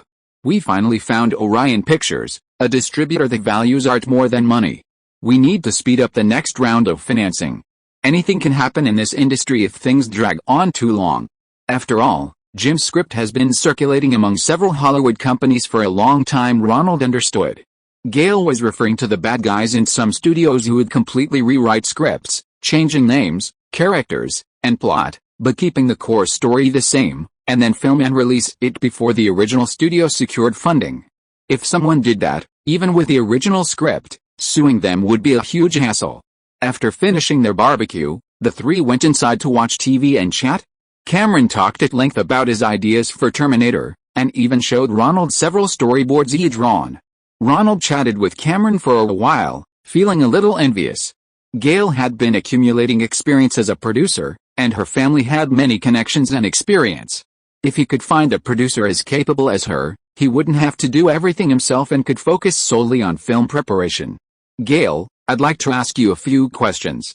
I'm still having some problems with my film's financing." Ronald sought an opportunity to consult Gail Hurd, hoping to learn from her experience in securing $3 million in funding at once. "What's your film's financing structure?" After reviewing Ronald's financing structure, Gail criticized him directly. "Your financing is too complicated. It's best to limit investors to 2 or 3. Too many investors will cause more complicated problems." Please go on. "Different investors will have different returns. You should find a professional to handle this kind of professional matter. Fortunately, our former boss, Mr. Roger Coleman, is a kind and experienced man. With him as the producer to steer the ship, it shouldn't be a problem." "Is this investor a friend of yours?" "This is an overseas distributor. Atlantic actually has distribution capabilities, but their financial strength is too weak. Making one film means other scripts have to be postponed." Gail, being a professional producer, quickly grasped Ronald's situation. "I'm still short $200,000 to $400,000 in investment. Do you have any potential investors?" Ronald, envious of the $3 million figure, shamelessly asked Gail. "My main job right now is to find the remaining $3 million in financing for Jim. Hey, give me a copy of the project proposal. If someone's willing to invest around $200,000, I don't want it. But if they were interested, I can introduce them to you." "Oh, thank you." Ronald was very happy and hugged Gail. Back in his apartment, Ronald sighed a little. That bastard Jim, how could he have such good judgment? Gail is beautiful and capable. Why didn't he have the foresight to hire Gail Hurd as a producer? If he had told her earlier, maybe his movie could have started filming already. Thinking about how others were still being lovey-dovey while he was alone facing work, Ronald felt a little unmotivated. He made an international call to London, waited 15 minutes, and in Britain, nearing the new year, the service staff were starting to slack off, and he couldn't get through to the Pinewood studios. He couldn't even hear Helen's voice. Ronald simply put on his coat and went to the movies. He bought a movie ticket and watched Tootsie by himself. Director Sidney Pollack's approach is exceptional. Dustin Hoffman plays a cross-dressing actor struggling to make ends meet, portraying an elderly woman named Dorothy in a popular TV series. He befriends the female lead, played by Jessica Lange. However, his acting is so outstanding that everyone on set, in real life, and even the female lead's father falls for this independent old woman. Finally, on set, the male lead, in a fit of anger, removes his wig and false eyelashes, revealing his true identity to a national audience. Of course, it ends happily, with the male lead and the female lead getting back together. After becoming a director himself, Ronald is more aware of directorial abilities. Sidney Pollack's skill is exceptional, and the performances of the lead actors are excellent. He himself even has a cameo role in the film. This level of sophistication is certainly beyond what I could achieve with my limited experience. Perhaps after making Coherence, I should perhaps take some acting lessons. I can't spend my whole life making exploitation films. Chapter 370 The Huge Check. On January 2, 1983, Ronald woke up early to go to New World Film Company to discuss the filming arrangements for Comet Night. Roger Corman was a man who disliked vacations and preferred working. He hadn't gone on vacation with his wife Julie and 3 children this year. So Ronald had arranged to meet him at the office today to discuss the arrangements for Comet Night. Although some payments were still pending, that wouldn't stop them from starting pre-production and assembling the crew. They also needed to find the most important people, the director of photography and the art director, 2 key figures who had to be involved from the beginning. In addition, they needed to notify various talent agencies and start auditions for supporting actors. All of this required some upfront investment, so they needed to get things moving first. Ronald adjusted his tie in front of the mirror, while the ABC Morning News came on television. According to TASS, the Sovereign Union's Cosmos 1402 nuclear-powered satellite has lost control and is regressing to Earth. This is the second such incident since Cosmos 954 crashed into Canada in 1978, causing nuclear contamination. NASA in America stated that it will monitor the trajectory of Satellite 1402 closely to ensure that a similar disaster does not occur. Wow. Ronald, who was about to leave, couldn't help but glance at the news after hearing this sensational report. It should be alright, right? The Earth is so big, it won't fall into America. In a world dominated by 2 superpowers, nuclear is a nerve-wracking word. Coupled with the 3 Mile Island nuclear power plant accident in America, the public has developed an allergy to anything related to nuclear, triggering an automatic defensive reaction. After putting on his coat, Ronald drove to the New World office. It was still as unassuming as it had been years ago. There was no company sign outside, only the red and white exterior walls looked slightly more worn than he remembered. "I'm here to see Mr. Roger Corman. We have an appointment," Ronald announced quietly to his secretary. "Mr. Corman has an unexpected guest. Please have a seat here for a while," the secretary said, leading him to the lounge. It was unusual for Corman to break his promise. Ronald sipped his coffee, thinking about the key points he needed to discuss with Roger that day. "Mary, open a bottle of champagne for us." Lost in thought, Ronald suddenly heard Coleman's voice and looked up. Roger Coleman's office door was ajar, and Coleman poked his head out, beaming. He was instructing his secretary to open champagne. Apparently, he had something to celebrate. "Ronald, you've arrived." Coleman saw Ronald emerge from the lounge and quickly gestured to him. "Wait a moment, I'll talk to you after I am done here." Ronald nodded and sat back down on the sofa. This time, he waited longer, a full half hour, before Roger Corman finally saw 3 men in suits emerge. "We hope you'll visit New World often in the future. We'd also like to put up a sign at the entrance," said the bespectacled man, the leader of the 3 men in suits, to Roger Corman. Larry, New World theoretically belongs to the 3 of you. You can do whatever you like with it, my friends. This office will be yours next time you come." Corman hugged each of the 3 men goodbye. "We will take over the company after the New Year holidays and will hire a very good CEO to manage it. We also hope Mr. Corman will continue to produce more excellent films for New World." We have great confidence in your production abilities. Who are you planning to hire as CEO? We have several candidates, all senior management talents from the 7 major studios. Coleman escorted the 3 well-dressed men out. Ronald wondered, what's going on, Mr. Coleman sold the company. Ronald walked over and whispered to Coleman's secretary. They talked several times last year, and this time they only talked for a short while before closing the deal. They probably asked for a very high price. Ronald, I know you used to work here, so it doesn't hurt to talk to you. I saw the last agreement. They said they wanted to bring in new management. I wonder if the new management will be as respectful as Mr. Coleman. Or maybe they'll give us a raise. The secretary whispered a few words to Ronald. Ronnie, let's talk about the next steps. Roger Coleman, after seeing the 3 men off, returned to his office and beckoned Ronald in. You sold the company? Mr. Coleman, Ronald asked bluntly. What he really wanted to know was how the distribution agreement he signed with Coleman would be fulfilled. Yes, those 3 Hollywood lawyers, through Wall Street accountants, did the actuarial work, and they thought my new world was worth a lot of money. They gave me a price I couldn't refuse, but I myself didn't think my distribution network was worth that much. Coleman casually picked up a champagne glass and poured one for Ronald as well. Congratulations, Mr. Coleman. Looks like they offered a good price. You can retire and enjoy life. Ronald stepped forward and clinked glasses with him. Yes, I can retire. Roger Coleman picked up a check on the table and flicked it. It'll be in the papers tomorrow anyway. 17 million, a fucking 17 million. I haven't made that much in 10 years of my new century business. Oh, wow, Ronald exclaimed in surprise. 17 million was a huge sum for Ronald, equivalent to the cost of 2 mid-range Hollywood studio films, or the budget for a large-scale production. Or, to put it simply, it could make 3 of Cameron's Terminator films, or a dozen of his own Night of the Comet. Lawyers these days are really rich, Ronald remarked. Ha, you're wrong, Ronald. That wasn't their own money, it was a loan from Wall Street.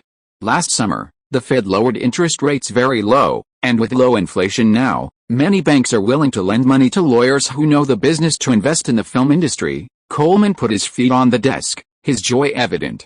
17 million only bought the entire distribution network of New World. I also retain the film library of all the movies I've made in the past. I retain the rights to re-release them, sell them to TV stations, or make them into videotapes, etc., including Rock High, which you helped me sell. I might sell it to MTV, and you'll get a share then. They have a very high opinion of my distribution network. They think that's the most valuable part of the company. Although I don't agree with their view, I really like the price they offered this time. Ha, let's not talk about that. Coleman quickly changed the subject when he saw the anxiety in Ronald's smile. Your film's distribution contract is included in the deal. You don't need to worry about that. It won't affect your other financing. That's wonderful. Congratulations again, Mr. Coleman. Ronald poured Coleman another glass of champagne. He was happy for his former boss. After a lifetime of hard work making exploitation films, he had finally earned enough money to retire. Coleman took another sip and unbuttoned his shirt. My sale agreement with them includes me continuing as a senior consultant for 2 more years, producing 5 films a year for them to distribute at a very low 15% distribution fee. I've already included your film in this year's 5. By the way, how's the budget for your new film? I'm still short at least $200,000, and I'm still looking. I asked Gail to help me find the money too. Well, your $500,000 investment should remain unchanged. I'll arrange for them to meet with you again after they take over the company. The new owners of New World might be interested in your film. When you come back to talk to them about the distribution date in a couple of days, I'll ask them if they were interested in investing more to make up for the shortfall. Thank you so much, Mr. Coleman. Don't mention it. I make even more money helping your film get released. Ha. Gail, guess what I saw today? Coleman retired. He sold a company for $17 million to 3 lawyers. Ronald immediately called Gail upon returning home. How much? 17 million, Gail exclaimed on the other end of the phone. I have to go see him. That much money might be enough to invest in Jim's new film. Would he really invest that much? Coleman never makes big investments. And from what I heard, Roger is going to retire with that money. Don't listen to him. Don't you know Mr. Coleman's personality? How could someone like that stay idle? He's been complaining for a long time that nobody wants to distribute low-budget films anymore. That there are fewer and fewer drive-in theaters, and now every shopping mall and department store has a movie theater. His old trick of spending hundreds of thousands of dollars on laser guns is no longer viable. Let me tell you, Roger has said for a while that he also wants to invest $2 to $5 million in a sci-fi film, to compete with Lucas's Star Wars. Ha. Let's see what he thinks. Now maybe he'll make Jim's $6 million laser gun movie, Ronald replied. Yes, I'll go to New World with you then. I can introduce your project to the new management there, and maybe we can get the investment back. Roger and his team are currently on their honeymoon, so they should still trust his judgment. Yes, Roger told me the same thing. We'll go ask him together then. Hanging up the phone, Ronald lay on the bed, his mind wandering. 17 million. Who says making exploitation films isn't profitable? If he had 17 million, what would he do with it? Chapter 371 Old habits are hard to change. 2 days later, Ronald, Gail Hurd, and Jim Cameron visited Roger Corman, who had sold New World Productions and was preparing to retire. In Corman's soon-to-be vacant CEO office, there were several large cardboard boxes filled with photographs, recording his many memories accumulated during his 12 years at New World. Besides some photos of his family, there were group photos of him with various directors and actors, and posters for films he directed or produced. Is that Sylvester Stallone? Ronald asked, noticing a group photo. Stallone looked young in the picture, holding a submachine gun with a cool, slightly crooked smile. Next to him was a blonde actor. Ah yes, that's David Carradine next to him. This is from when they were filming Death Race 2000, Coleman replied. Is this Ron Howard from when he filmed Grand Theft Auto? Gail Hurd asked, holding up another photo. It showed the famous actor and director Ron Howard, who still had a fair amount of hair back then. Oh right, I was the one who drove Mr. Coleman to CBS in New York to sell the rights. Ronald remembered Coleman's hearty laughter when he was on the phone with Ron Howard in his apartment. These movies are all really good. Don't the new buyers want them? Ronald thought the movies in the archive were all well made, and some were early works by now famous actors. They were all worth something, so he didn't know why the buyers didn't want them. Well, if these weren't my fond memories, I wouldn't want them either, Roger Corman said. Although California's climate is okay, the humidity is high. The negatives are not stored well and are very easy to mold and deteriorate. I rent a temperature and humidity controlled film archive to store them, and I have to pay a lot of money every year. You don't know, film is very easy to spontaneously combust. A few years ago, when the film industry was in a slump, Warner Brothers destroyed a large number of early film to recover the silver ions in the film. Cameron knew more about the technology. Come on, help me move these photos to my new office. Roger Corman directed the three men to carry his treasures out of the New World building. I'll go get the car, Ronald said to everyone, standing at the office door.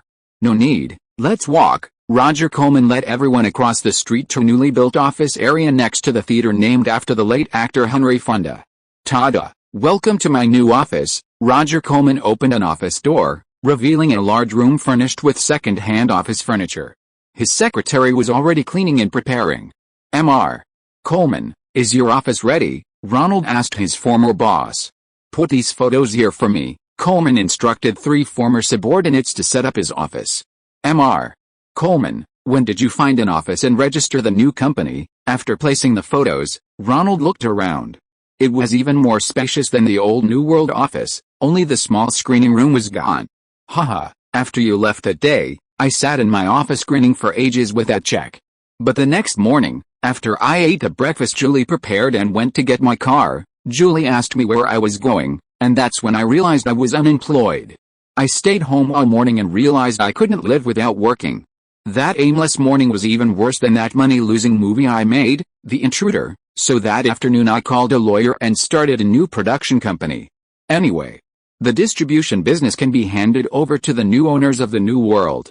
From now on, I'll focus my main energy on producing, and maybe I can rediscover my passion for directing. What's the new company called, boss? Cameron asked. Millennium, what? Ronald didn't hear clearly. The millennium means 1,000 years after the birth of Christ, Coleman explained, then had his secretary bring coffee. So, what brings you here? I've become the producer of Jim's new film.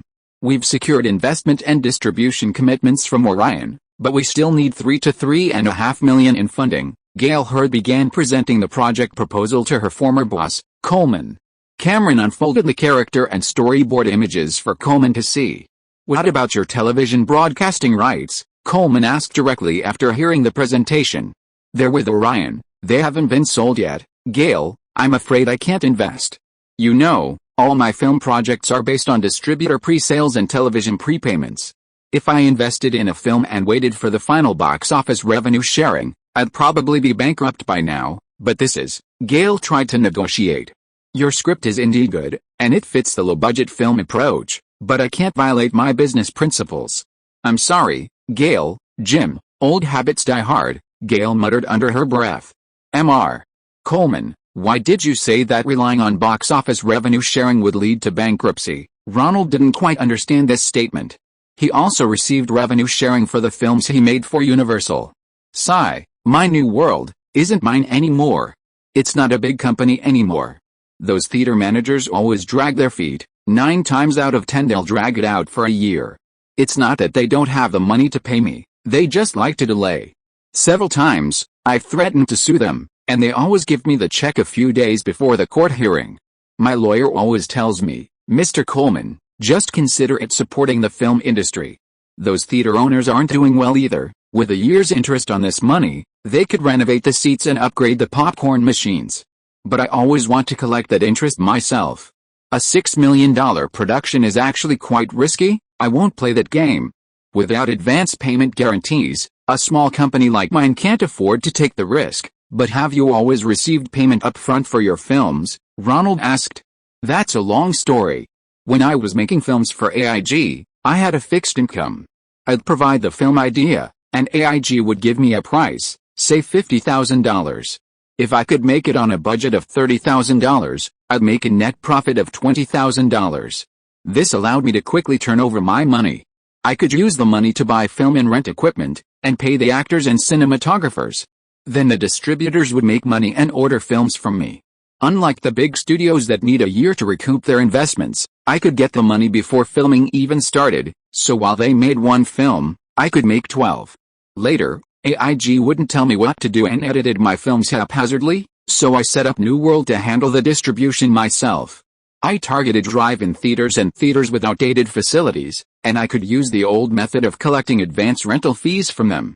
This method also turned over the money much faster than the revenue-sharing method. Coleman explained his business model. But Mr. Coleman, your method is outdated. These days, theaters rely on box office revenue sharing for big-budget films, otherwise, they wouldn't pay the exorbitant print rental fees before screening.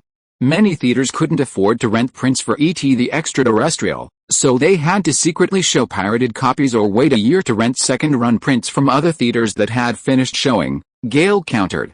You're right, Gail. But I'm investing my own money, unlike those big studio executives who use other people's money. So I can't take too much risk. With the average Hollywood mid-budget production costing $8 million, I only have 3 chances to fail. Coleman held up 3 fingers. And last year, fewer than 20 films grossed over $30 million. Sigh, this stubbornness stems from the limitations of a sluggish film market. Ronald sighed inwardly. Big productions have their difficulties. Small productions, while less profitable, are much safer. Roger Coleman accumulated his wealth through a cautious, gradual approach. It's unlikely he'd suddenly change course and start making risky big-budget films. What? Is the news accurate? In the New World office across the street, 3 new bosses sat down in the conference room. They had received a startling piece of news and began discussing countermeasures. That old fox Coleman, does he know something? One lawyer asked. Impossible. We in the legal profession are well informed.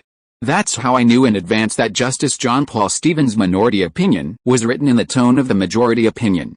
It seems these liberals anticipated that someone would defect. Another lawyer forcefully loosened his tie and slammed it heavily on the table. How much of a legal chance do we have to cancel this deal? $17 million is no small sum. The check has already been given to Coleman, and he's already deposited it. Suing for the contract to be invalid would be a long and drawn-out process, and do you think everyone in Hollywood knows we regret it?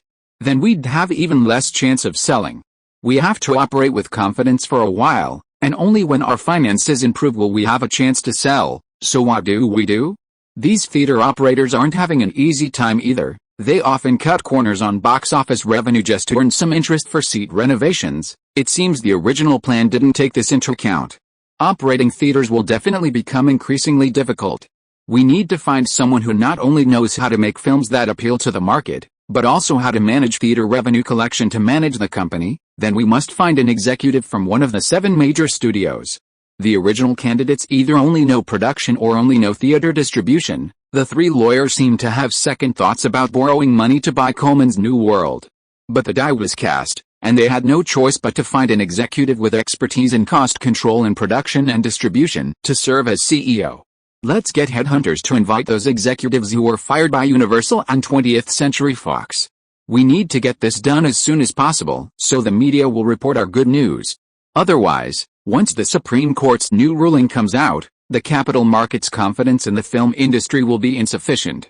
And we'll have big trouble with interest payments. Coleman, you're a lucky man. The lawyer who made the final decision looked at Roger Coleman's portrait on the PR press release for their acquisition of New World and sighed. If you are listening to this novel on a channel other than Fanfic World, it means it was downloaded and re-uploaded without effort. We warmly invite you to visit our channel, Fanfic World. There you will find the original version of this story and many other novels of various genres. We look forward to seeing you dive into a world of incredible novels. Chapter 372 Major Hollywood Events. Press your clock, Lindsay. I still don't quite understand why the legality of recording television programs determines the outcome of the Sony and Universal lawsuit. Explain that to me again. Starting with the fair use argument you just mentioned, Ronald was making a long-distance call to his personal lawyer, Lindsay Dahl. Hollywood had been in turmoil these past few days. The Supreme Court might overturn the Ninth Circuit Court's ruling and re-evaluate the Sony versus Universal videotape copyright infringement case, giving Sony a victory. A sense of unease gripped Hollywood. Everyone was saying a second television crisis was imminent, one that would completely cripple the city.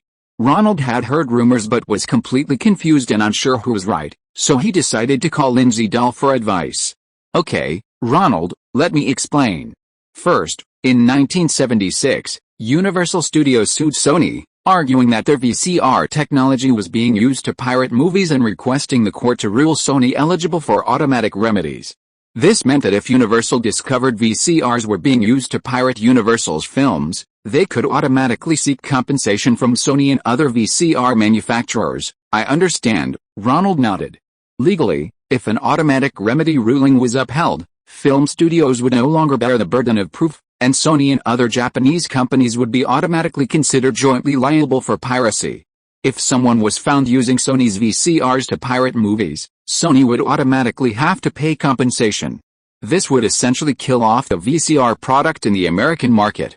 But 1976 was the year of the major revision of copyright law, which left a loophole for infringement by individual consumers called fair use. For example, footage of the president's assassination broadcast on public television, if used in a documentary about the event later on, would be considered fair use. This is because the main purpose of a documentary is not to make a profit, but to educate the public. I understand that. Ronald knew about this exception. It was also permissible for films to use footage of public events broadcast on public television. So Sony's lawyers, starting from the perspective of fair use, argued that consumers recording television programs at home and watching them at their own pace constitutes fair use. This is because television programs are educational and fall under the First Amendment's exception to the right to free speech. Since recording television programs is legal, it's not permissible to prohibit videotape companies from selling VCRs and blank tapes in America. This greatly facilitates individual piracy. Universal appealed to the Circuit Court, which reversed the decision and ruled in favor of Universal. Sony then appealed to the Supreme Court. The District Court ruled in favor of Sony. The Ninth Circuit reversed the decision and ruled in favor of Universal, and now, in the Supreme Court, it seems Sony has won a majority vote and could win 5-4, thus reversing the decision and winning the case. But I heard from my agent that the Supreme Court ruled 6-3 in favor of Universal. How could this be? You're referring to the first hearing. The Supreme Court can have 2 hearings on a case. After the first hearing, the judge writing the minority opinion knew they had a chance to gain 2 votes. So they wrote a minority opinion in the tone of a majority opinion. As expected, Justice Brennan was persuaded. shifting his stance from favoring Universal to favoring Sony. Finally, they persuaded the current president's nominee, the first woman to hold the Supreme Court, O'Connor. So, the verdict they were about to write was a 5-4 victory for Sony. What happened? Lindsay, if videotapes can be copied so easily, won't nobody go to the movies? I read the Supreme Court's opinion. If individual users don't have time to watch TV, recording with a VCR and watching it later is fair use. TV stations actually like this invention. Viewers using VCRs to record programs means more people will see the programs, which increases advertising revenue. SHXT, does that mean our movies are doomed? Does this affect you much? I heard the plaintiffs are joining 6 other studios in lobbying Congress to try to pass legislation banning the sale of blank videotapes and the copying function of private VCRs. I don't know. My agent is already discussing whether to increase the television business for actor clients. The news that Universal might lose the case, allowing videotape manufacturers a major push into the American market, spread rapidly through Hollywood. Many industry professionals began to consider the impact of the verdict on themselves, and the Screen Actors Guild even considered organizing a demonstration.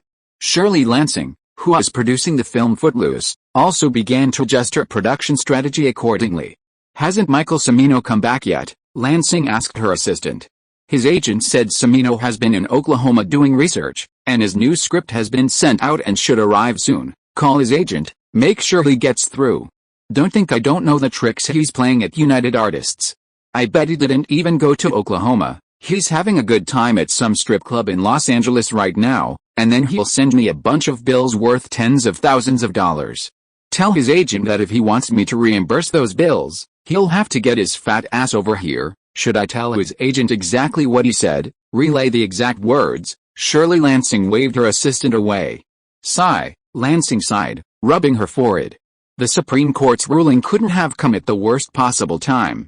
She'd have to reconsider whether to take the vice president position at Paramount. Studio executives were evaluated based on the success of their films. Videotapes would lead to massive piracy, which would definitely hurt next year's performance. If revenue dropped too much due to piracy, that clever Eisner would surely pin the blame on her. It would be better to temporarily leave her studio management position and start an independent production company with her partner, Stanley Jaffe. Leveraging Jaffe's producing skills and her connections at major studios would allow her to utilize her strengths more effectively. She'd call Jaffe later. He was a smart man and would offer her better terms than her old partner, Melnick. Moreover, compared to office politics, she actually preferred going to the film set to watch movies being made. Although Lansing was a rather terrible actress, her experiences working with male stars like John Wayne were unforgettable and very enjoyable. Going to the film set more often wasn't a bad thing. The assistant knocked on Lansing's door again. Ms. Lansing, Cimino's package has arrived. Lansing nodded, opened the package. Inside was a script and a bag of documents. Lansing flipped through the script. Cimino had changed a considerable amount, making the whole story darker. The town's treatment of the intruding high school student, Lun, much more cruel, and ultimately the town's pastor joining forces to expel his entire family. Tisk. Lansing frowned. In the past 2 years, the trend in blockbuster movies had shifted. Audiences preferred comedies and heartwarming stories, and this kind of melodramatic plot was no longer very appealing. Moreover, Cimino's script was a full 140 pages. It might end up being a blockbuster of over 2.5 hours. Did the Cimino think he was some kind of amateur like those inexperienced filmmakers at United Artists back then? It had to be 90 minutes long, not a minute more. She opened the bag of documents. Inside were many receipts. Lansing casually flipped through them. Thankfully, they weren't too outrageous. Just as she was about to sign, she noticed a piece of paper tucked among the receipts. Request for payment. Based on the revised script, I request a production company to pay an advance of $250,000 for the script adaptation costs. Ring. The phone rang, and Lansing answered it. It's Cimino's agent. His assistant's voice came through the receiver. Put him in. Lansing adjusted his posture, allowing for better airflow and ensuring his voice reached his throat. I don't know why your client thinks I'm being blackmailed. Maybe he doesn't know what's going on in Hollywood right now. Everyone's cutting budgets, and he still dares to offer me $250,000 for the initial script adaptation fee. Tell him he's fired. Lansing rattled off the whole thing, effectively firing Cimino on the spot. He pressed a call button again and found his assistant.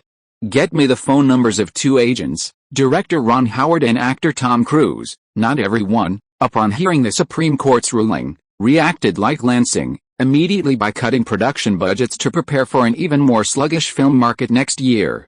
For example, the three lawyers who recently acquired New World Productions were discussing how to find talent to run the company. Their purpose in using financial market leverage to finance the acquisition of New World wasn't originally to run a film distribution company. Rather, they felt Roger Corman's distribution channels were significantly undervalued.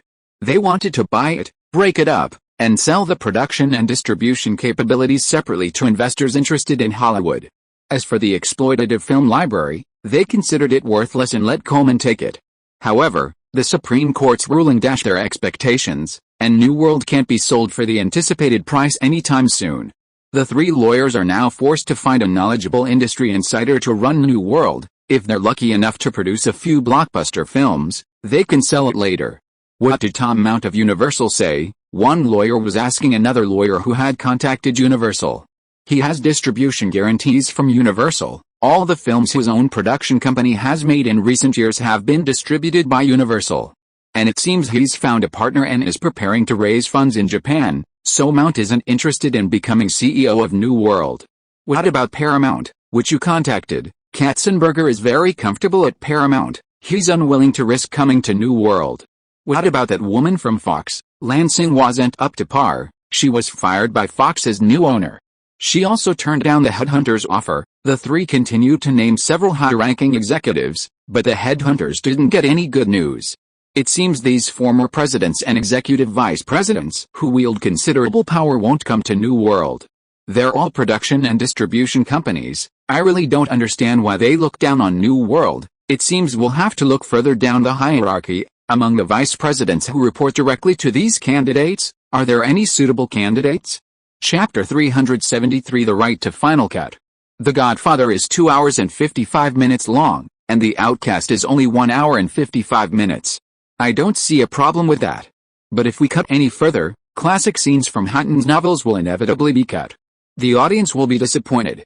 How am I supposed to meet all the high school students who wrote to me? I promised to go to the premiere with them. Francis Coppola was very agitated in Nisida's office at CAA, gesturing to emphasize his point. Nisida sat beside him, nodding in agreement with Coppola's complaints. He saw Coppola finish his espresso, take a bottle of Italian grappa from the cabinet, and pour a glass into the empty coffee cup. "Have some real coffee, Francis," Nisida said, pouring a glass of Italian spirit for Coppola, who is also of Italian descent. Adding grappa to an empty espresso cup is the authentic Italian way to drink it. "Rick," Ronald said, pushing the door open as he entered. "Oh, Mr. Coppola is here too. Nice to meet you." Ronald nodded to them. "I didn't know Francis was here. I'll come back later." "No, Ronald, come in, come in." Coppola called Ronald in. "Listen to this, the producers these days, they have no courage. There's no longer a producer like Albert Rudy of Paramount who could support artists." "What happened?" Ronald asked Nisida as he sat down. He was there to meet Nisida. The initial cut of Paramount's Flashdance was complete, and Don Simpson had invited him and Nisida to see it. Warner Brothers insisted on cutting The Outcast to 90 minutes, Nisida replied. "But this is a drama, isn't it? Won't the audience feel disjointed if it's cut shorter?" Ronald asked, looking at Coppola. "That's an artist's intuition, Ronald. Your feeling is spot on. The reason I made this film was because a group of middle school students in Fresno, California, voted on who was best suited to adapt the novel, and I beat George with an overwhelming majority. Over 100 of them signed a letter asking me to direct The Outer Children, which led me to read Hutton's novel and ultimately to this film. Now that my film is finished, Warner Brothers wants to cut it to 90 minutes. How heartbroken those students must be. Many classic scenes from the novel aren't in the final version, even though I filmed them. This is a low-concept, no-star drama, Mr. Coppola. Like your Godfather, the plot is what truly satisfies the audience. Why cut it short?" Ronald was somewhat surprised that Warner Brothers would cut Coppola's film. Who gave them the confidence to think someone could do it better than Coppola? "I think this movie is like a teenage version of The Godfather, with the youngest of the three brothers as the protagonist. The eldest brother is hot-tempered, like Sonny in The Godfather, easily impulsive, while Johnny is more mild-mannered, like Fredo. The henchman and Johnny go into exile after killing a member of a rival gang, which is similar to Michael Corleone. If any key plot points were removed from the final cut, viewers who haven't read the novel would probably find the plot disjointed and incomprehensible. Ronald was quite indignant on Coppola's behalf. One of America's greatest directors, along with the outstanding performances of several talented young actors, made this film possible, and it was truly disheartening to see it arbitrarily shortened. You need to be careful, Ronald. Those studio executives have become increasingly cunning since Heaven's Gate. And they've been interfering more and more with directors' creative processes. You'll encounter these things eventually. Be wary of their underhanded tactics. After drinking another grappa, Coppola got up to leave. What? Even Coppola, the director of The Godfather, doesn't have final cut rights, Ronald asked Nishida after Coppola left. Final cut rights are a very complicated contract. In the case of The Outcast, Mr. Coppola has the editing rights, but Warner Brothers has the right to decide the final length of the film. They set the total length of the film at 90 minutes, so Francis had to make major changes to the plot. Why? Isn't the length of a film supposed to be set in advance? It's all because of that Supreme Court ruling. Now all the studios are using a conservative, contractionary strategy. A 90-minute length allows for more screenings during prime time after get-off work, ensuring more screenings. Besides, the economy isn't doing well right now, with an annual unemployment rate exceeding 8%. Warner Brothers doesn't want to risk cutting a feature film and raising the minimum ticket price. Does this ruling really have that much of an impact on Hollywood? Ronald felt that everyone in the film industry he'd met lately was discussing this issue. Everyone's complaining, each trying to find familiar legislators to try and ban this through legislation. At least we need to get the Japanese to install anti-piracy technology on their VCRs, otherwise we'll all have to go back to making TV dramas. By the way, why did Mr. Coppola come to see you?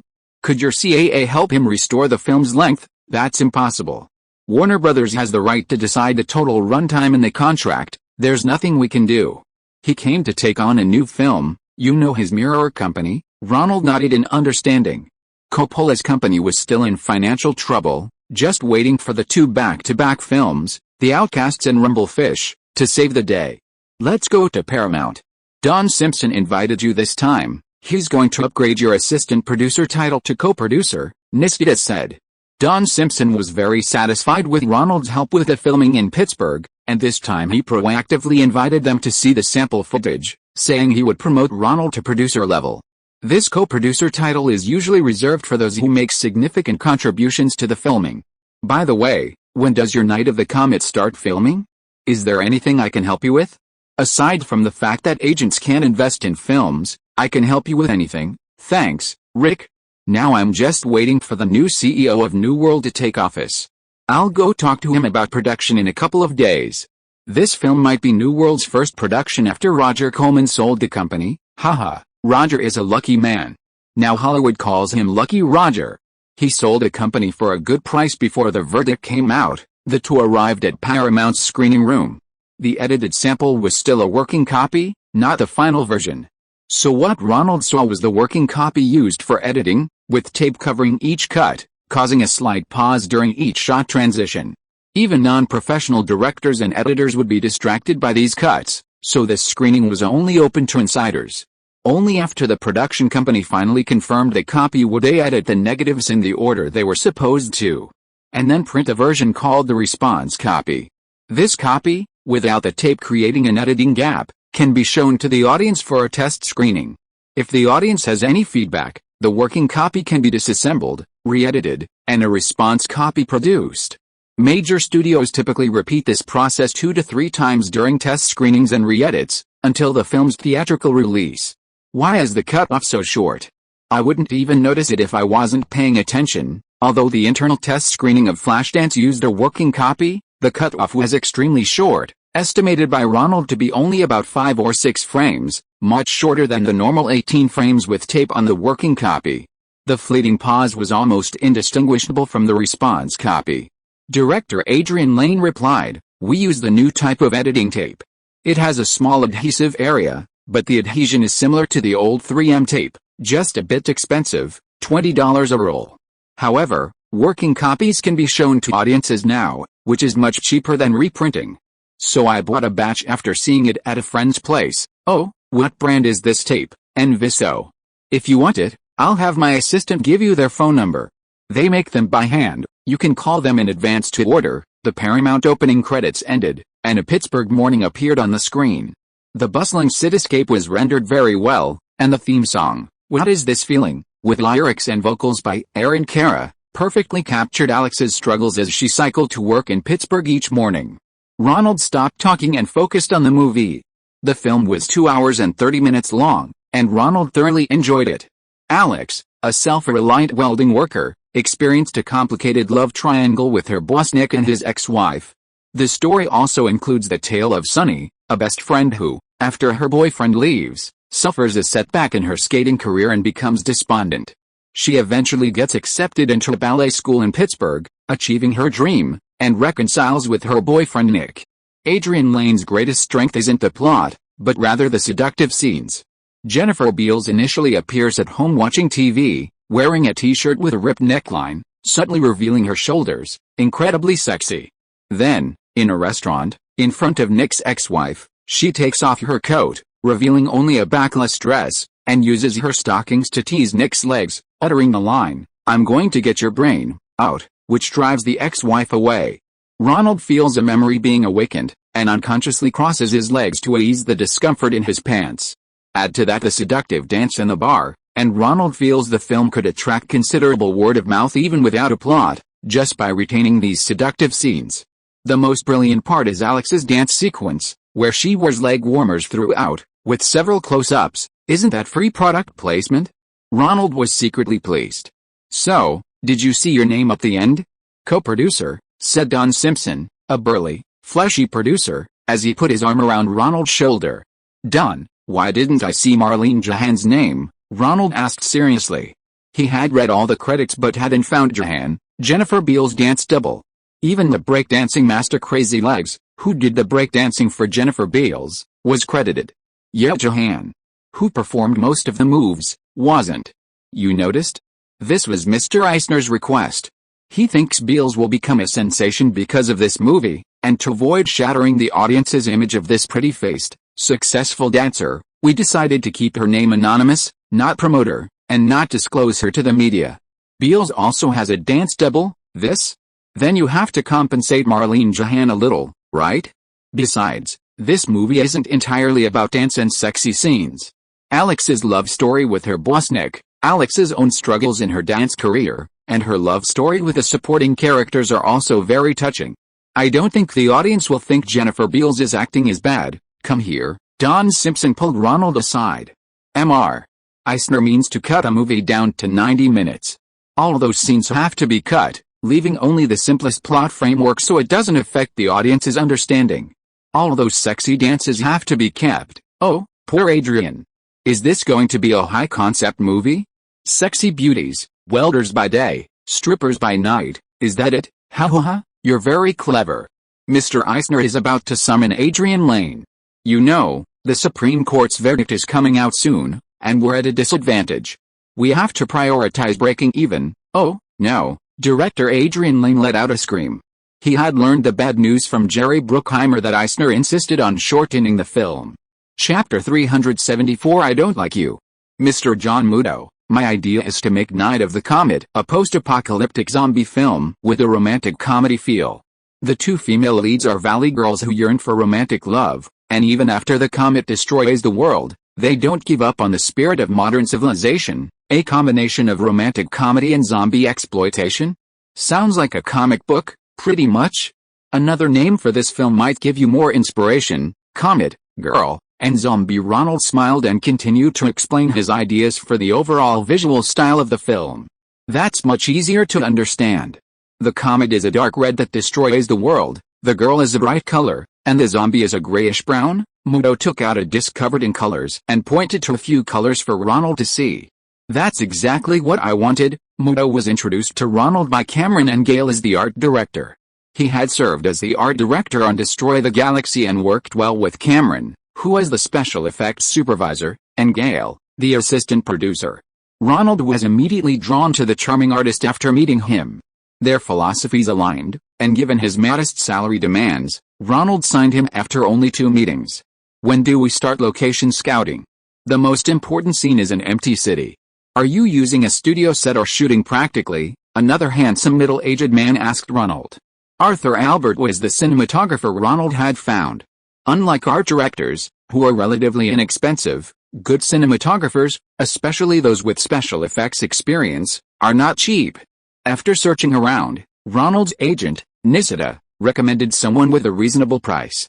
Arthur Albert was born in Venezuela and had previously worked on low-budget Spanish-language exploitation films, with experience in zombie and science fiction genres.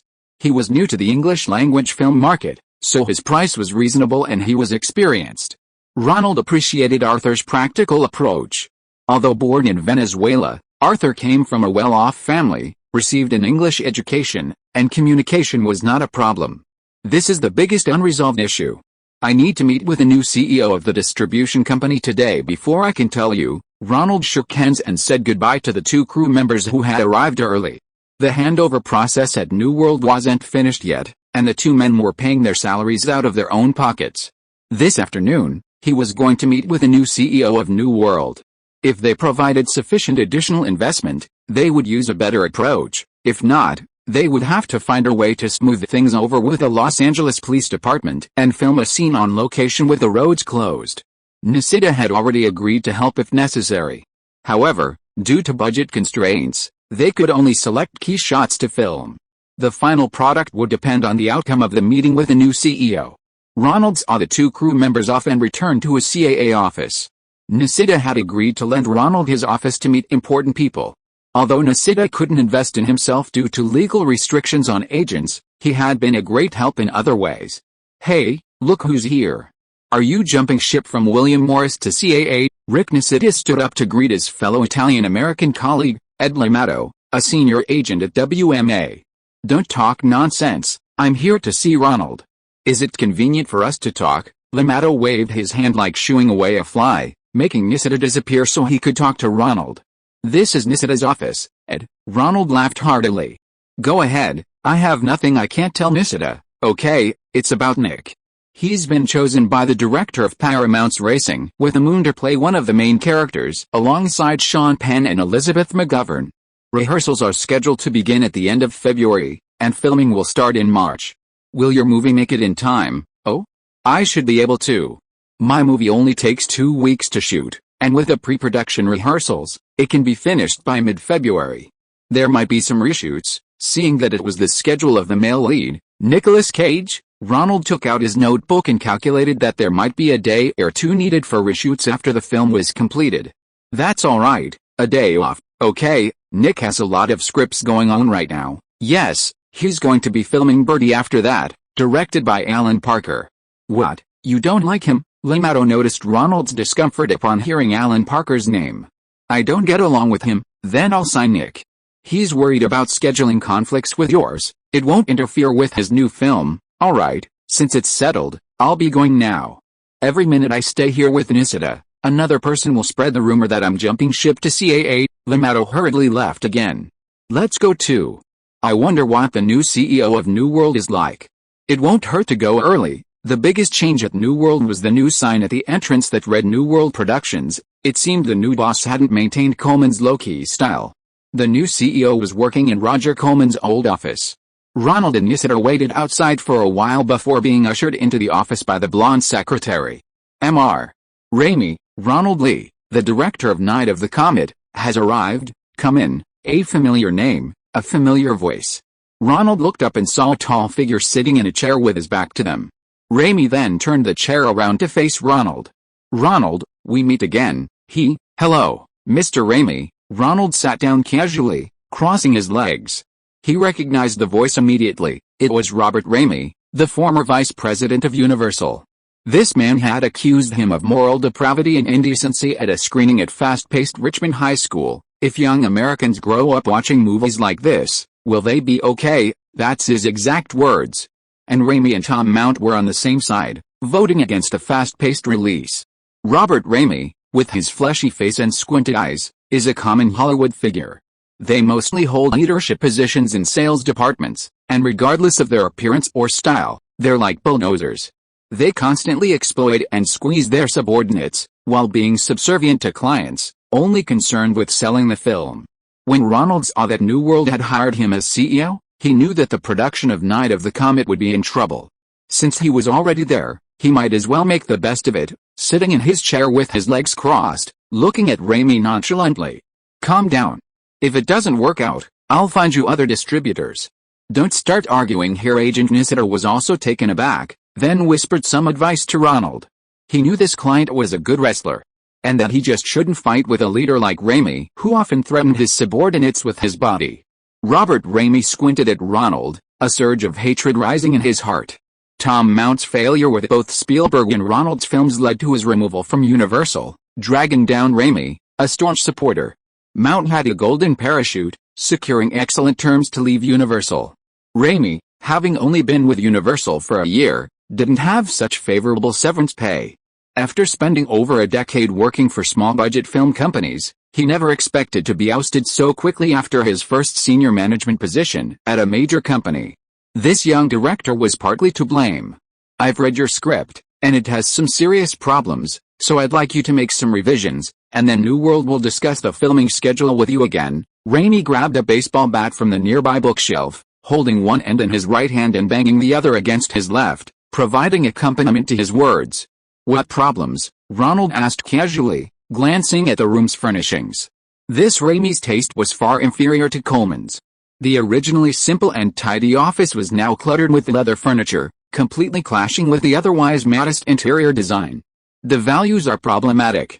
Young people in America can't grow up with this anti-government ideological propaganda, and these borderline X-rated films need to be revised. I won't repeat Universal's mistakes. Seeing Ronald's nonchalant attitude, Raimi felt even more indignant. How could this young man disrespect an industry expert like himself? Did he think he could act with impunity just because he made a blockbuster film? Universal's mistake, Ronald scoffed, or your mistake. Robert Raimi felt a pang of frustration. This young man was still infuriating. Stop talking nonsense, kid. Universal prioritizes short-term box office success over public opinion. Under my management, this won't happen in the New World. We'll be making more socially responsible films. If your film can be revised in the following areas and I approve, then I will approve funding for its production. First, there can't be any more borderline pornography. New World is a mid-sized production company. We don't have the same influence with the MPAA as Universal. Otherwise, we'd have a hard time getting a rating. If we can't even get an R, we can't expect good distribution results. Second, the last remaining American government research institute can't be the main villain. A movie isn't just about box office, it has to embody the American spirit. I don't like this kind of plot, TCH, I don't like this kind of plot. Ronald remained nonchalant, picking his ear with his finger while quietly mimicking Raimi's mocking manner with Nisita. Bang, bang, bang, Raimi finally snapped, banging his baseball bat on the table. Did you hear me? I demand you revise the script. Filming can't begin until I agree, TCH, let's be frank, Robert. Ronald stood up, his height almost the same as Raimi's, walked to the desk, stared into Raimi's eyes, and said, word by word, you don't like me, and I don't like you. Stop with the nonsense and lies. If you don't want to watch my movie, then find another producer. I have a contract with New World, kid. You haven't seen the real ruthlessness of Hollywood yet. Why don't you send your lawyer over and see what he has to say? In any case, I'm not giving this kind of movie the green light. Ronald snatched the baseball bat that Raimi was swinging around. That's good. I like your frankness. Let's go, Nisita. Ignoring the astonished Raimi, Ronald called his agent and left, tossing the baseball bat at the doorway. Did your mother teach you not to bang on the table with a baseball bat? You'll dent it. Let's go find Roger Coleman and see what he says. Ronald slammed the door shut, cutting off Raimi's yelling from inside. Damn it, call the furniture supplier. Their tabletops have dents. Chapter 375 Coleman's Secret. Ronald and his agent, Nisita, walked to Millennium Pictures from the office across from New World, found Coleman, and explained the situation. Raimi? Robert Raimi? Really? He worked for me for 3 years, became sales director, and then left for Embassy Pictures in 1978. I heard he did well there, producing a string of box office hits, increasing annual revenue from $20 million to $90 million, and then got poached by Universal. I don't know why he'd rejoin New World, and why he's making things difficult for you. Roger Coleman was a little surprised. He had a good impression of Raimi. At New World, he was always on time and in good form, often exceeding sales targets. That makes sense. Raimi strongly opposed the release of Ronald's film at Universal, so after Fast Pace became a huge success, he had a tough time at Universal and faced a lot of pressure. That's probably why he came back to New World, Nisida interjected. That makes sense, Ronald thought to himself. Raimi had previous experience in sales at New World, coupled with his significant revenue-boosting performance at Embassy Films, and his subsequent role as vice president at Universal. For the three lawyers involved in the New World acquisition, his experience in distribution and production, coupled with his background at a major company, made his resume truly impressive. I'll give him a call. Their phone number shouldn't be changed yet, Roger Coleman said, picking up the phone to inquire about the situation. Mr. Coleman, forgive my bluntness, but Ronald's film project is currently facing a distribution bottleneck. The key issue lies with your contract with the new owners of New World. What were the terms of the original contract? Did Ronald receive any guarantee of distribution from New World? Coleman nodded, indicating he understood, and picked up the phone to dial New World's main switchboard. I'm looking for Robert Raimi. This is Coleman. He rummaged through a drawer for a while, pulled out a contract, tossed it to Nisida, and explained, my goal is simple, to retire and spend time with my family. If I feel like making films myself, I want a professional distribution agency to help with distribution. So, I signed a 2-year, 5-film distribution contract with him. For any film I produce, New World will unconditionally distribute it with 15% of the box office revenue. However, Ronald's production agreement wasn't with me personally, but with New World, so Raimi has some autonomy. Wait, the call's connected. Roger Coleman gestured for them to be quiet, then said into the phone, hello, Raimi? This is Coleman. Ronald is with me. He says you don't want to distribute his films, the script is anti-American. Too much nudity. Smearing government agencies. Give me your honest answer, what do you want in return for releasing Ronald's film? I promise this, good lad. Revisions until? What if he withdraws? What are you planning? I'll discuss this with your 3 bosses. Okay, that's all. Roger Coleman hung up the phone and calmly looked at Ronald. He said you need to revise the script until he's satisfied, otherwise he won't give you the green light. There can't be too much nudity, and the government-affiliated research institution has to be portrayed as the main villain. How do you plan to handle that, Mr. Coleman? I can't do that. Without giving the audience a treat, there's no audience for this kind of small-scale production. And the bad guys in the government research institution are a crucial plot twist in the 3rd act. The savior everyone was hoping for is actually the villain. I can't remove this plot, otherwise the 3rd act will lack a twist and the final climax, unless I completely rewrite it. Bullshit, you really want to change the script? Coleman stood up in surprise. He had originally intended to help Ronald withdraw the distribution agreement, but he hadn't expected Ronald to actually consider modifications. I hate it more than anything that someone changes my script or my editing. Ignore this bastard. Just find another distributor. Don't worry about my feelings. My agreement with them has a clause that I can't be involved in film distribution for 5 years, otherwise I'll handle the distribution for you myself, Mr. Coleman. Ronald wanted to express his gratitude. You don't know why I developed my own distribution company. Coleman waved his hand, opened the door, and had his secretary make some coffee.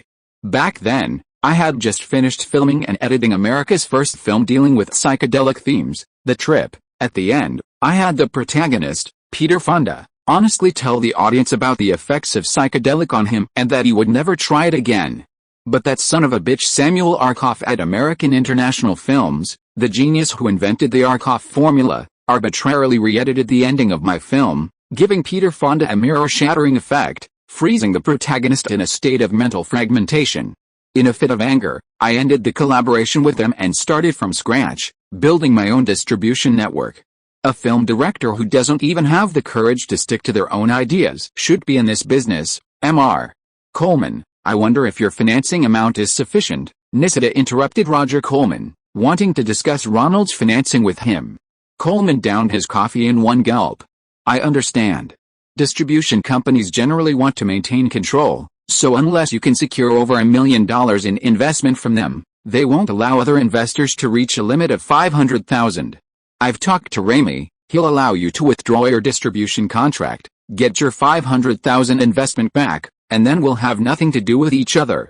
Besides, I have faith in your film, so as long as you need it, I'll continue to invest within the limit allowed by a new distributor. Thank you, Roger. Ronald was deeply moved. At this crucial moment, Roger Corman wasn't a petty businessman, but treated him as a film director and artist. If Corman hadn't pressured Raimi to withdraw the distribution contract, and if Raimi hadn't blocked his contract, then Night of the Comet would have been stuck in the middle, neither going to release nor going to release, which would have been very difficult for him. Directing with all his heart, only to have Raimi block the distribution, he might have directed haphazardly and given Raimi ammunition to slander him. May I borrow your phone, Mr. Coleman? I'm calling Atlantic now. They've clearly stated to Ronald that they're willing to distribute his film. Nisida, seeing Coleman's clear stance, offered to use the phone. Use my phone, I'm going to make myself a cup of coffee. This time is making me sleepy. Coleman offered his office to Ronald and Nisida so they could communicate more easily. After a while, Ronald opened the office door and invited Coleman in. Atlantic has expressed their willingness to take over. They'll invest another $400,000, bringing the total to $500,000. As a distributor in America, we can sign the contract immediately. So you can only keep $100,000 of your investment here, Nisida said, essentially meaning Coleman and Atlantic had swapped their investment amounts. No problem, come pick up the check anytime after you sign the contract. Coleman patted Ronald on the shoulder. Movie production always encounters problems, don't be discouraged. That's how filmmaking is. If it doesn't work here, it might work there. Thank you, Roger. It's just that the funds at Atlantic are all being used to prepare for the release of The Valley Girl, which was filmed last year. They won't be able to free up funds to invest in and distribute my film until after its April release. Atlantic is a very small company. All its funds can only guarantee the production and distribution of a low-budget film. Ronald had also seen the set of The Valley Girl, directed by Martha Coolidge, a friend of Gail's, and starring Nicolas Cage. I haven't talked to you about this yet, Ronald. Are you too fixated on the special effects? Actually, your script could be made quite well with $500,000 to $800,000, and you wouldn't have to worry about sales. Coleman thought Ronald was making a mountain out of a molehill. Can't a sci-fi film be made with $800,000? With the right approach, even $300,000 would be enough. I pulled Jim Cameron in and meticulously calculated the necessary costs. There were two crucial scenes where the budget couldn't be cut. The first was the comet destroying Earth. That's a huge visual treat for the audience. The second was the deserted city. That's the essential atmosphere of loneliness in a film. Without those two elements, this movie would be, well, Ronald didn't know how to phrase it. A bit like one of my cheap sci-fi movies. Coleman chuckled. Ha ha ha. Roger Corman laughed too, but he quickly regained his composure and said to Ronald, I'll tell you two stories that might inspire you. I'm listening with both ears. One is about Peter Bogdanovich. He used to be a film critic, and later became the assistant director on My Wild Angels. After filming Wrapped, he told me he could make a movie. I gave him some extra film stock, a set that hadn't been dismantled yet, and an actor named Boris Karloff who owed me 2 days of shooting time. So he just had Karloff sit there, put on a costume from his previous movie, and start telling the story. Scenes that would have required a lot of money to film were turned into a few old friends chatting, a story told through a third party. That saved a lot of money. If it weren't for having an old horror movie actor tell the story and introduce the beginning, that movie wouldn't have been so great. Ronald nodded and took note. He understood that Coleman's implication was to use script adjustments to avoid expensive filming locations. The second story is about a racing movie I was filming. I went to a sports car dealership to borrow cars for the shoot. The dealer agreed to lend me his cars, but made me sign an agreement guaranteeing the cars wouldn't break down, or I'd have to pay for them at the original price. I knew the windshield was the most likely part to break during car filming. So I removed the windshields from all the cars and used a slow-motion technique to film the high-speed chase scenes. This was meant to encourage me to be creative, to think of ways others wouldn't consider to save costs, and to make the final product exceed the budget. Ronald noted down the inspiration from the second story. Remember, Ronald, there's nothing a screwdriver and a roll of tape can't fix when it comes to making a film. If you can't, just tear up this part of the script. That probably won't work, Ronald thought to himself. In Coleman's time, audiences could tolerate this kind of shoddy filming, but now, with Lucas and Spielberg's sci-fi blockbusters, audiences have become more discerning. If we keep using this third-party storytelling to avoid big scenes, the audience will probably throw garbage at us. However, this idea is worth considering. Ronald nodded and asked, even if I use a side story to depict the scene of Earth being destroyed by a comet, the deserted city is a key setting for the plot. Without the effect of this deserted modern city, the lonely survivor atmosphere the film creates will be greatly diminished. Whether I use set construction or apply for a traffic stop in Los Angeles for a few days, the cost won't be reduced. Why do we need the police to help? Have you forgotten how we used to make films in the new century? Guerrilla tactics, that's one way, Ronald agreed, but he was unconvinced. This crucial scene would require at least 2 full days of filming. With so many related shots, if we followed Coleman's method and tore up scenes from the script before we could film them all, we probably wouldn't be able to create the atmospheric shots required by the script. Besides, with so many shots, playing hide and seek with the LAPD is simply impossible. Unless we filmed at night when the LAPD's power was waning. But that wouldn't be suitable either. Night of the Comet is a light-hearted zombie film, not a dark horror film with primarily nighttime scenes. Horror isn't the underlying theme of this movie, it's actually a zombie film with a romantic comedy undertone. 2 valley girls searching for their romance in a lonely post-apocalyptic world can be seen, to some extent, as the CAA has always advocated for the combination of comedy and horror. Moreover, there are several scenes where the sky is shrouded in red comet dust. How can we film such scenes at night? I've only heard of shooting nighttime scenes during the day using daytime as nighttime, not shooting daytime scenes at night. We also don't have enough high-powered lighting equipment to create the intensity of sunlight. However, these are all details. Ronald still has 2 immediate problems to solve. First, the contracts with Cannonball Studios in Minahan needs to be revised. The original American distributor has changed, and the guarantee clauses need to be rewritten. Second, the release schedule needs to be discussed with Nicolas Cage. The film is clearly going to be postponed, which will conflict with his new film. If he can't free up his schedule, a new male lead will have to be found. End of this chapter. Thank you so much for reading until the end. Don't forget to give it a like. Looking for more exclusive content and immediate access? Subscribe to our Patreon. Remember, every like, subscription or donation encourages us to continue. Thank you all. See you in the next video.